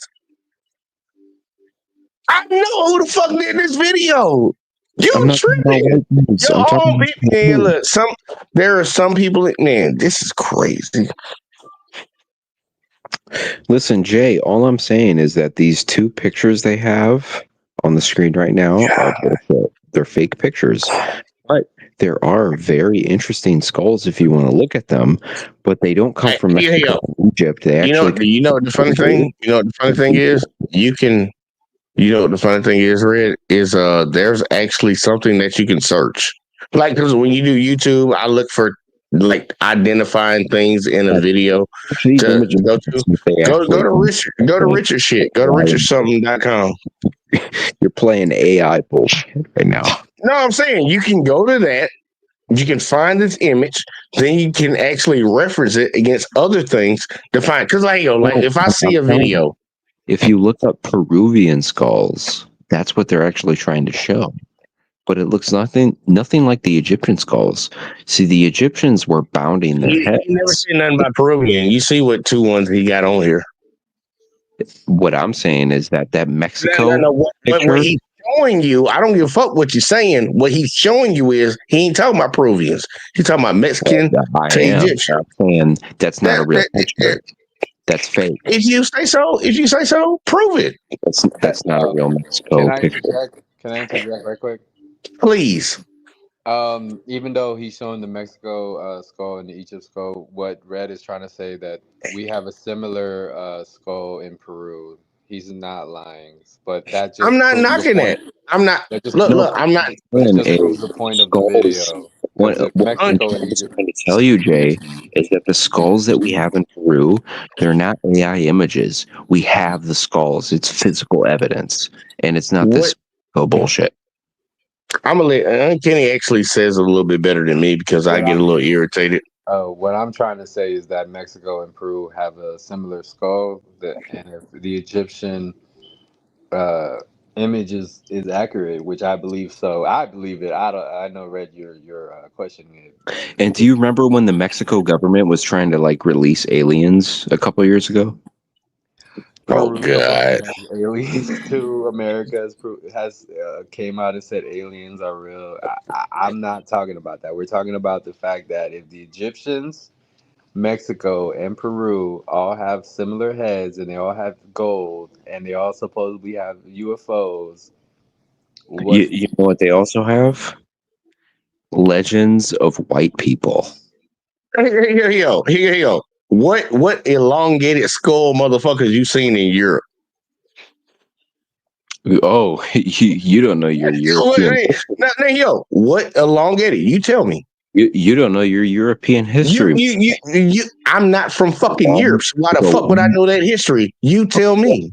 Answering your question. Calm down. I'm answering your question. You said I don't know my European history. I'm not from Europe. Calm down. Well, I know you're not from Europe. Exactly. So why would you say that? But go ahead and tell me who. So there are many references of elongated skulls in Europe. All you have to do is look at the fucking Rothschilds. Can I get a nation or something? No. Well, it's not. I can't even get a nation. I can't even get I didn't ask you for a name. I asked you for a nation. And he's not giving proper evidence. I'm giving you actual evidence. So in Egypt, you couldn't even give me that. You can't give me Spain, France, fucking goddamn Switzerland, or nothing. You can't even give me that. Can I get that? Mexico is not true. It's not true. Mexico, the 99% of Mexicans were not making their skulls look like that. You sound like a Karen right now, Red. You're like, no. Why? Karen, no. That's what you sound like right now. Finding the way that they would make their skulls look like this was wrong. Sheets around their heads. Prove it wrong. I mean, that's how it happened. Prove it wrong. If you're talking about Egypt, it's because of the head bindings that the pharaohs. Prove it wrong. Prove it wrong. Prove it wrong. What's wrong with you? Are you okay? No. Prove it wrong. Well, I'm saying, how can you prove it right? These are clearly He's showing you. He's giving his evidence. You ain't giving none. You just saying shit. What's the evidence? He's showing you. You don't like the evidence. Wait, what's you the don't like? That's the problem. You don't like the evidence, but you keep saying shit that we should believe, but you're not showing anything besides what you said out of your mouth. No, but we supposed to believe you though, right? What's the evidence? Uncanny Hurricane, y'all need to help me out, bro. Because I swear for Lord Jesus, I'm about to lose my motherfucking mind around this bitch. I'm going to lose my mind. Show. You be like, walk like Soul Train. Walk. I'm gonna play the video some more so Red can get pissed the fuck off. We got literally 4 minutes. 4 minutes and 3 seconds left. Let's see how far we can get. But hold on. My whole point was that skull was not in that same time period. Oh no, I'm sorry. Go ahead, Red. I'm sorry. My whole point, that skull that they showed was an AI image of a generated skull from Peru, and it's not from Mexico. Can you show me the evidence of that? Well, I mean, just look it up. Because put a link in the back and I'll pull it up. You know, you can just put the link in the back and I will pull it up. I mean, I'm not going to send you the link, dude. Just look up Peru skulls. And prove your point. I'm willing to die on this hill. Are you? Yeah, I am. Mexico didn't have Peru AI image. There is no link I can send you that proves that was an AI image. You just saying shit then. You just saying shit then. Generated image. How do you know? Because I'm a Zoomer and you're I guess Gen X, Gen Z, or millennial. So you probably don't see the things that I can. Back to the video, because that's crazy. I don't even want to eat you up, Red. That would have been bad if I would have got you right there, because that what you just said is stupid. That was just stupid. That was just stupid as fuck. That was stupid as hell. Stupid for having AI, ChatGPT. You can't see what I see. I see something different, and you just don't know. Even though we all looking at it, it be 10 motherfuckers in the line. None of them motherfuckers say, I see a goddamn duck. You be like, y'all bitches can't see right. I see a dog over there. You need to believe me. Bitch, what are you talking about?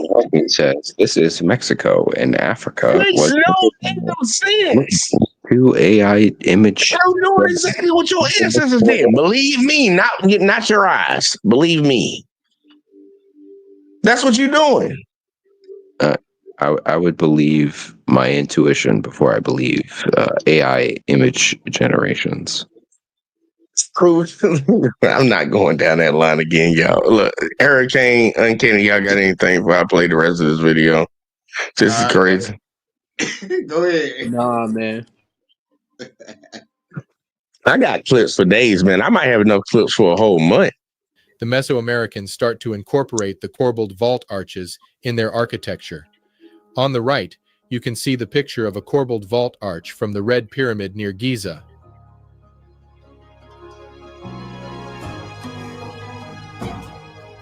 In the Aztec Codex, one can find a very particular smiting pose depicting a warrior grasping the hair of a submissive captive. On the right, the Narmer palette depicts a pharaoh smiting the enemy. See for yourself. My bad. I wanted to make sure that I paused that.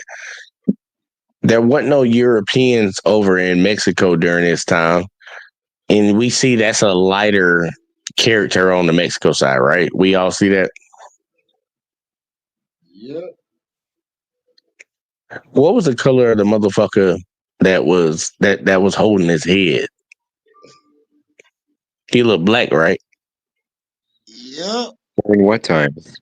And earlier, old buddy said that there was a war going on. I believe that's why you had captives. You know, he came over here. He saw the people, but he saw darker people during that time, which means they were captives of war. This kind of looked like a war picture, and it seems like somebody that is not dressed in the same typical clothing. Because clearly these people are from two different cultures. One's covered with a goddamn shield, another one has a shield, but fucking one has a hat. And the one on the style of that scroll, that doesn't look official. It looks like a bullshit manuscript. It does? Yeah, it's not neatly drawn. Like, what does that orange square do in there? You think they neatly drew shit during that time? Yeah, they've been neatly drawn shit since early Greece. What are you talking about? All right, Uncanny, I don't know if he was here when we and you had that conversation, but once again, I'm gonna ask you the question. If you wrote down the word beautiful, and I wrote down the word beautiful, not in cursive or nothing, whatever, but just regular, you think they would both look the exact same? Yeah, because there's only one correct way. Hold on. Red. I'm asking Uncanny. Yeah, they would look the same, but they would have different writings. You could tell the difference between the two, right? Yeah, but it Well, was obviously, because they're both wrong, but there's only one correct way to spell beautiful. Nobody's saying the word, like the letters, like B-E and all that would be different. We're saying that two people write it correctly. Oh, you're saying they're going to look different. They're still going to look different. No, in English, motherfucker. They're going to write it in English the exact same way, but it's going to look different. That's how you can tell somebody's signature from somebody else's. What the fuck? What are you talking about? What are you talking about? People force people's signatures all the time, right? They're writing it in the same language, right? People force people's signatures? Oh, Jesus fucking Christ. What are you saying? Red, you're saying that this does not look like images, writing, pictures and everything of that time. Why do you say that? This looks like a back page of a manuscript, and there's thousands of pages of manuscripts that look a lot worse than this, let me tell you. Well, you know what the beautiful thing is about this, Red? He actually gives you something that you can go reference to. Richard, whatever the fuck that is, go look it up. Richard, whatever the fuck that is. I don't know how to say that last name. Really? Do you know what year that's from? You can go look it up. It's a website. It's .com, motherfucker. Go look it up and tell me that it's fake. Oh, interesting. No, I'm telling you, there's an image on this. Like from somebody like me, I do content. Let's say I've seen it before. I've studied pages, and this is one of them. No, I'm not talking about the image. I'm talking about the fucking link that's in the image. Go to the image link and look it up. Go look it up. And then tell me that it's fucking fake. Picture. Huh? It's just going to show me the picture. No, it's not, because there's multiple images with the same goddamn link underneath it. Secret. That's a website. That's a website. That's a website, Red.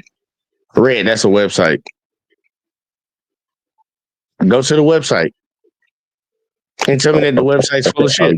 Are you putting all of your evidence in this website? I'm telling you, if you have so many objections, go to that website. No, my objections are that this guy is not providing sufficient evidence. That's all I have to say. For who? For me, because I'm a logical person. Exactly. I'm glad you said that. You're a logical person. You believe something just because somebody said it, but when people show you images, you don't believe it because it goes against what you believe. That's not logical. That's not logical. You're biased. Because you're biased. Dude, you're biased. And it's fine. It's biased. I'm giving you a nice word. I'm giving you the B word. You're biased. Because that's the nice word. If you I'd rather you call me racist than biased. No, I'm not going to keep repeating the same thing that you already know you are because you don't have a problem with it. Look, I want people to truly understand. If you're going to have an argument with somebody, you're going to have a debate, a back and forth or whatever, you need to provide your evidence for why that person is wrong. If you're coming over red, and also you need to learn how to have an adult conversation by letting the other person finish and then you respond afterwards. But if you're going to debate what they're saying, you need to provide evidence why their statement is false. And I'm waiting on that red, but yeah, go ahead. What you got? Go ahead, Red. You was trying to talk. Go ahead. I would say no, because I don't have to give any evidence to question another source of evidence. So this person is showing Mexico, Egypt, all these pictures that, oh man, this proves it all. This is the evidence. What's the actual evidence? What is the actual sources? Like, it's just bullshit. Well, I'm asking. That's what history is. Like, what the fuck are you doing? Well, I'm asking you to tell me why. Show me why it's false. Well, I'm telling you, I don't need to tell you why, because you have to tell me why this is true. Well, he's showing evidence and he's backing it up with other things. You just don't accept it. It's evidence. Well, he referred to, once again, Christopher Columbus's diary, and then referring to pictures. That follow that? Say it again. He's referring to pictures. Okay, here you go. I'm not going to do that. I'm going to play the video a little bit. I'm going to play the video a little bit. Just finish it. In the Codex Borgia from south central Mexico, we can see an initiation scene with baptism by water. On the right, an ancient Egyptian scene from the Temple of Esna, depicting an initiation through baptism by water. The twin serpent motifs, showing up in Aztec and ancient Egyptian iconography. I am sure this is all a coincidence, too.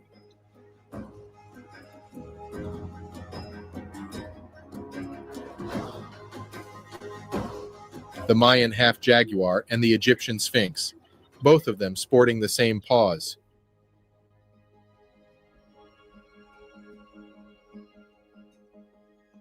The sacred Tau cross found in both Mesoamerica and ancient Egypt. To attribute all these cultural similarities to chance is to be wholly dishonest of the truth, especially in the face of genetic, skeletal, archaeological, religious, writing, and mathematic evidence.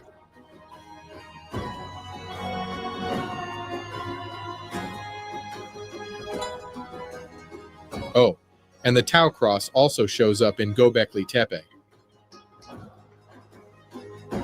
And the similarities go on and on and on, all of them pointing to the same origin, the Black Africans from the Nubio-Kemetic civilization as the initial wave of civilization influence in Mesoamerica, and the multiple subsequent waves from the same stock, but this time from West Africa.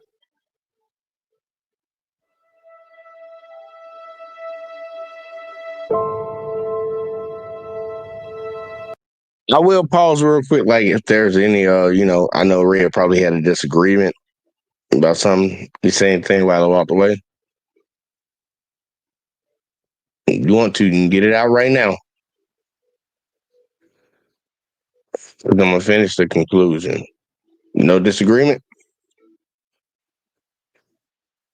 Red, if you saying something, I can't hear you.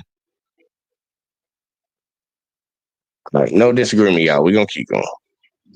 I think we good, Hurricane? Yep. All right, here we go, y'all. We're gonna finish it out. Let's see what we got. I would like to leave you with this last quote from the great teacher himself on the opposition one faces in his life when trying to expose the truth. Quote, "Well, fighting for a new vision of man, a new vision of history, is worth it, painful though it may be. The warrior's courage does not protect him from the wound of bullets. But I have found over time, David, that the negatives have been my greatest help. That is the one lesson I have learned over the years. The negative is very important.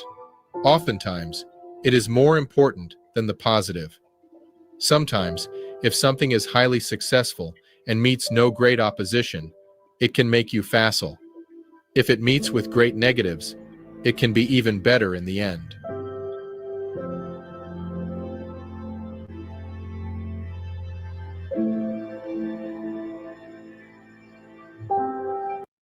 Hey, y'all don't donate to that man Patreon, man. Make sure y'all donate over here.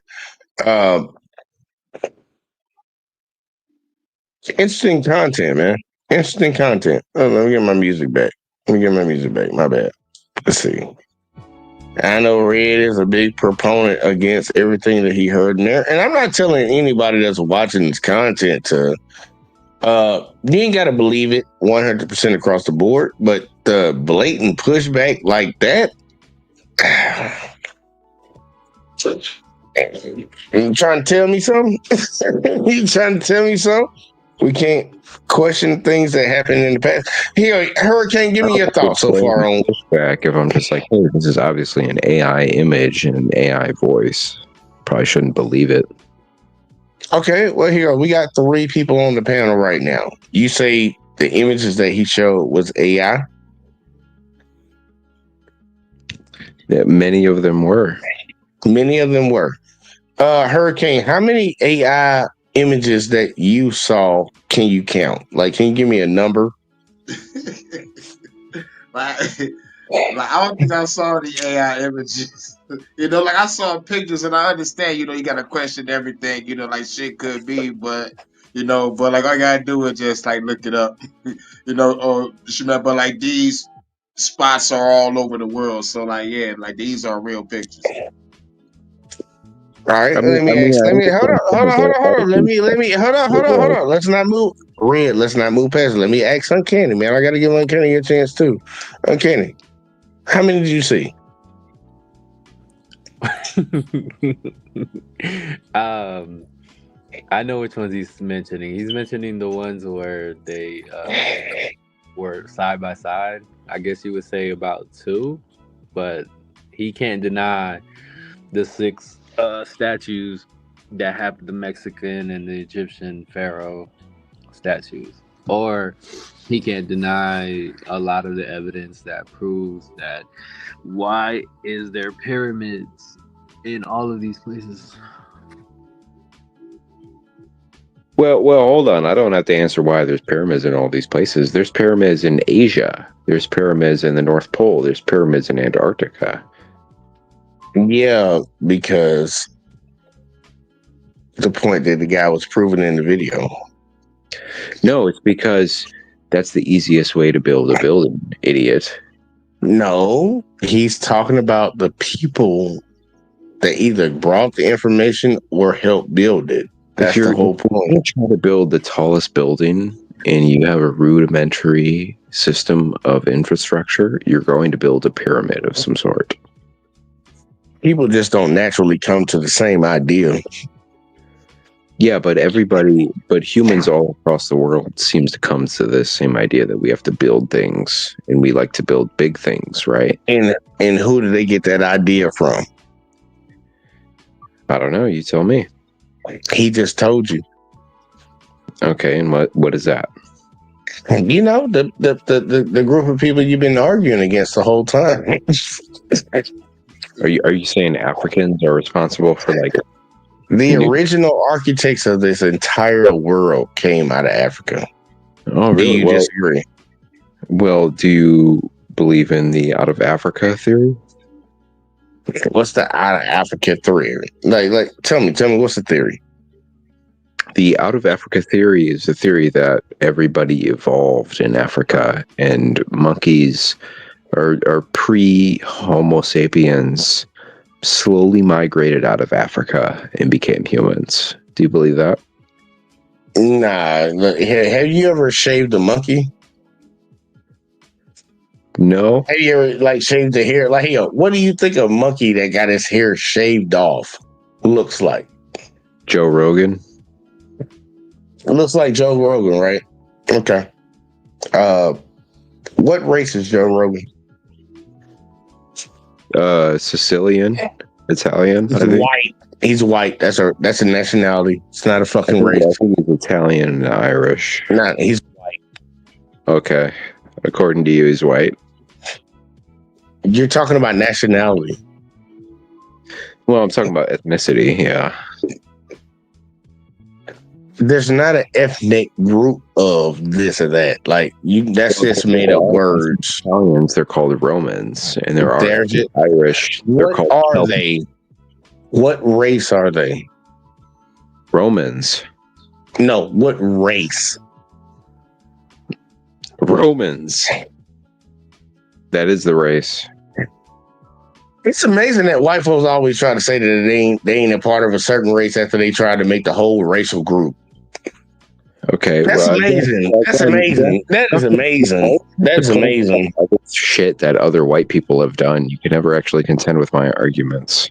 Strange. No. The problem is you're trying to say that Joe Rogan is Sicilian. Joe Rogan is a white man, and if you shaved a monkey, that monkey would look white.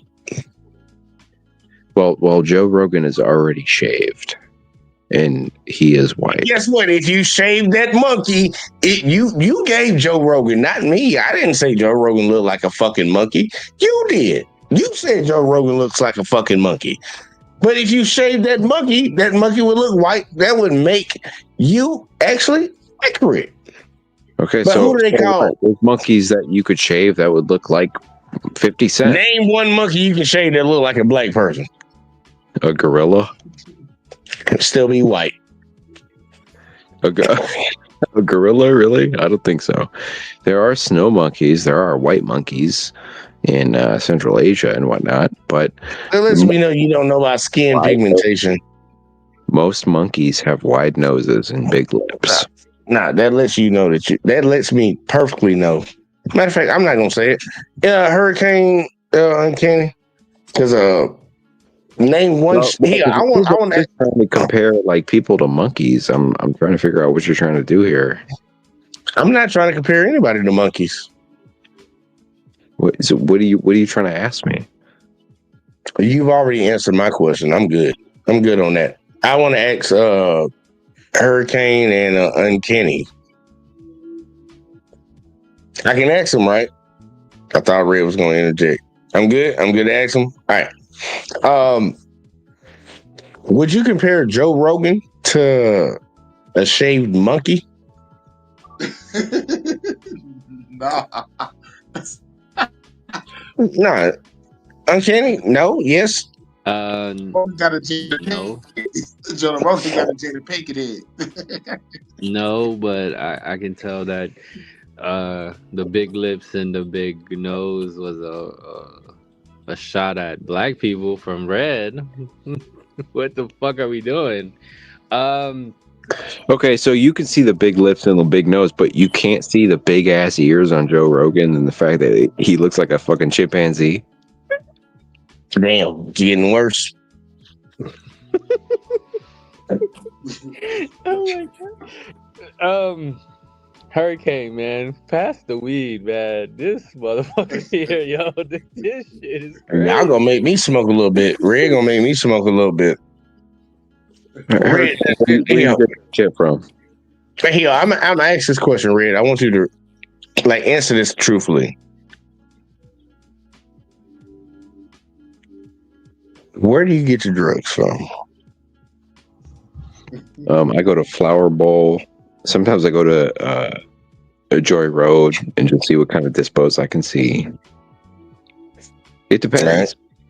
All right. It depends. What dispos are open. Do you go to a therapist? Absolutely not. Because they're all absolutely not. Red, you got beat up off 8 Mile Road, right? Is this what is going on? You just No. got your ass like the free world whoop your ass, and you've been hating black people ever since that ass whooping you got when you were trying to imitate B Rabbit. Or I'm sorry, what was his fucking name in the movie? B-Rab, but it was B Rabbit. No, it was B Rabbit, but Cheddar John was the guy that shot himself. No, So Cheddar you're Bob. So you're Cheddar Cheddar Bob. Bob. Yeah, Cheddar Which one John. are you? Are you Cheddar Bob or you B Rabbit? What's going I on? think I'm more like You're not a Cheddar Bob. You more like Cheddar Bob. I'm trying to I'm more figure like out. I'm more like a mediator. I bring everybody. No, we're gonna find out tonight. What is your hate for Hatred towards black people. Yeah, what is that? Like what happened? Did you get What'd you say? jumped? Like, did you get jumped off 8 Mile Road? Is this what happened? Like, you live No, in a black dude. I neighborhood? love black people. What are you talking about? You love Even though I'm here with when smoke detector go off. Nobody would he obviously Uncanny disagrees. Hurricane, do you think Red loves black people? I think, man, real shit. I think Red is a. It's like there's no way you gotta be. Look, you ain't gotta worry about being mean. I think Red is grown enough to be able to take it. No, I don't like that. I think he's just trying to think it out. I think he's trying to be nice to you. It's like it comes off trollish. It comes off like a little trollish, and it comes off throwing shots. It comes off condescending. It comes off joking. It comes off in so many areas. It's like it's provocative. You know, and plus, you know, on the other side, it kind of disrupts the show. Like, if you want to try to have a show with like people with like casual conversation with critical thinking and common sense, it kind of brings the show down. But if it's, you know, like if it's entertaining and funny, you know, like we let the shit roll, you know, so we can motherfucking clip some shit. But you know, you gotta take the good with the bad. No, you know, no. so that's what I think. I think it just come off, you know, like kind of like a funny troll type of shit. Lena wants to write that. Hey, baby, by the way, that Red does have a black girlfriend, which makes me believe. Like, what we don't know that to be true. He needs to prove it.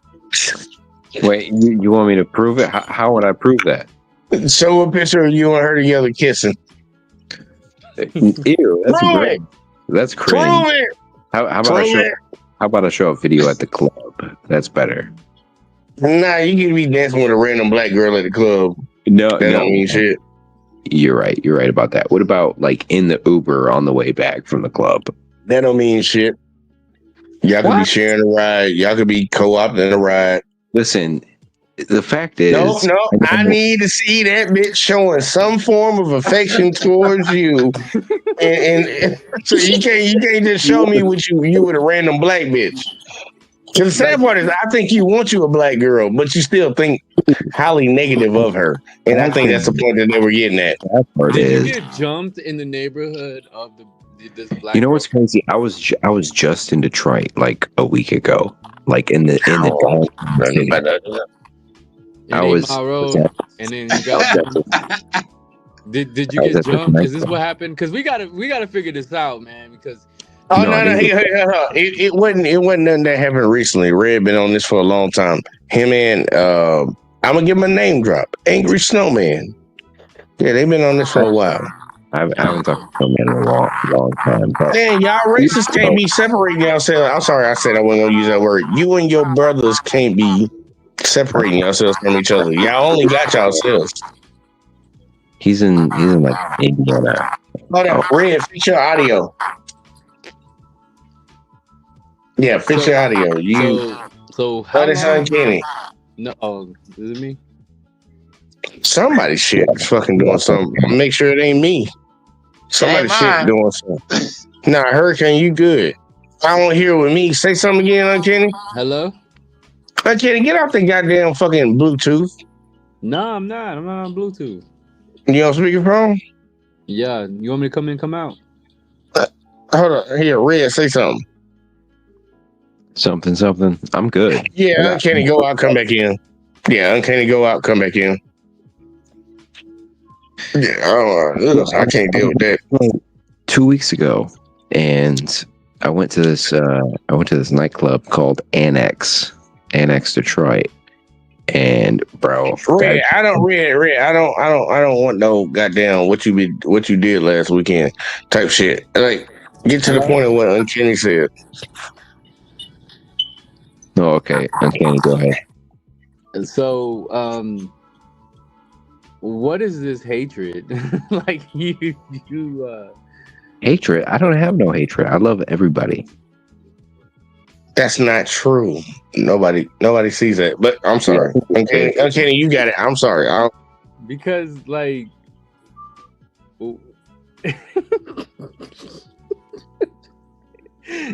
please come on. You grew up in Detroit, right? Detroit is a Hurricane. Help me out, Rob. If Rob was here, he will tell you because Hurricane's also from Detroit. So Detroit is Detroit is a known black city. It was like 75% black, 10% Arab, 10% white, 5% Latino. So you're the minority in Detroit. I guess, yeah. So you I'm a proud minority. So it's safe to say that you don't like the discrimination against you, right, in that city. Well, I don't really. I have experienced discrimination, but it doesn't bother me. So you got jumped by black people and you hate No. Well, I have, like, for example, when I was like 18, I was trying to get a job, and they were like, "Oh, well, this is a black-owned business, so we're only hiring black people." And I was like, "All right." The N-word came out, and that's the hatred, right? No, I was literally like, "Okay, that's fine with me. I'll find another job." That's a fucking cap. Because you know why? There's like less than like 5% black owned businesses in this motherfucker. So Well, I mean, try again, please. see what they're trying to do in like After the motherfucking the riot of '67, those motherfuckers left. There was like, and plus like then it was like hardly black owned businesses because shit was getting burnt the fuck down. Yeah, but they've been coming back ever since. Have you seen like Corktown? Yeah, white folks been coming back. Black folks ain't had shit. And no black owned business. What, like a black owned liquor store? That's all they had because they ain't had no black markets or black clinics. It was always a liquor store. So C-A-P because they're overrun and they're unmaintained. But like, you could buy 10 properties in Detroit for like $1,300, and I read. Don't dodge that. Don't dodge that. He said that he didn't believe your story. What story?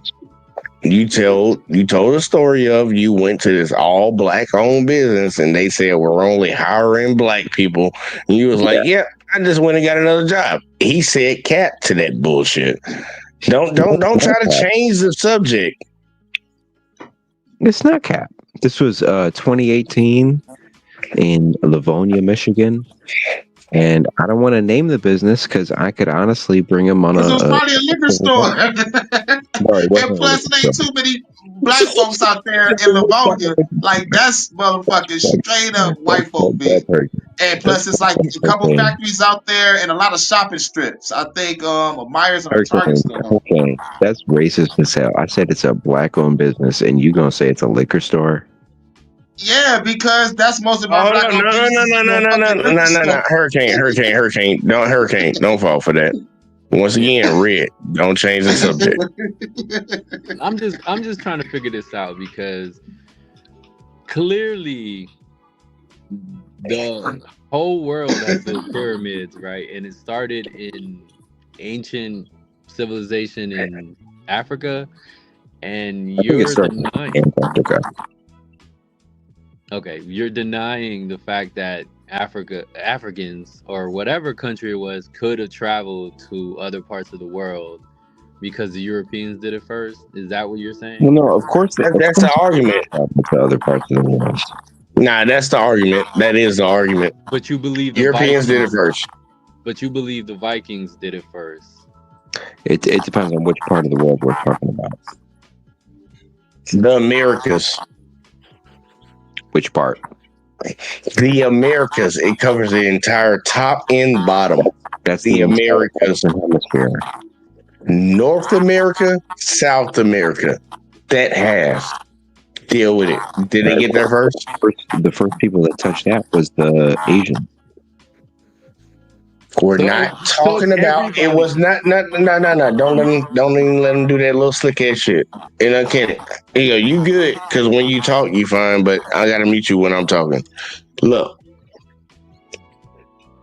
Pangea was one thing. When we had the little strait, that's another thing. Once it stood alone by itself with no connection, not one big landmass, it was North America and South America. Did they get there first? Did Europeans get there first before Africans? Yes or no? Absolutely. That's for you, Red. Absolutely. And that's why he had an issue with the entire video. So basically, I'm sorry, Jay. I'm trying to, but basically, you're pretty much saying that Asians, you're going as anybody but black is pretty much what you're trying to say. It's anybody but the Africans, the continent of Africa. The Polynesians. No, black. No, black. So you think that the African civilization just stayed in Africa? They didn't, like the Moors, like you said in 1300s, they didn't travel to Spain and said fuck Spain and destroy. I'm happy with the Moors did. What are you talking about when you say African civilization? Like what? There's like 3,000 different tribes in Africa. Like what empire are you talking about? I have no idea, bro. That's why I said the whole continent of Africa. You're saying that any one of them could not travel outside of that continent. Well, obviously not. Otherwise, they've recorded it. And so they didn't write it down. Yeah, I love this. So because they didn't write it down, and we're not gonna take evidence of the statues they built and the shit they wrote on cave walls, we're not taking that shit because they didn't write that shit down on paper. We don't believe it. Cave walls, depending on what time period you're talking about. What I'm not confident is that they have boats that were able to cross the Atlantic Ocean, even though they had pictures and documentation to show. Not the documentation that you like. Not I understand. They had pictures of UFOs. They had pictures of computers. And what do you think the person that look, Red? I can't continue your argument. I'm sorry because you good. Who built the pyramids in Egypt? Bees.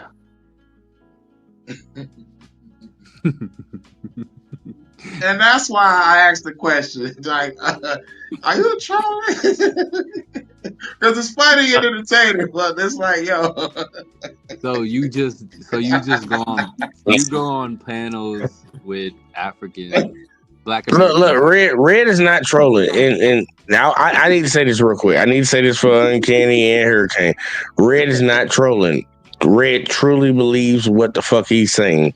And you can judge or take whatever you want from that, but he ain't trolling. He don't come around to troll. He don't. Because on videos that he agree with, he agree with them. Red, that's not a good thing, whether you know it or not, because it leads people to one conclusion. But he ain't trolling. All right, coming from the general himself. Gotcha.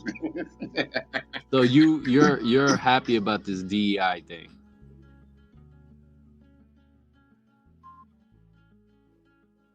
Well, I am when it comes to the gaming sector. Because Nah, let Red on the say real it. shit, like the black or to the black bitches, it was like, you know, like it was only 2 black bitches in the photos when it comes to the corporation I was making the games. Everybody else was a white bitch with blue hair, pink hair, red hair, green hair. I don't know why the black bitches complain. There was only maybe like 2, 3 in the department, but like they fucked all my games up. So like I'm cool in that department. Oh yeah, and the I ain't gonna government lie. because I hated that motherfucking press secretary, Joan St. Pierre, whatever that bitch name was. I hated her. Fire that bitch. Fire that bitch. So you didn't vote for Kamala? No, hold on. He gonna answer. Hold on. Red, I think he coming in and coming out, but Kenny, your question to him was, did he vote for? Not did he vote for? Did he have an issue with DEI? Right. That's correct. All right, Red. I heard you come back in. Go answer that for him. What was the question? Uncanny, ask it to him again. Do you have a problem with DEI? Do I have a problem with diversity, equity, and inclusion? Obviously, yeah. Why you have to say the whole thing? Well, I just want to be clear. Okay. Do you also have a problem with affirmative action? Yeah. Did you hate that Kamala Harris or Kamala went for president? Did I hate that she ran for president? Yes. No, I didn't hate it. I was kind of happy because it kind of gave us the election, actually. Because you felt that. Hold on. And I'm holding it. I'm clipping it. He said us, but he ain't a Republican though. All right, I'm sorry. Keep going. He's I'm clipping that. The truth comes out slowly.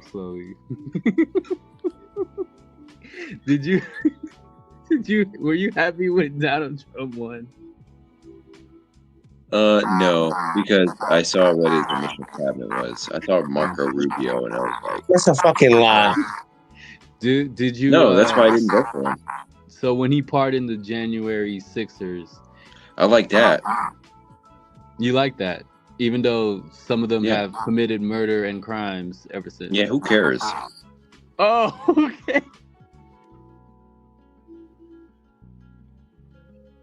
It just writes itself. It writes itself, bro.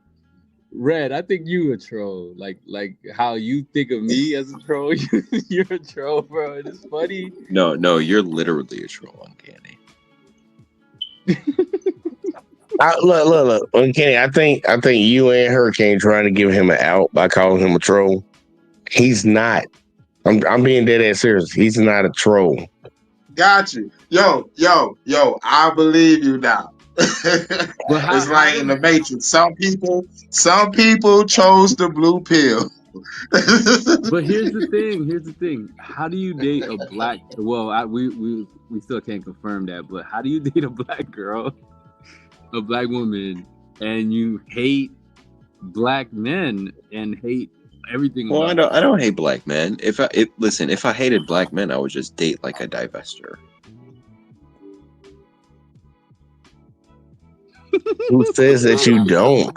If you even date somebody like that, that's all up to speculation. I don't date divestors. They're all right. But to his point, he's trying to figure out how can you. Well, the sad part, I can actually answer it for him. But the question that he asked was, how can you have a disdain for black dudes in black history, but date a black woman? Dude, I don't have a disdain for black dudes. I actually like black dudes. You don't think so? You don't think so? Of course not. Listen, black men have the descendants of African slaves in this country have a right to the seat at the table. I mean, they were brought here against their will. They obviously have a seat at the table. They have a super majority in many of the cities, and these cities can be repaired overnight if there's a reduction in crime. So yeah, black people need a seat at the table. in this country. I love the way you said that.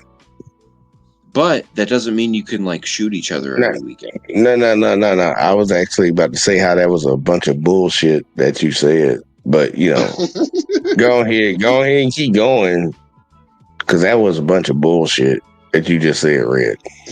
Well, it's not bullshit because... No, it was. It was because you made sure he tried to throw a slight in. If they could just reduce the crime in their cities.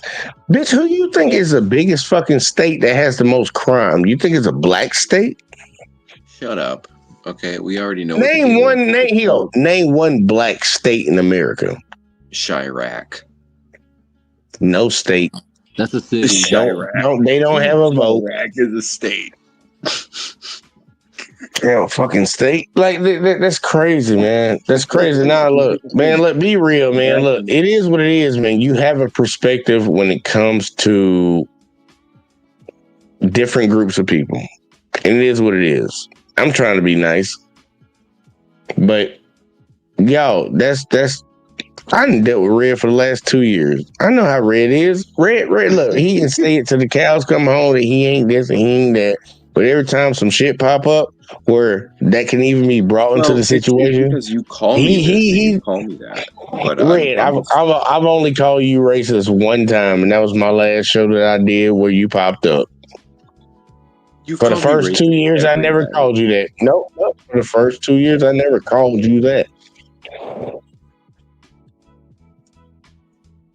And you can look back. You can even think about it yourself right now. I never called you that. But you gonna go ahead and tell me I did.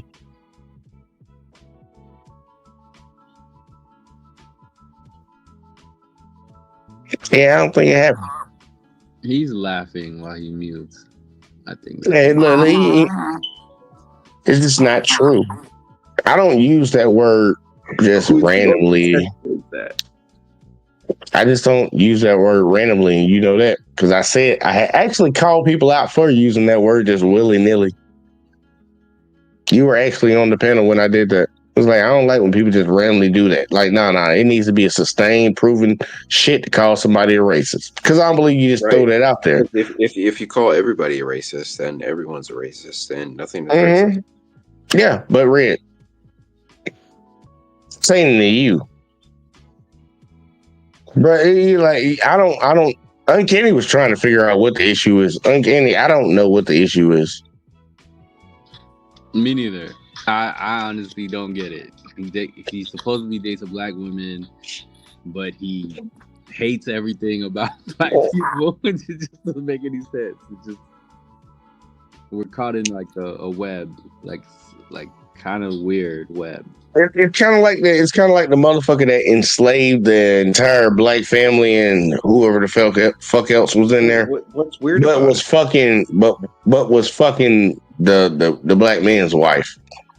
Fucking the black girl. Like, yeah, I can't stay in them niggas, but I'm gonna fuck shit out this nigga pussy tonight. I don't know. That's what it seems like to me. Is that what you think is going on in my head?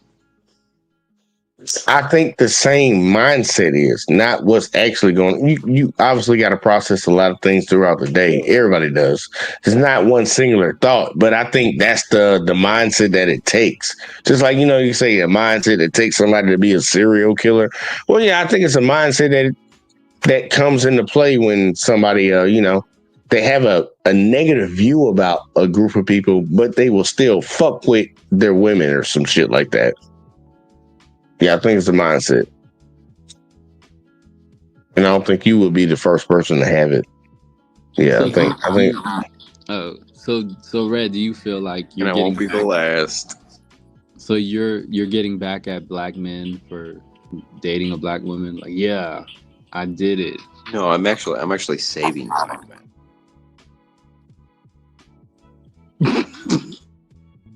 I don't know if you know what you're talking about right now. It's a double-edged sword for you. But go ahead. How you saving black men?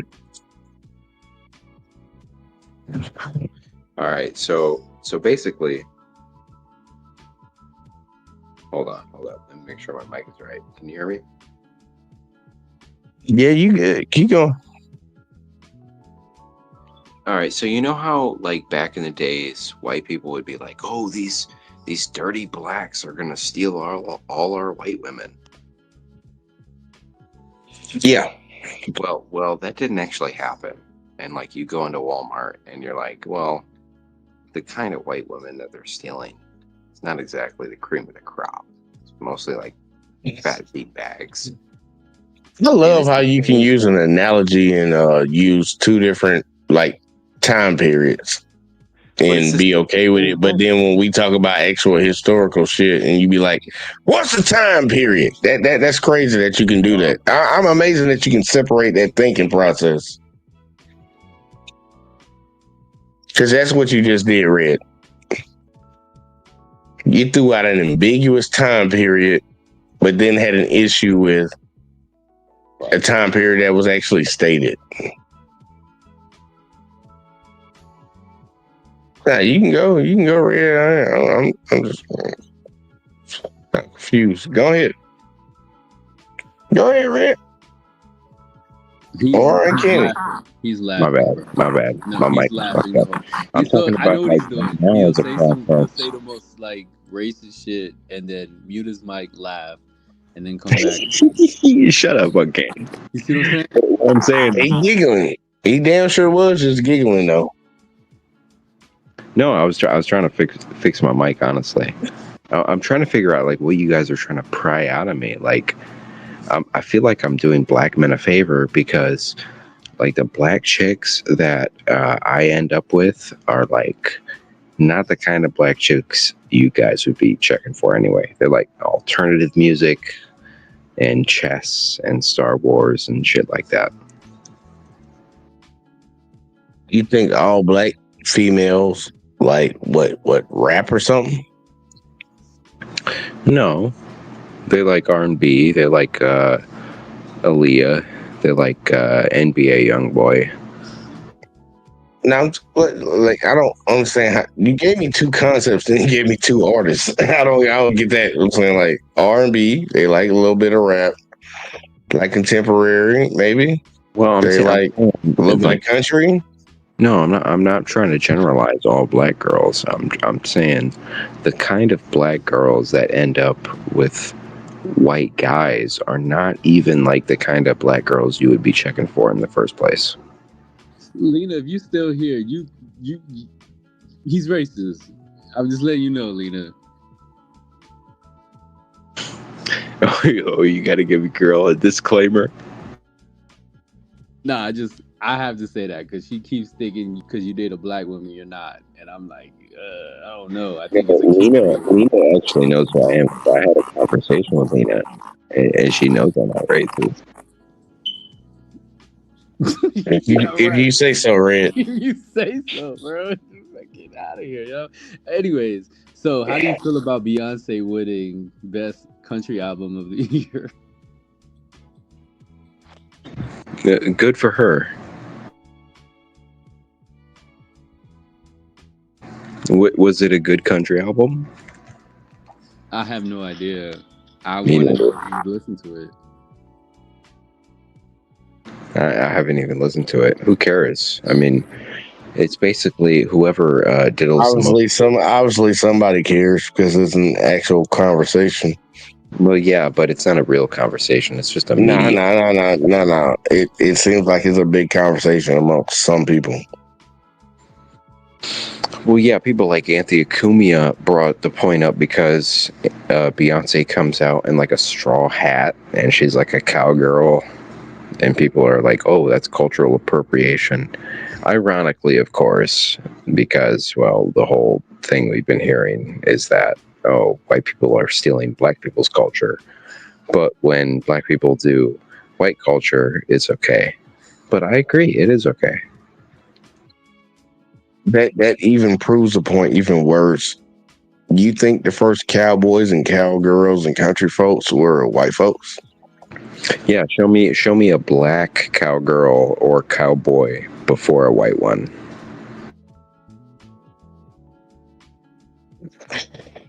I want to save it for another show.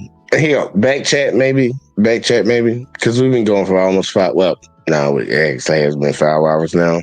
This is crazy. But I will show that to you, Red. I definitely show that to you. Cause I say it all the time. A lot of white folks don't know their own history.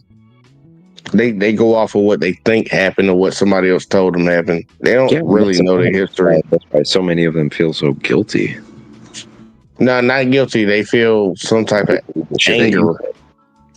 Nah, not really. I just have no issue calling it out. I ain't got a problem calling out the bullshit. It's like you hating on me because of a lie. You got an issue with me because of a lie. You the one that need to deal with the lie, not me. I've been addressed. Black folks already have been addressed it a long time ago. It's like, look, dude, these motherfuckers operate. First off, they got to address whatever their ancestors were doing. Like, you got to address your ancestors. What were they trying to accomplish in the very beginning? But everybody else that had to deal with the consequences of their actions then shaped it into something else. It was like, yeah, these motherfuckers got a problem with that. I'm like, bitch, we ain't did nothing to you. Name one time black folks did something to white folks. That's a good question, Jay. What were our ancestors trying to accomplish from the very beginning? And the answer is they're just evil. That's the answer. The answer is you wouldn't understand. Yeah, that sounds about right. That sounds about right. That's what they would say. That's exactly what they would say. Yeah, I'm with you on that. Final thoughts. Uncanny, you go first. Well, due to how Red acts, I feel like 100 years from now, Eminem would be the pioneer of hip hop. Or maybe Beastie Boys or somebody like that. It won't even be Run DMC. So Vanilla Ice will probably take over for MC Hammer and such. Fourth, whatever. Great show. I really feel like those pyramids cannot be still a question in theory. Like I said, I always had asked that question about pyramids and why are they all over the world, and most of that architecture comes from Africa. So maybe there's something to it, Jay. Maybe they did cross over into the Atlantic Ocean and made their way over here to this side of the world. I don't know. But until next time, this is Uncanny signing out. All right, now. Red, where can they find you at? You can find me at Red Illusion on YouTube, Red Sea Illusion on Instagram, and Red Illusion on TikTok. I'm actually blowing up on TikTok. I got like 20,000 views on my first video. We going hard. But I would have loved to get into the deeper questions, like the head shapes and the deeper complexities of what these civilizations actually mean and where they actually come from. It's sad that it has to be like a European versus African thing, but nevertheless, I do think there are global empires that have impacted global cultures. And with that, I'm Red Illusion. Thank you for having me. All right, now y'all heard it here first. Look, man, I appreciate everybody that tuned in tonight. If you stuck around for this long, that's what's up. It is what it is. We're gonna get the fuck out of here, man. It's been way too fucking long. I don't put it like that, man. It's been way too fucking long, man. I ain't planning on doing live stream that long. Like, subscribe, share, all that shit in the bag of chips, and your boy catch you in the next one, probably tomorrow. Peace. Don't tell me about me. Stop telling me about me. Stop telling me about me. Stop telling me about me. Stop telling me about me. I don't need you to tell me about me.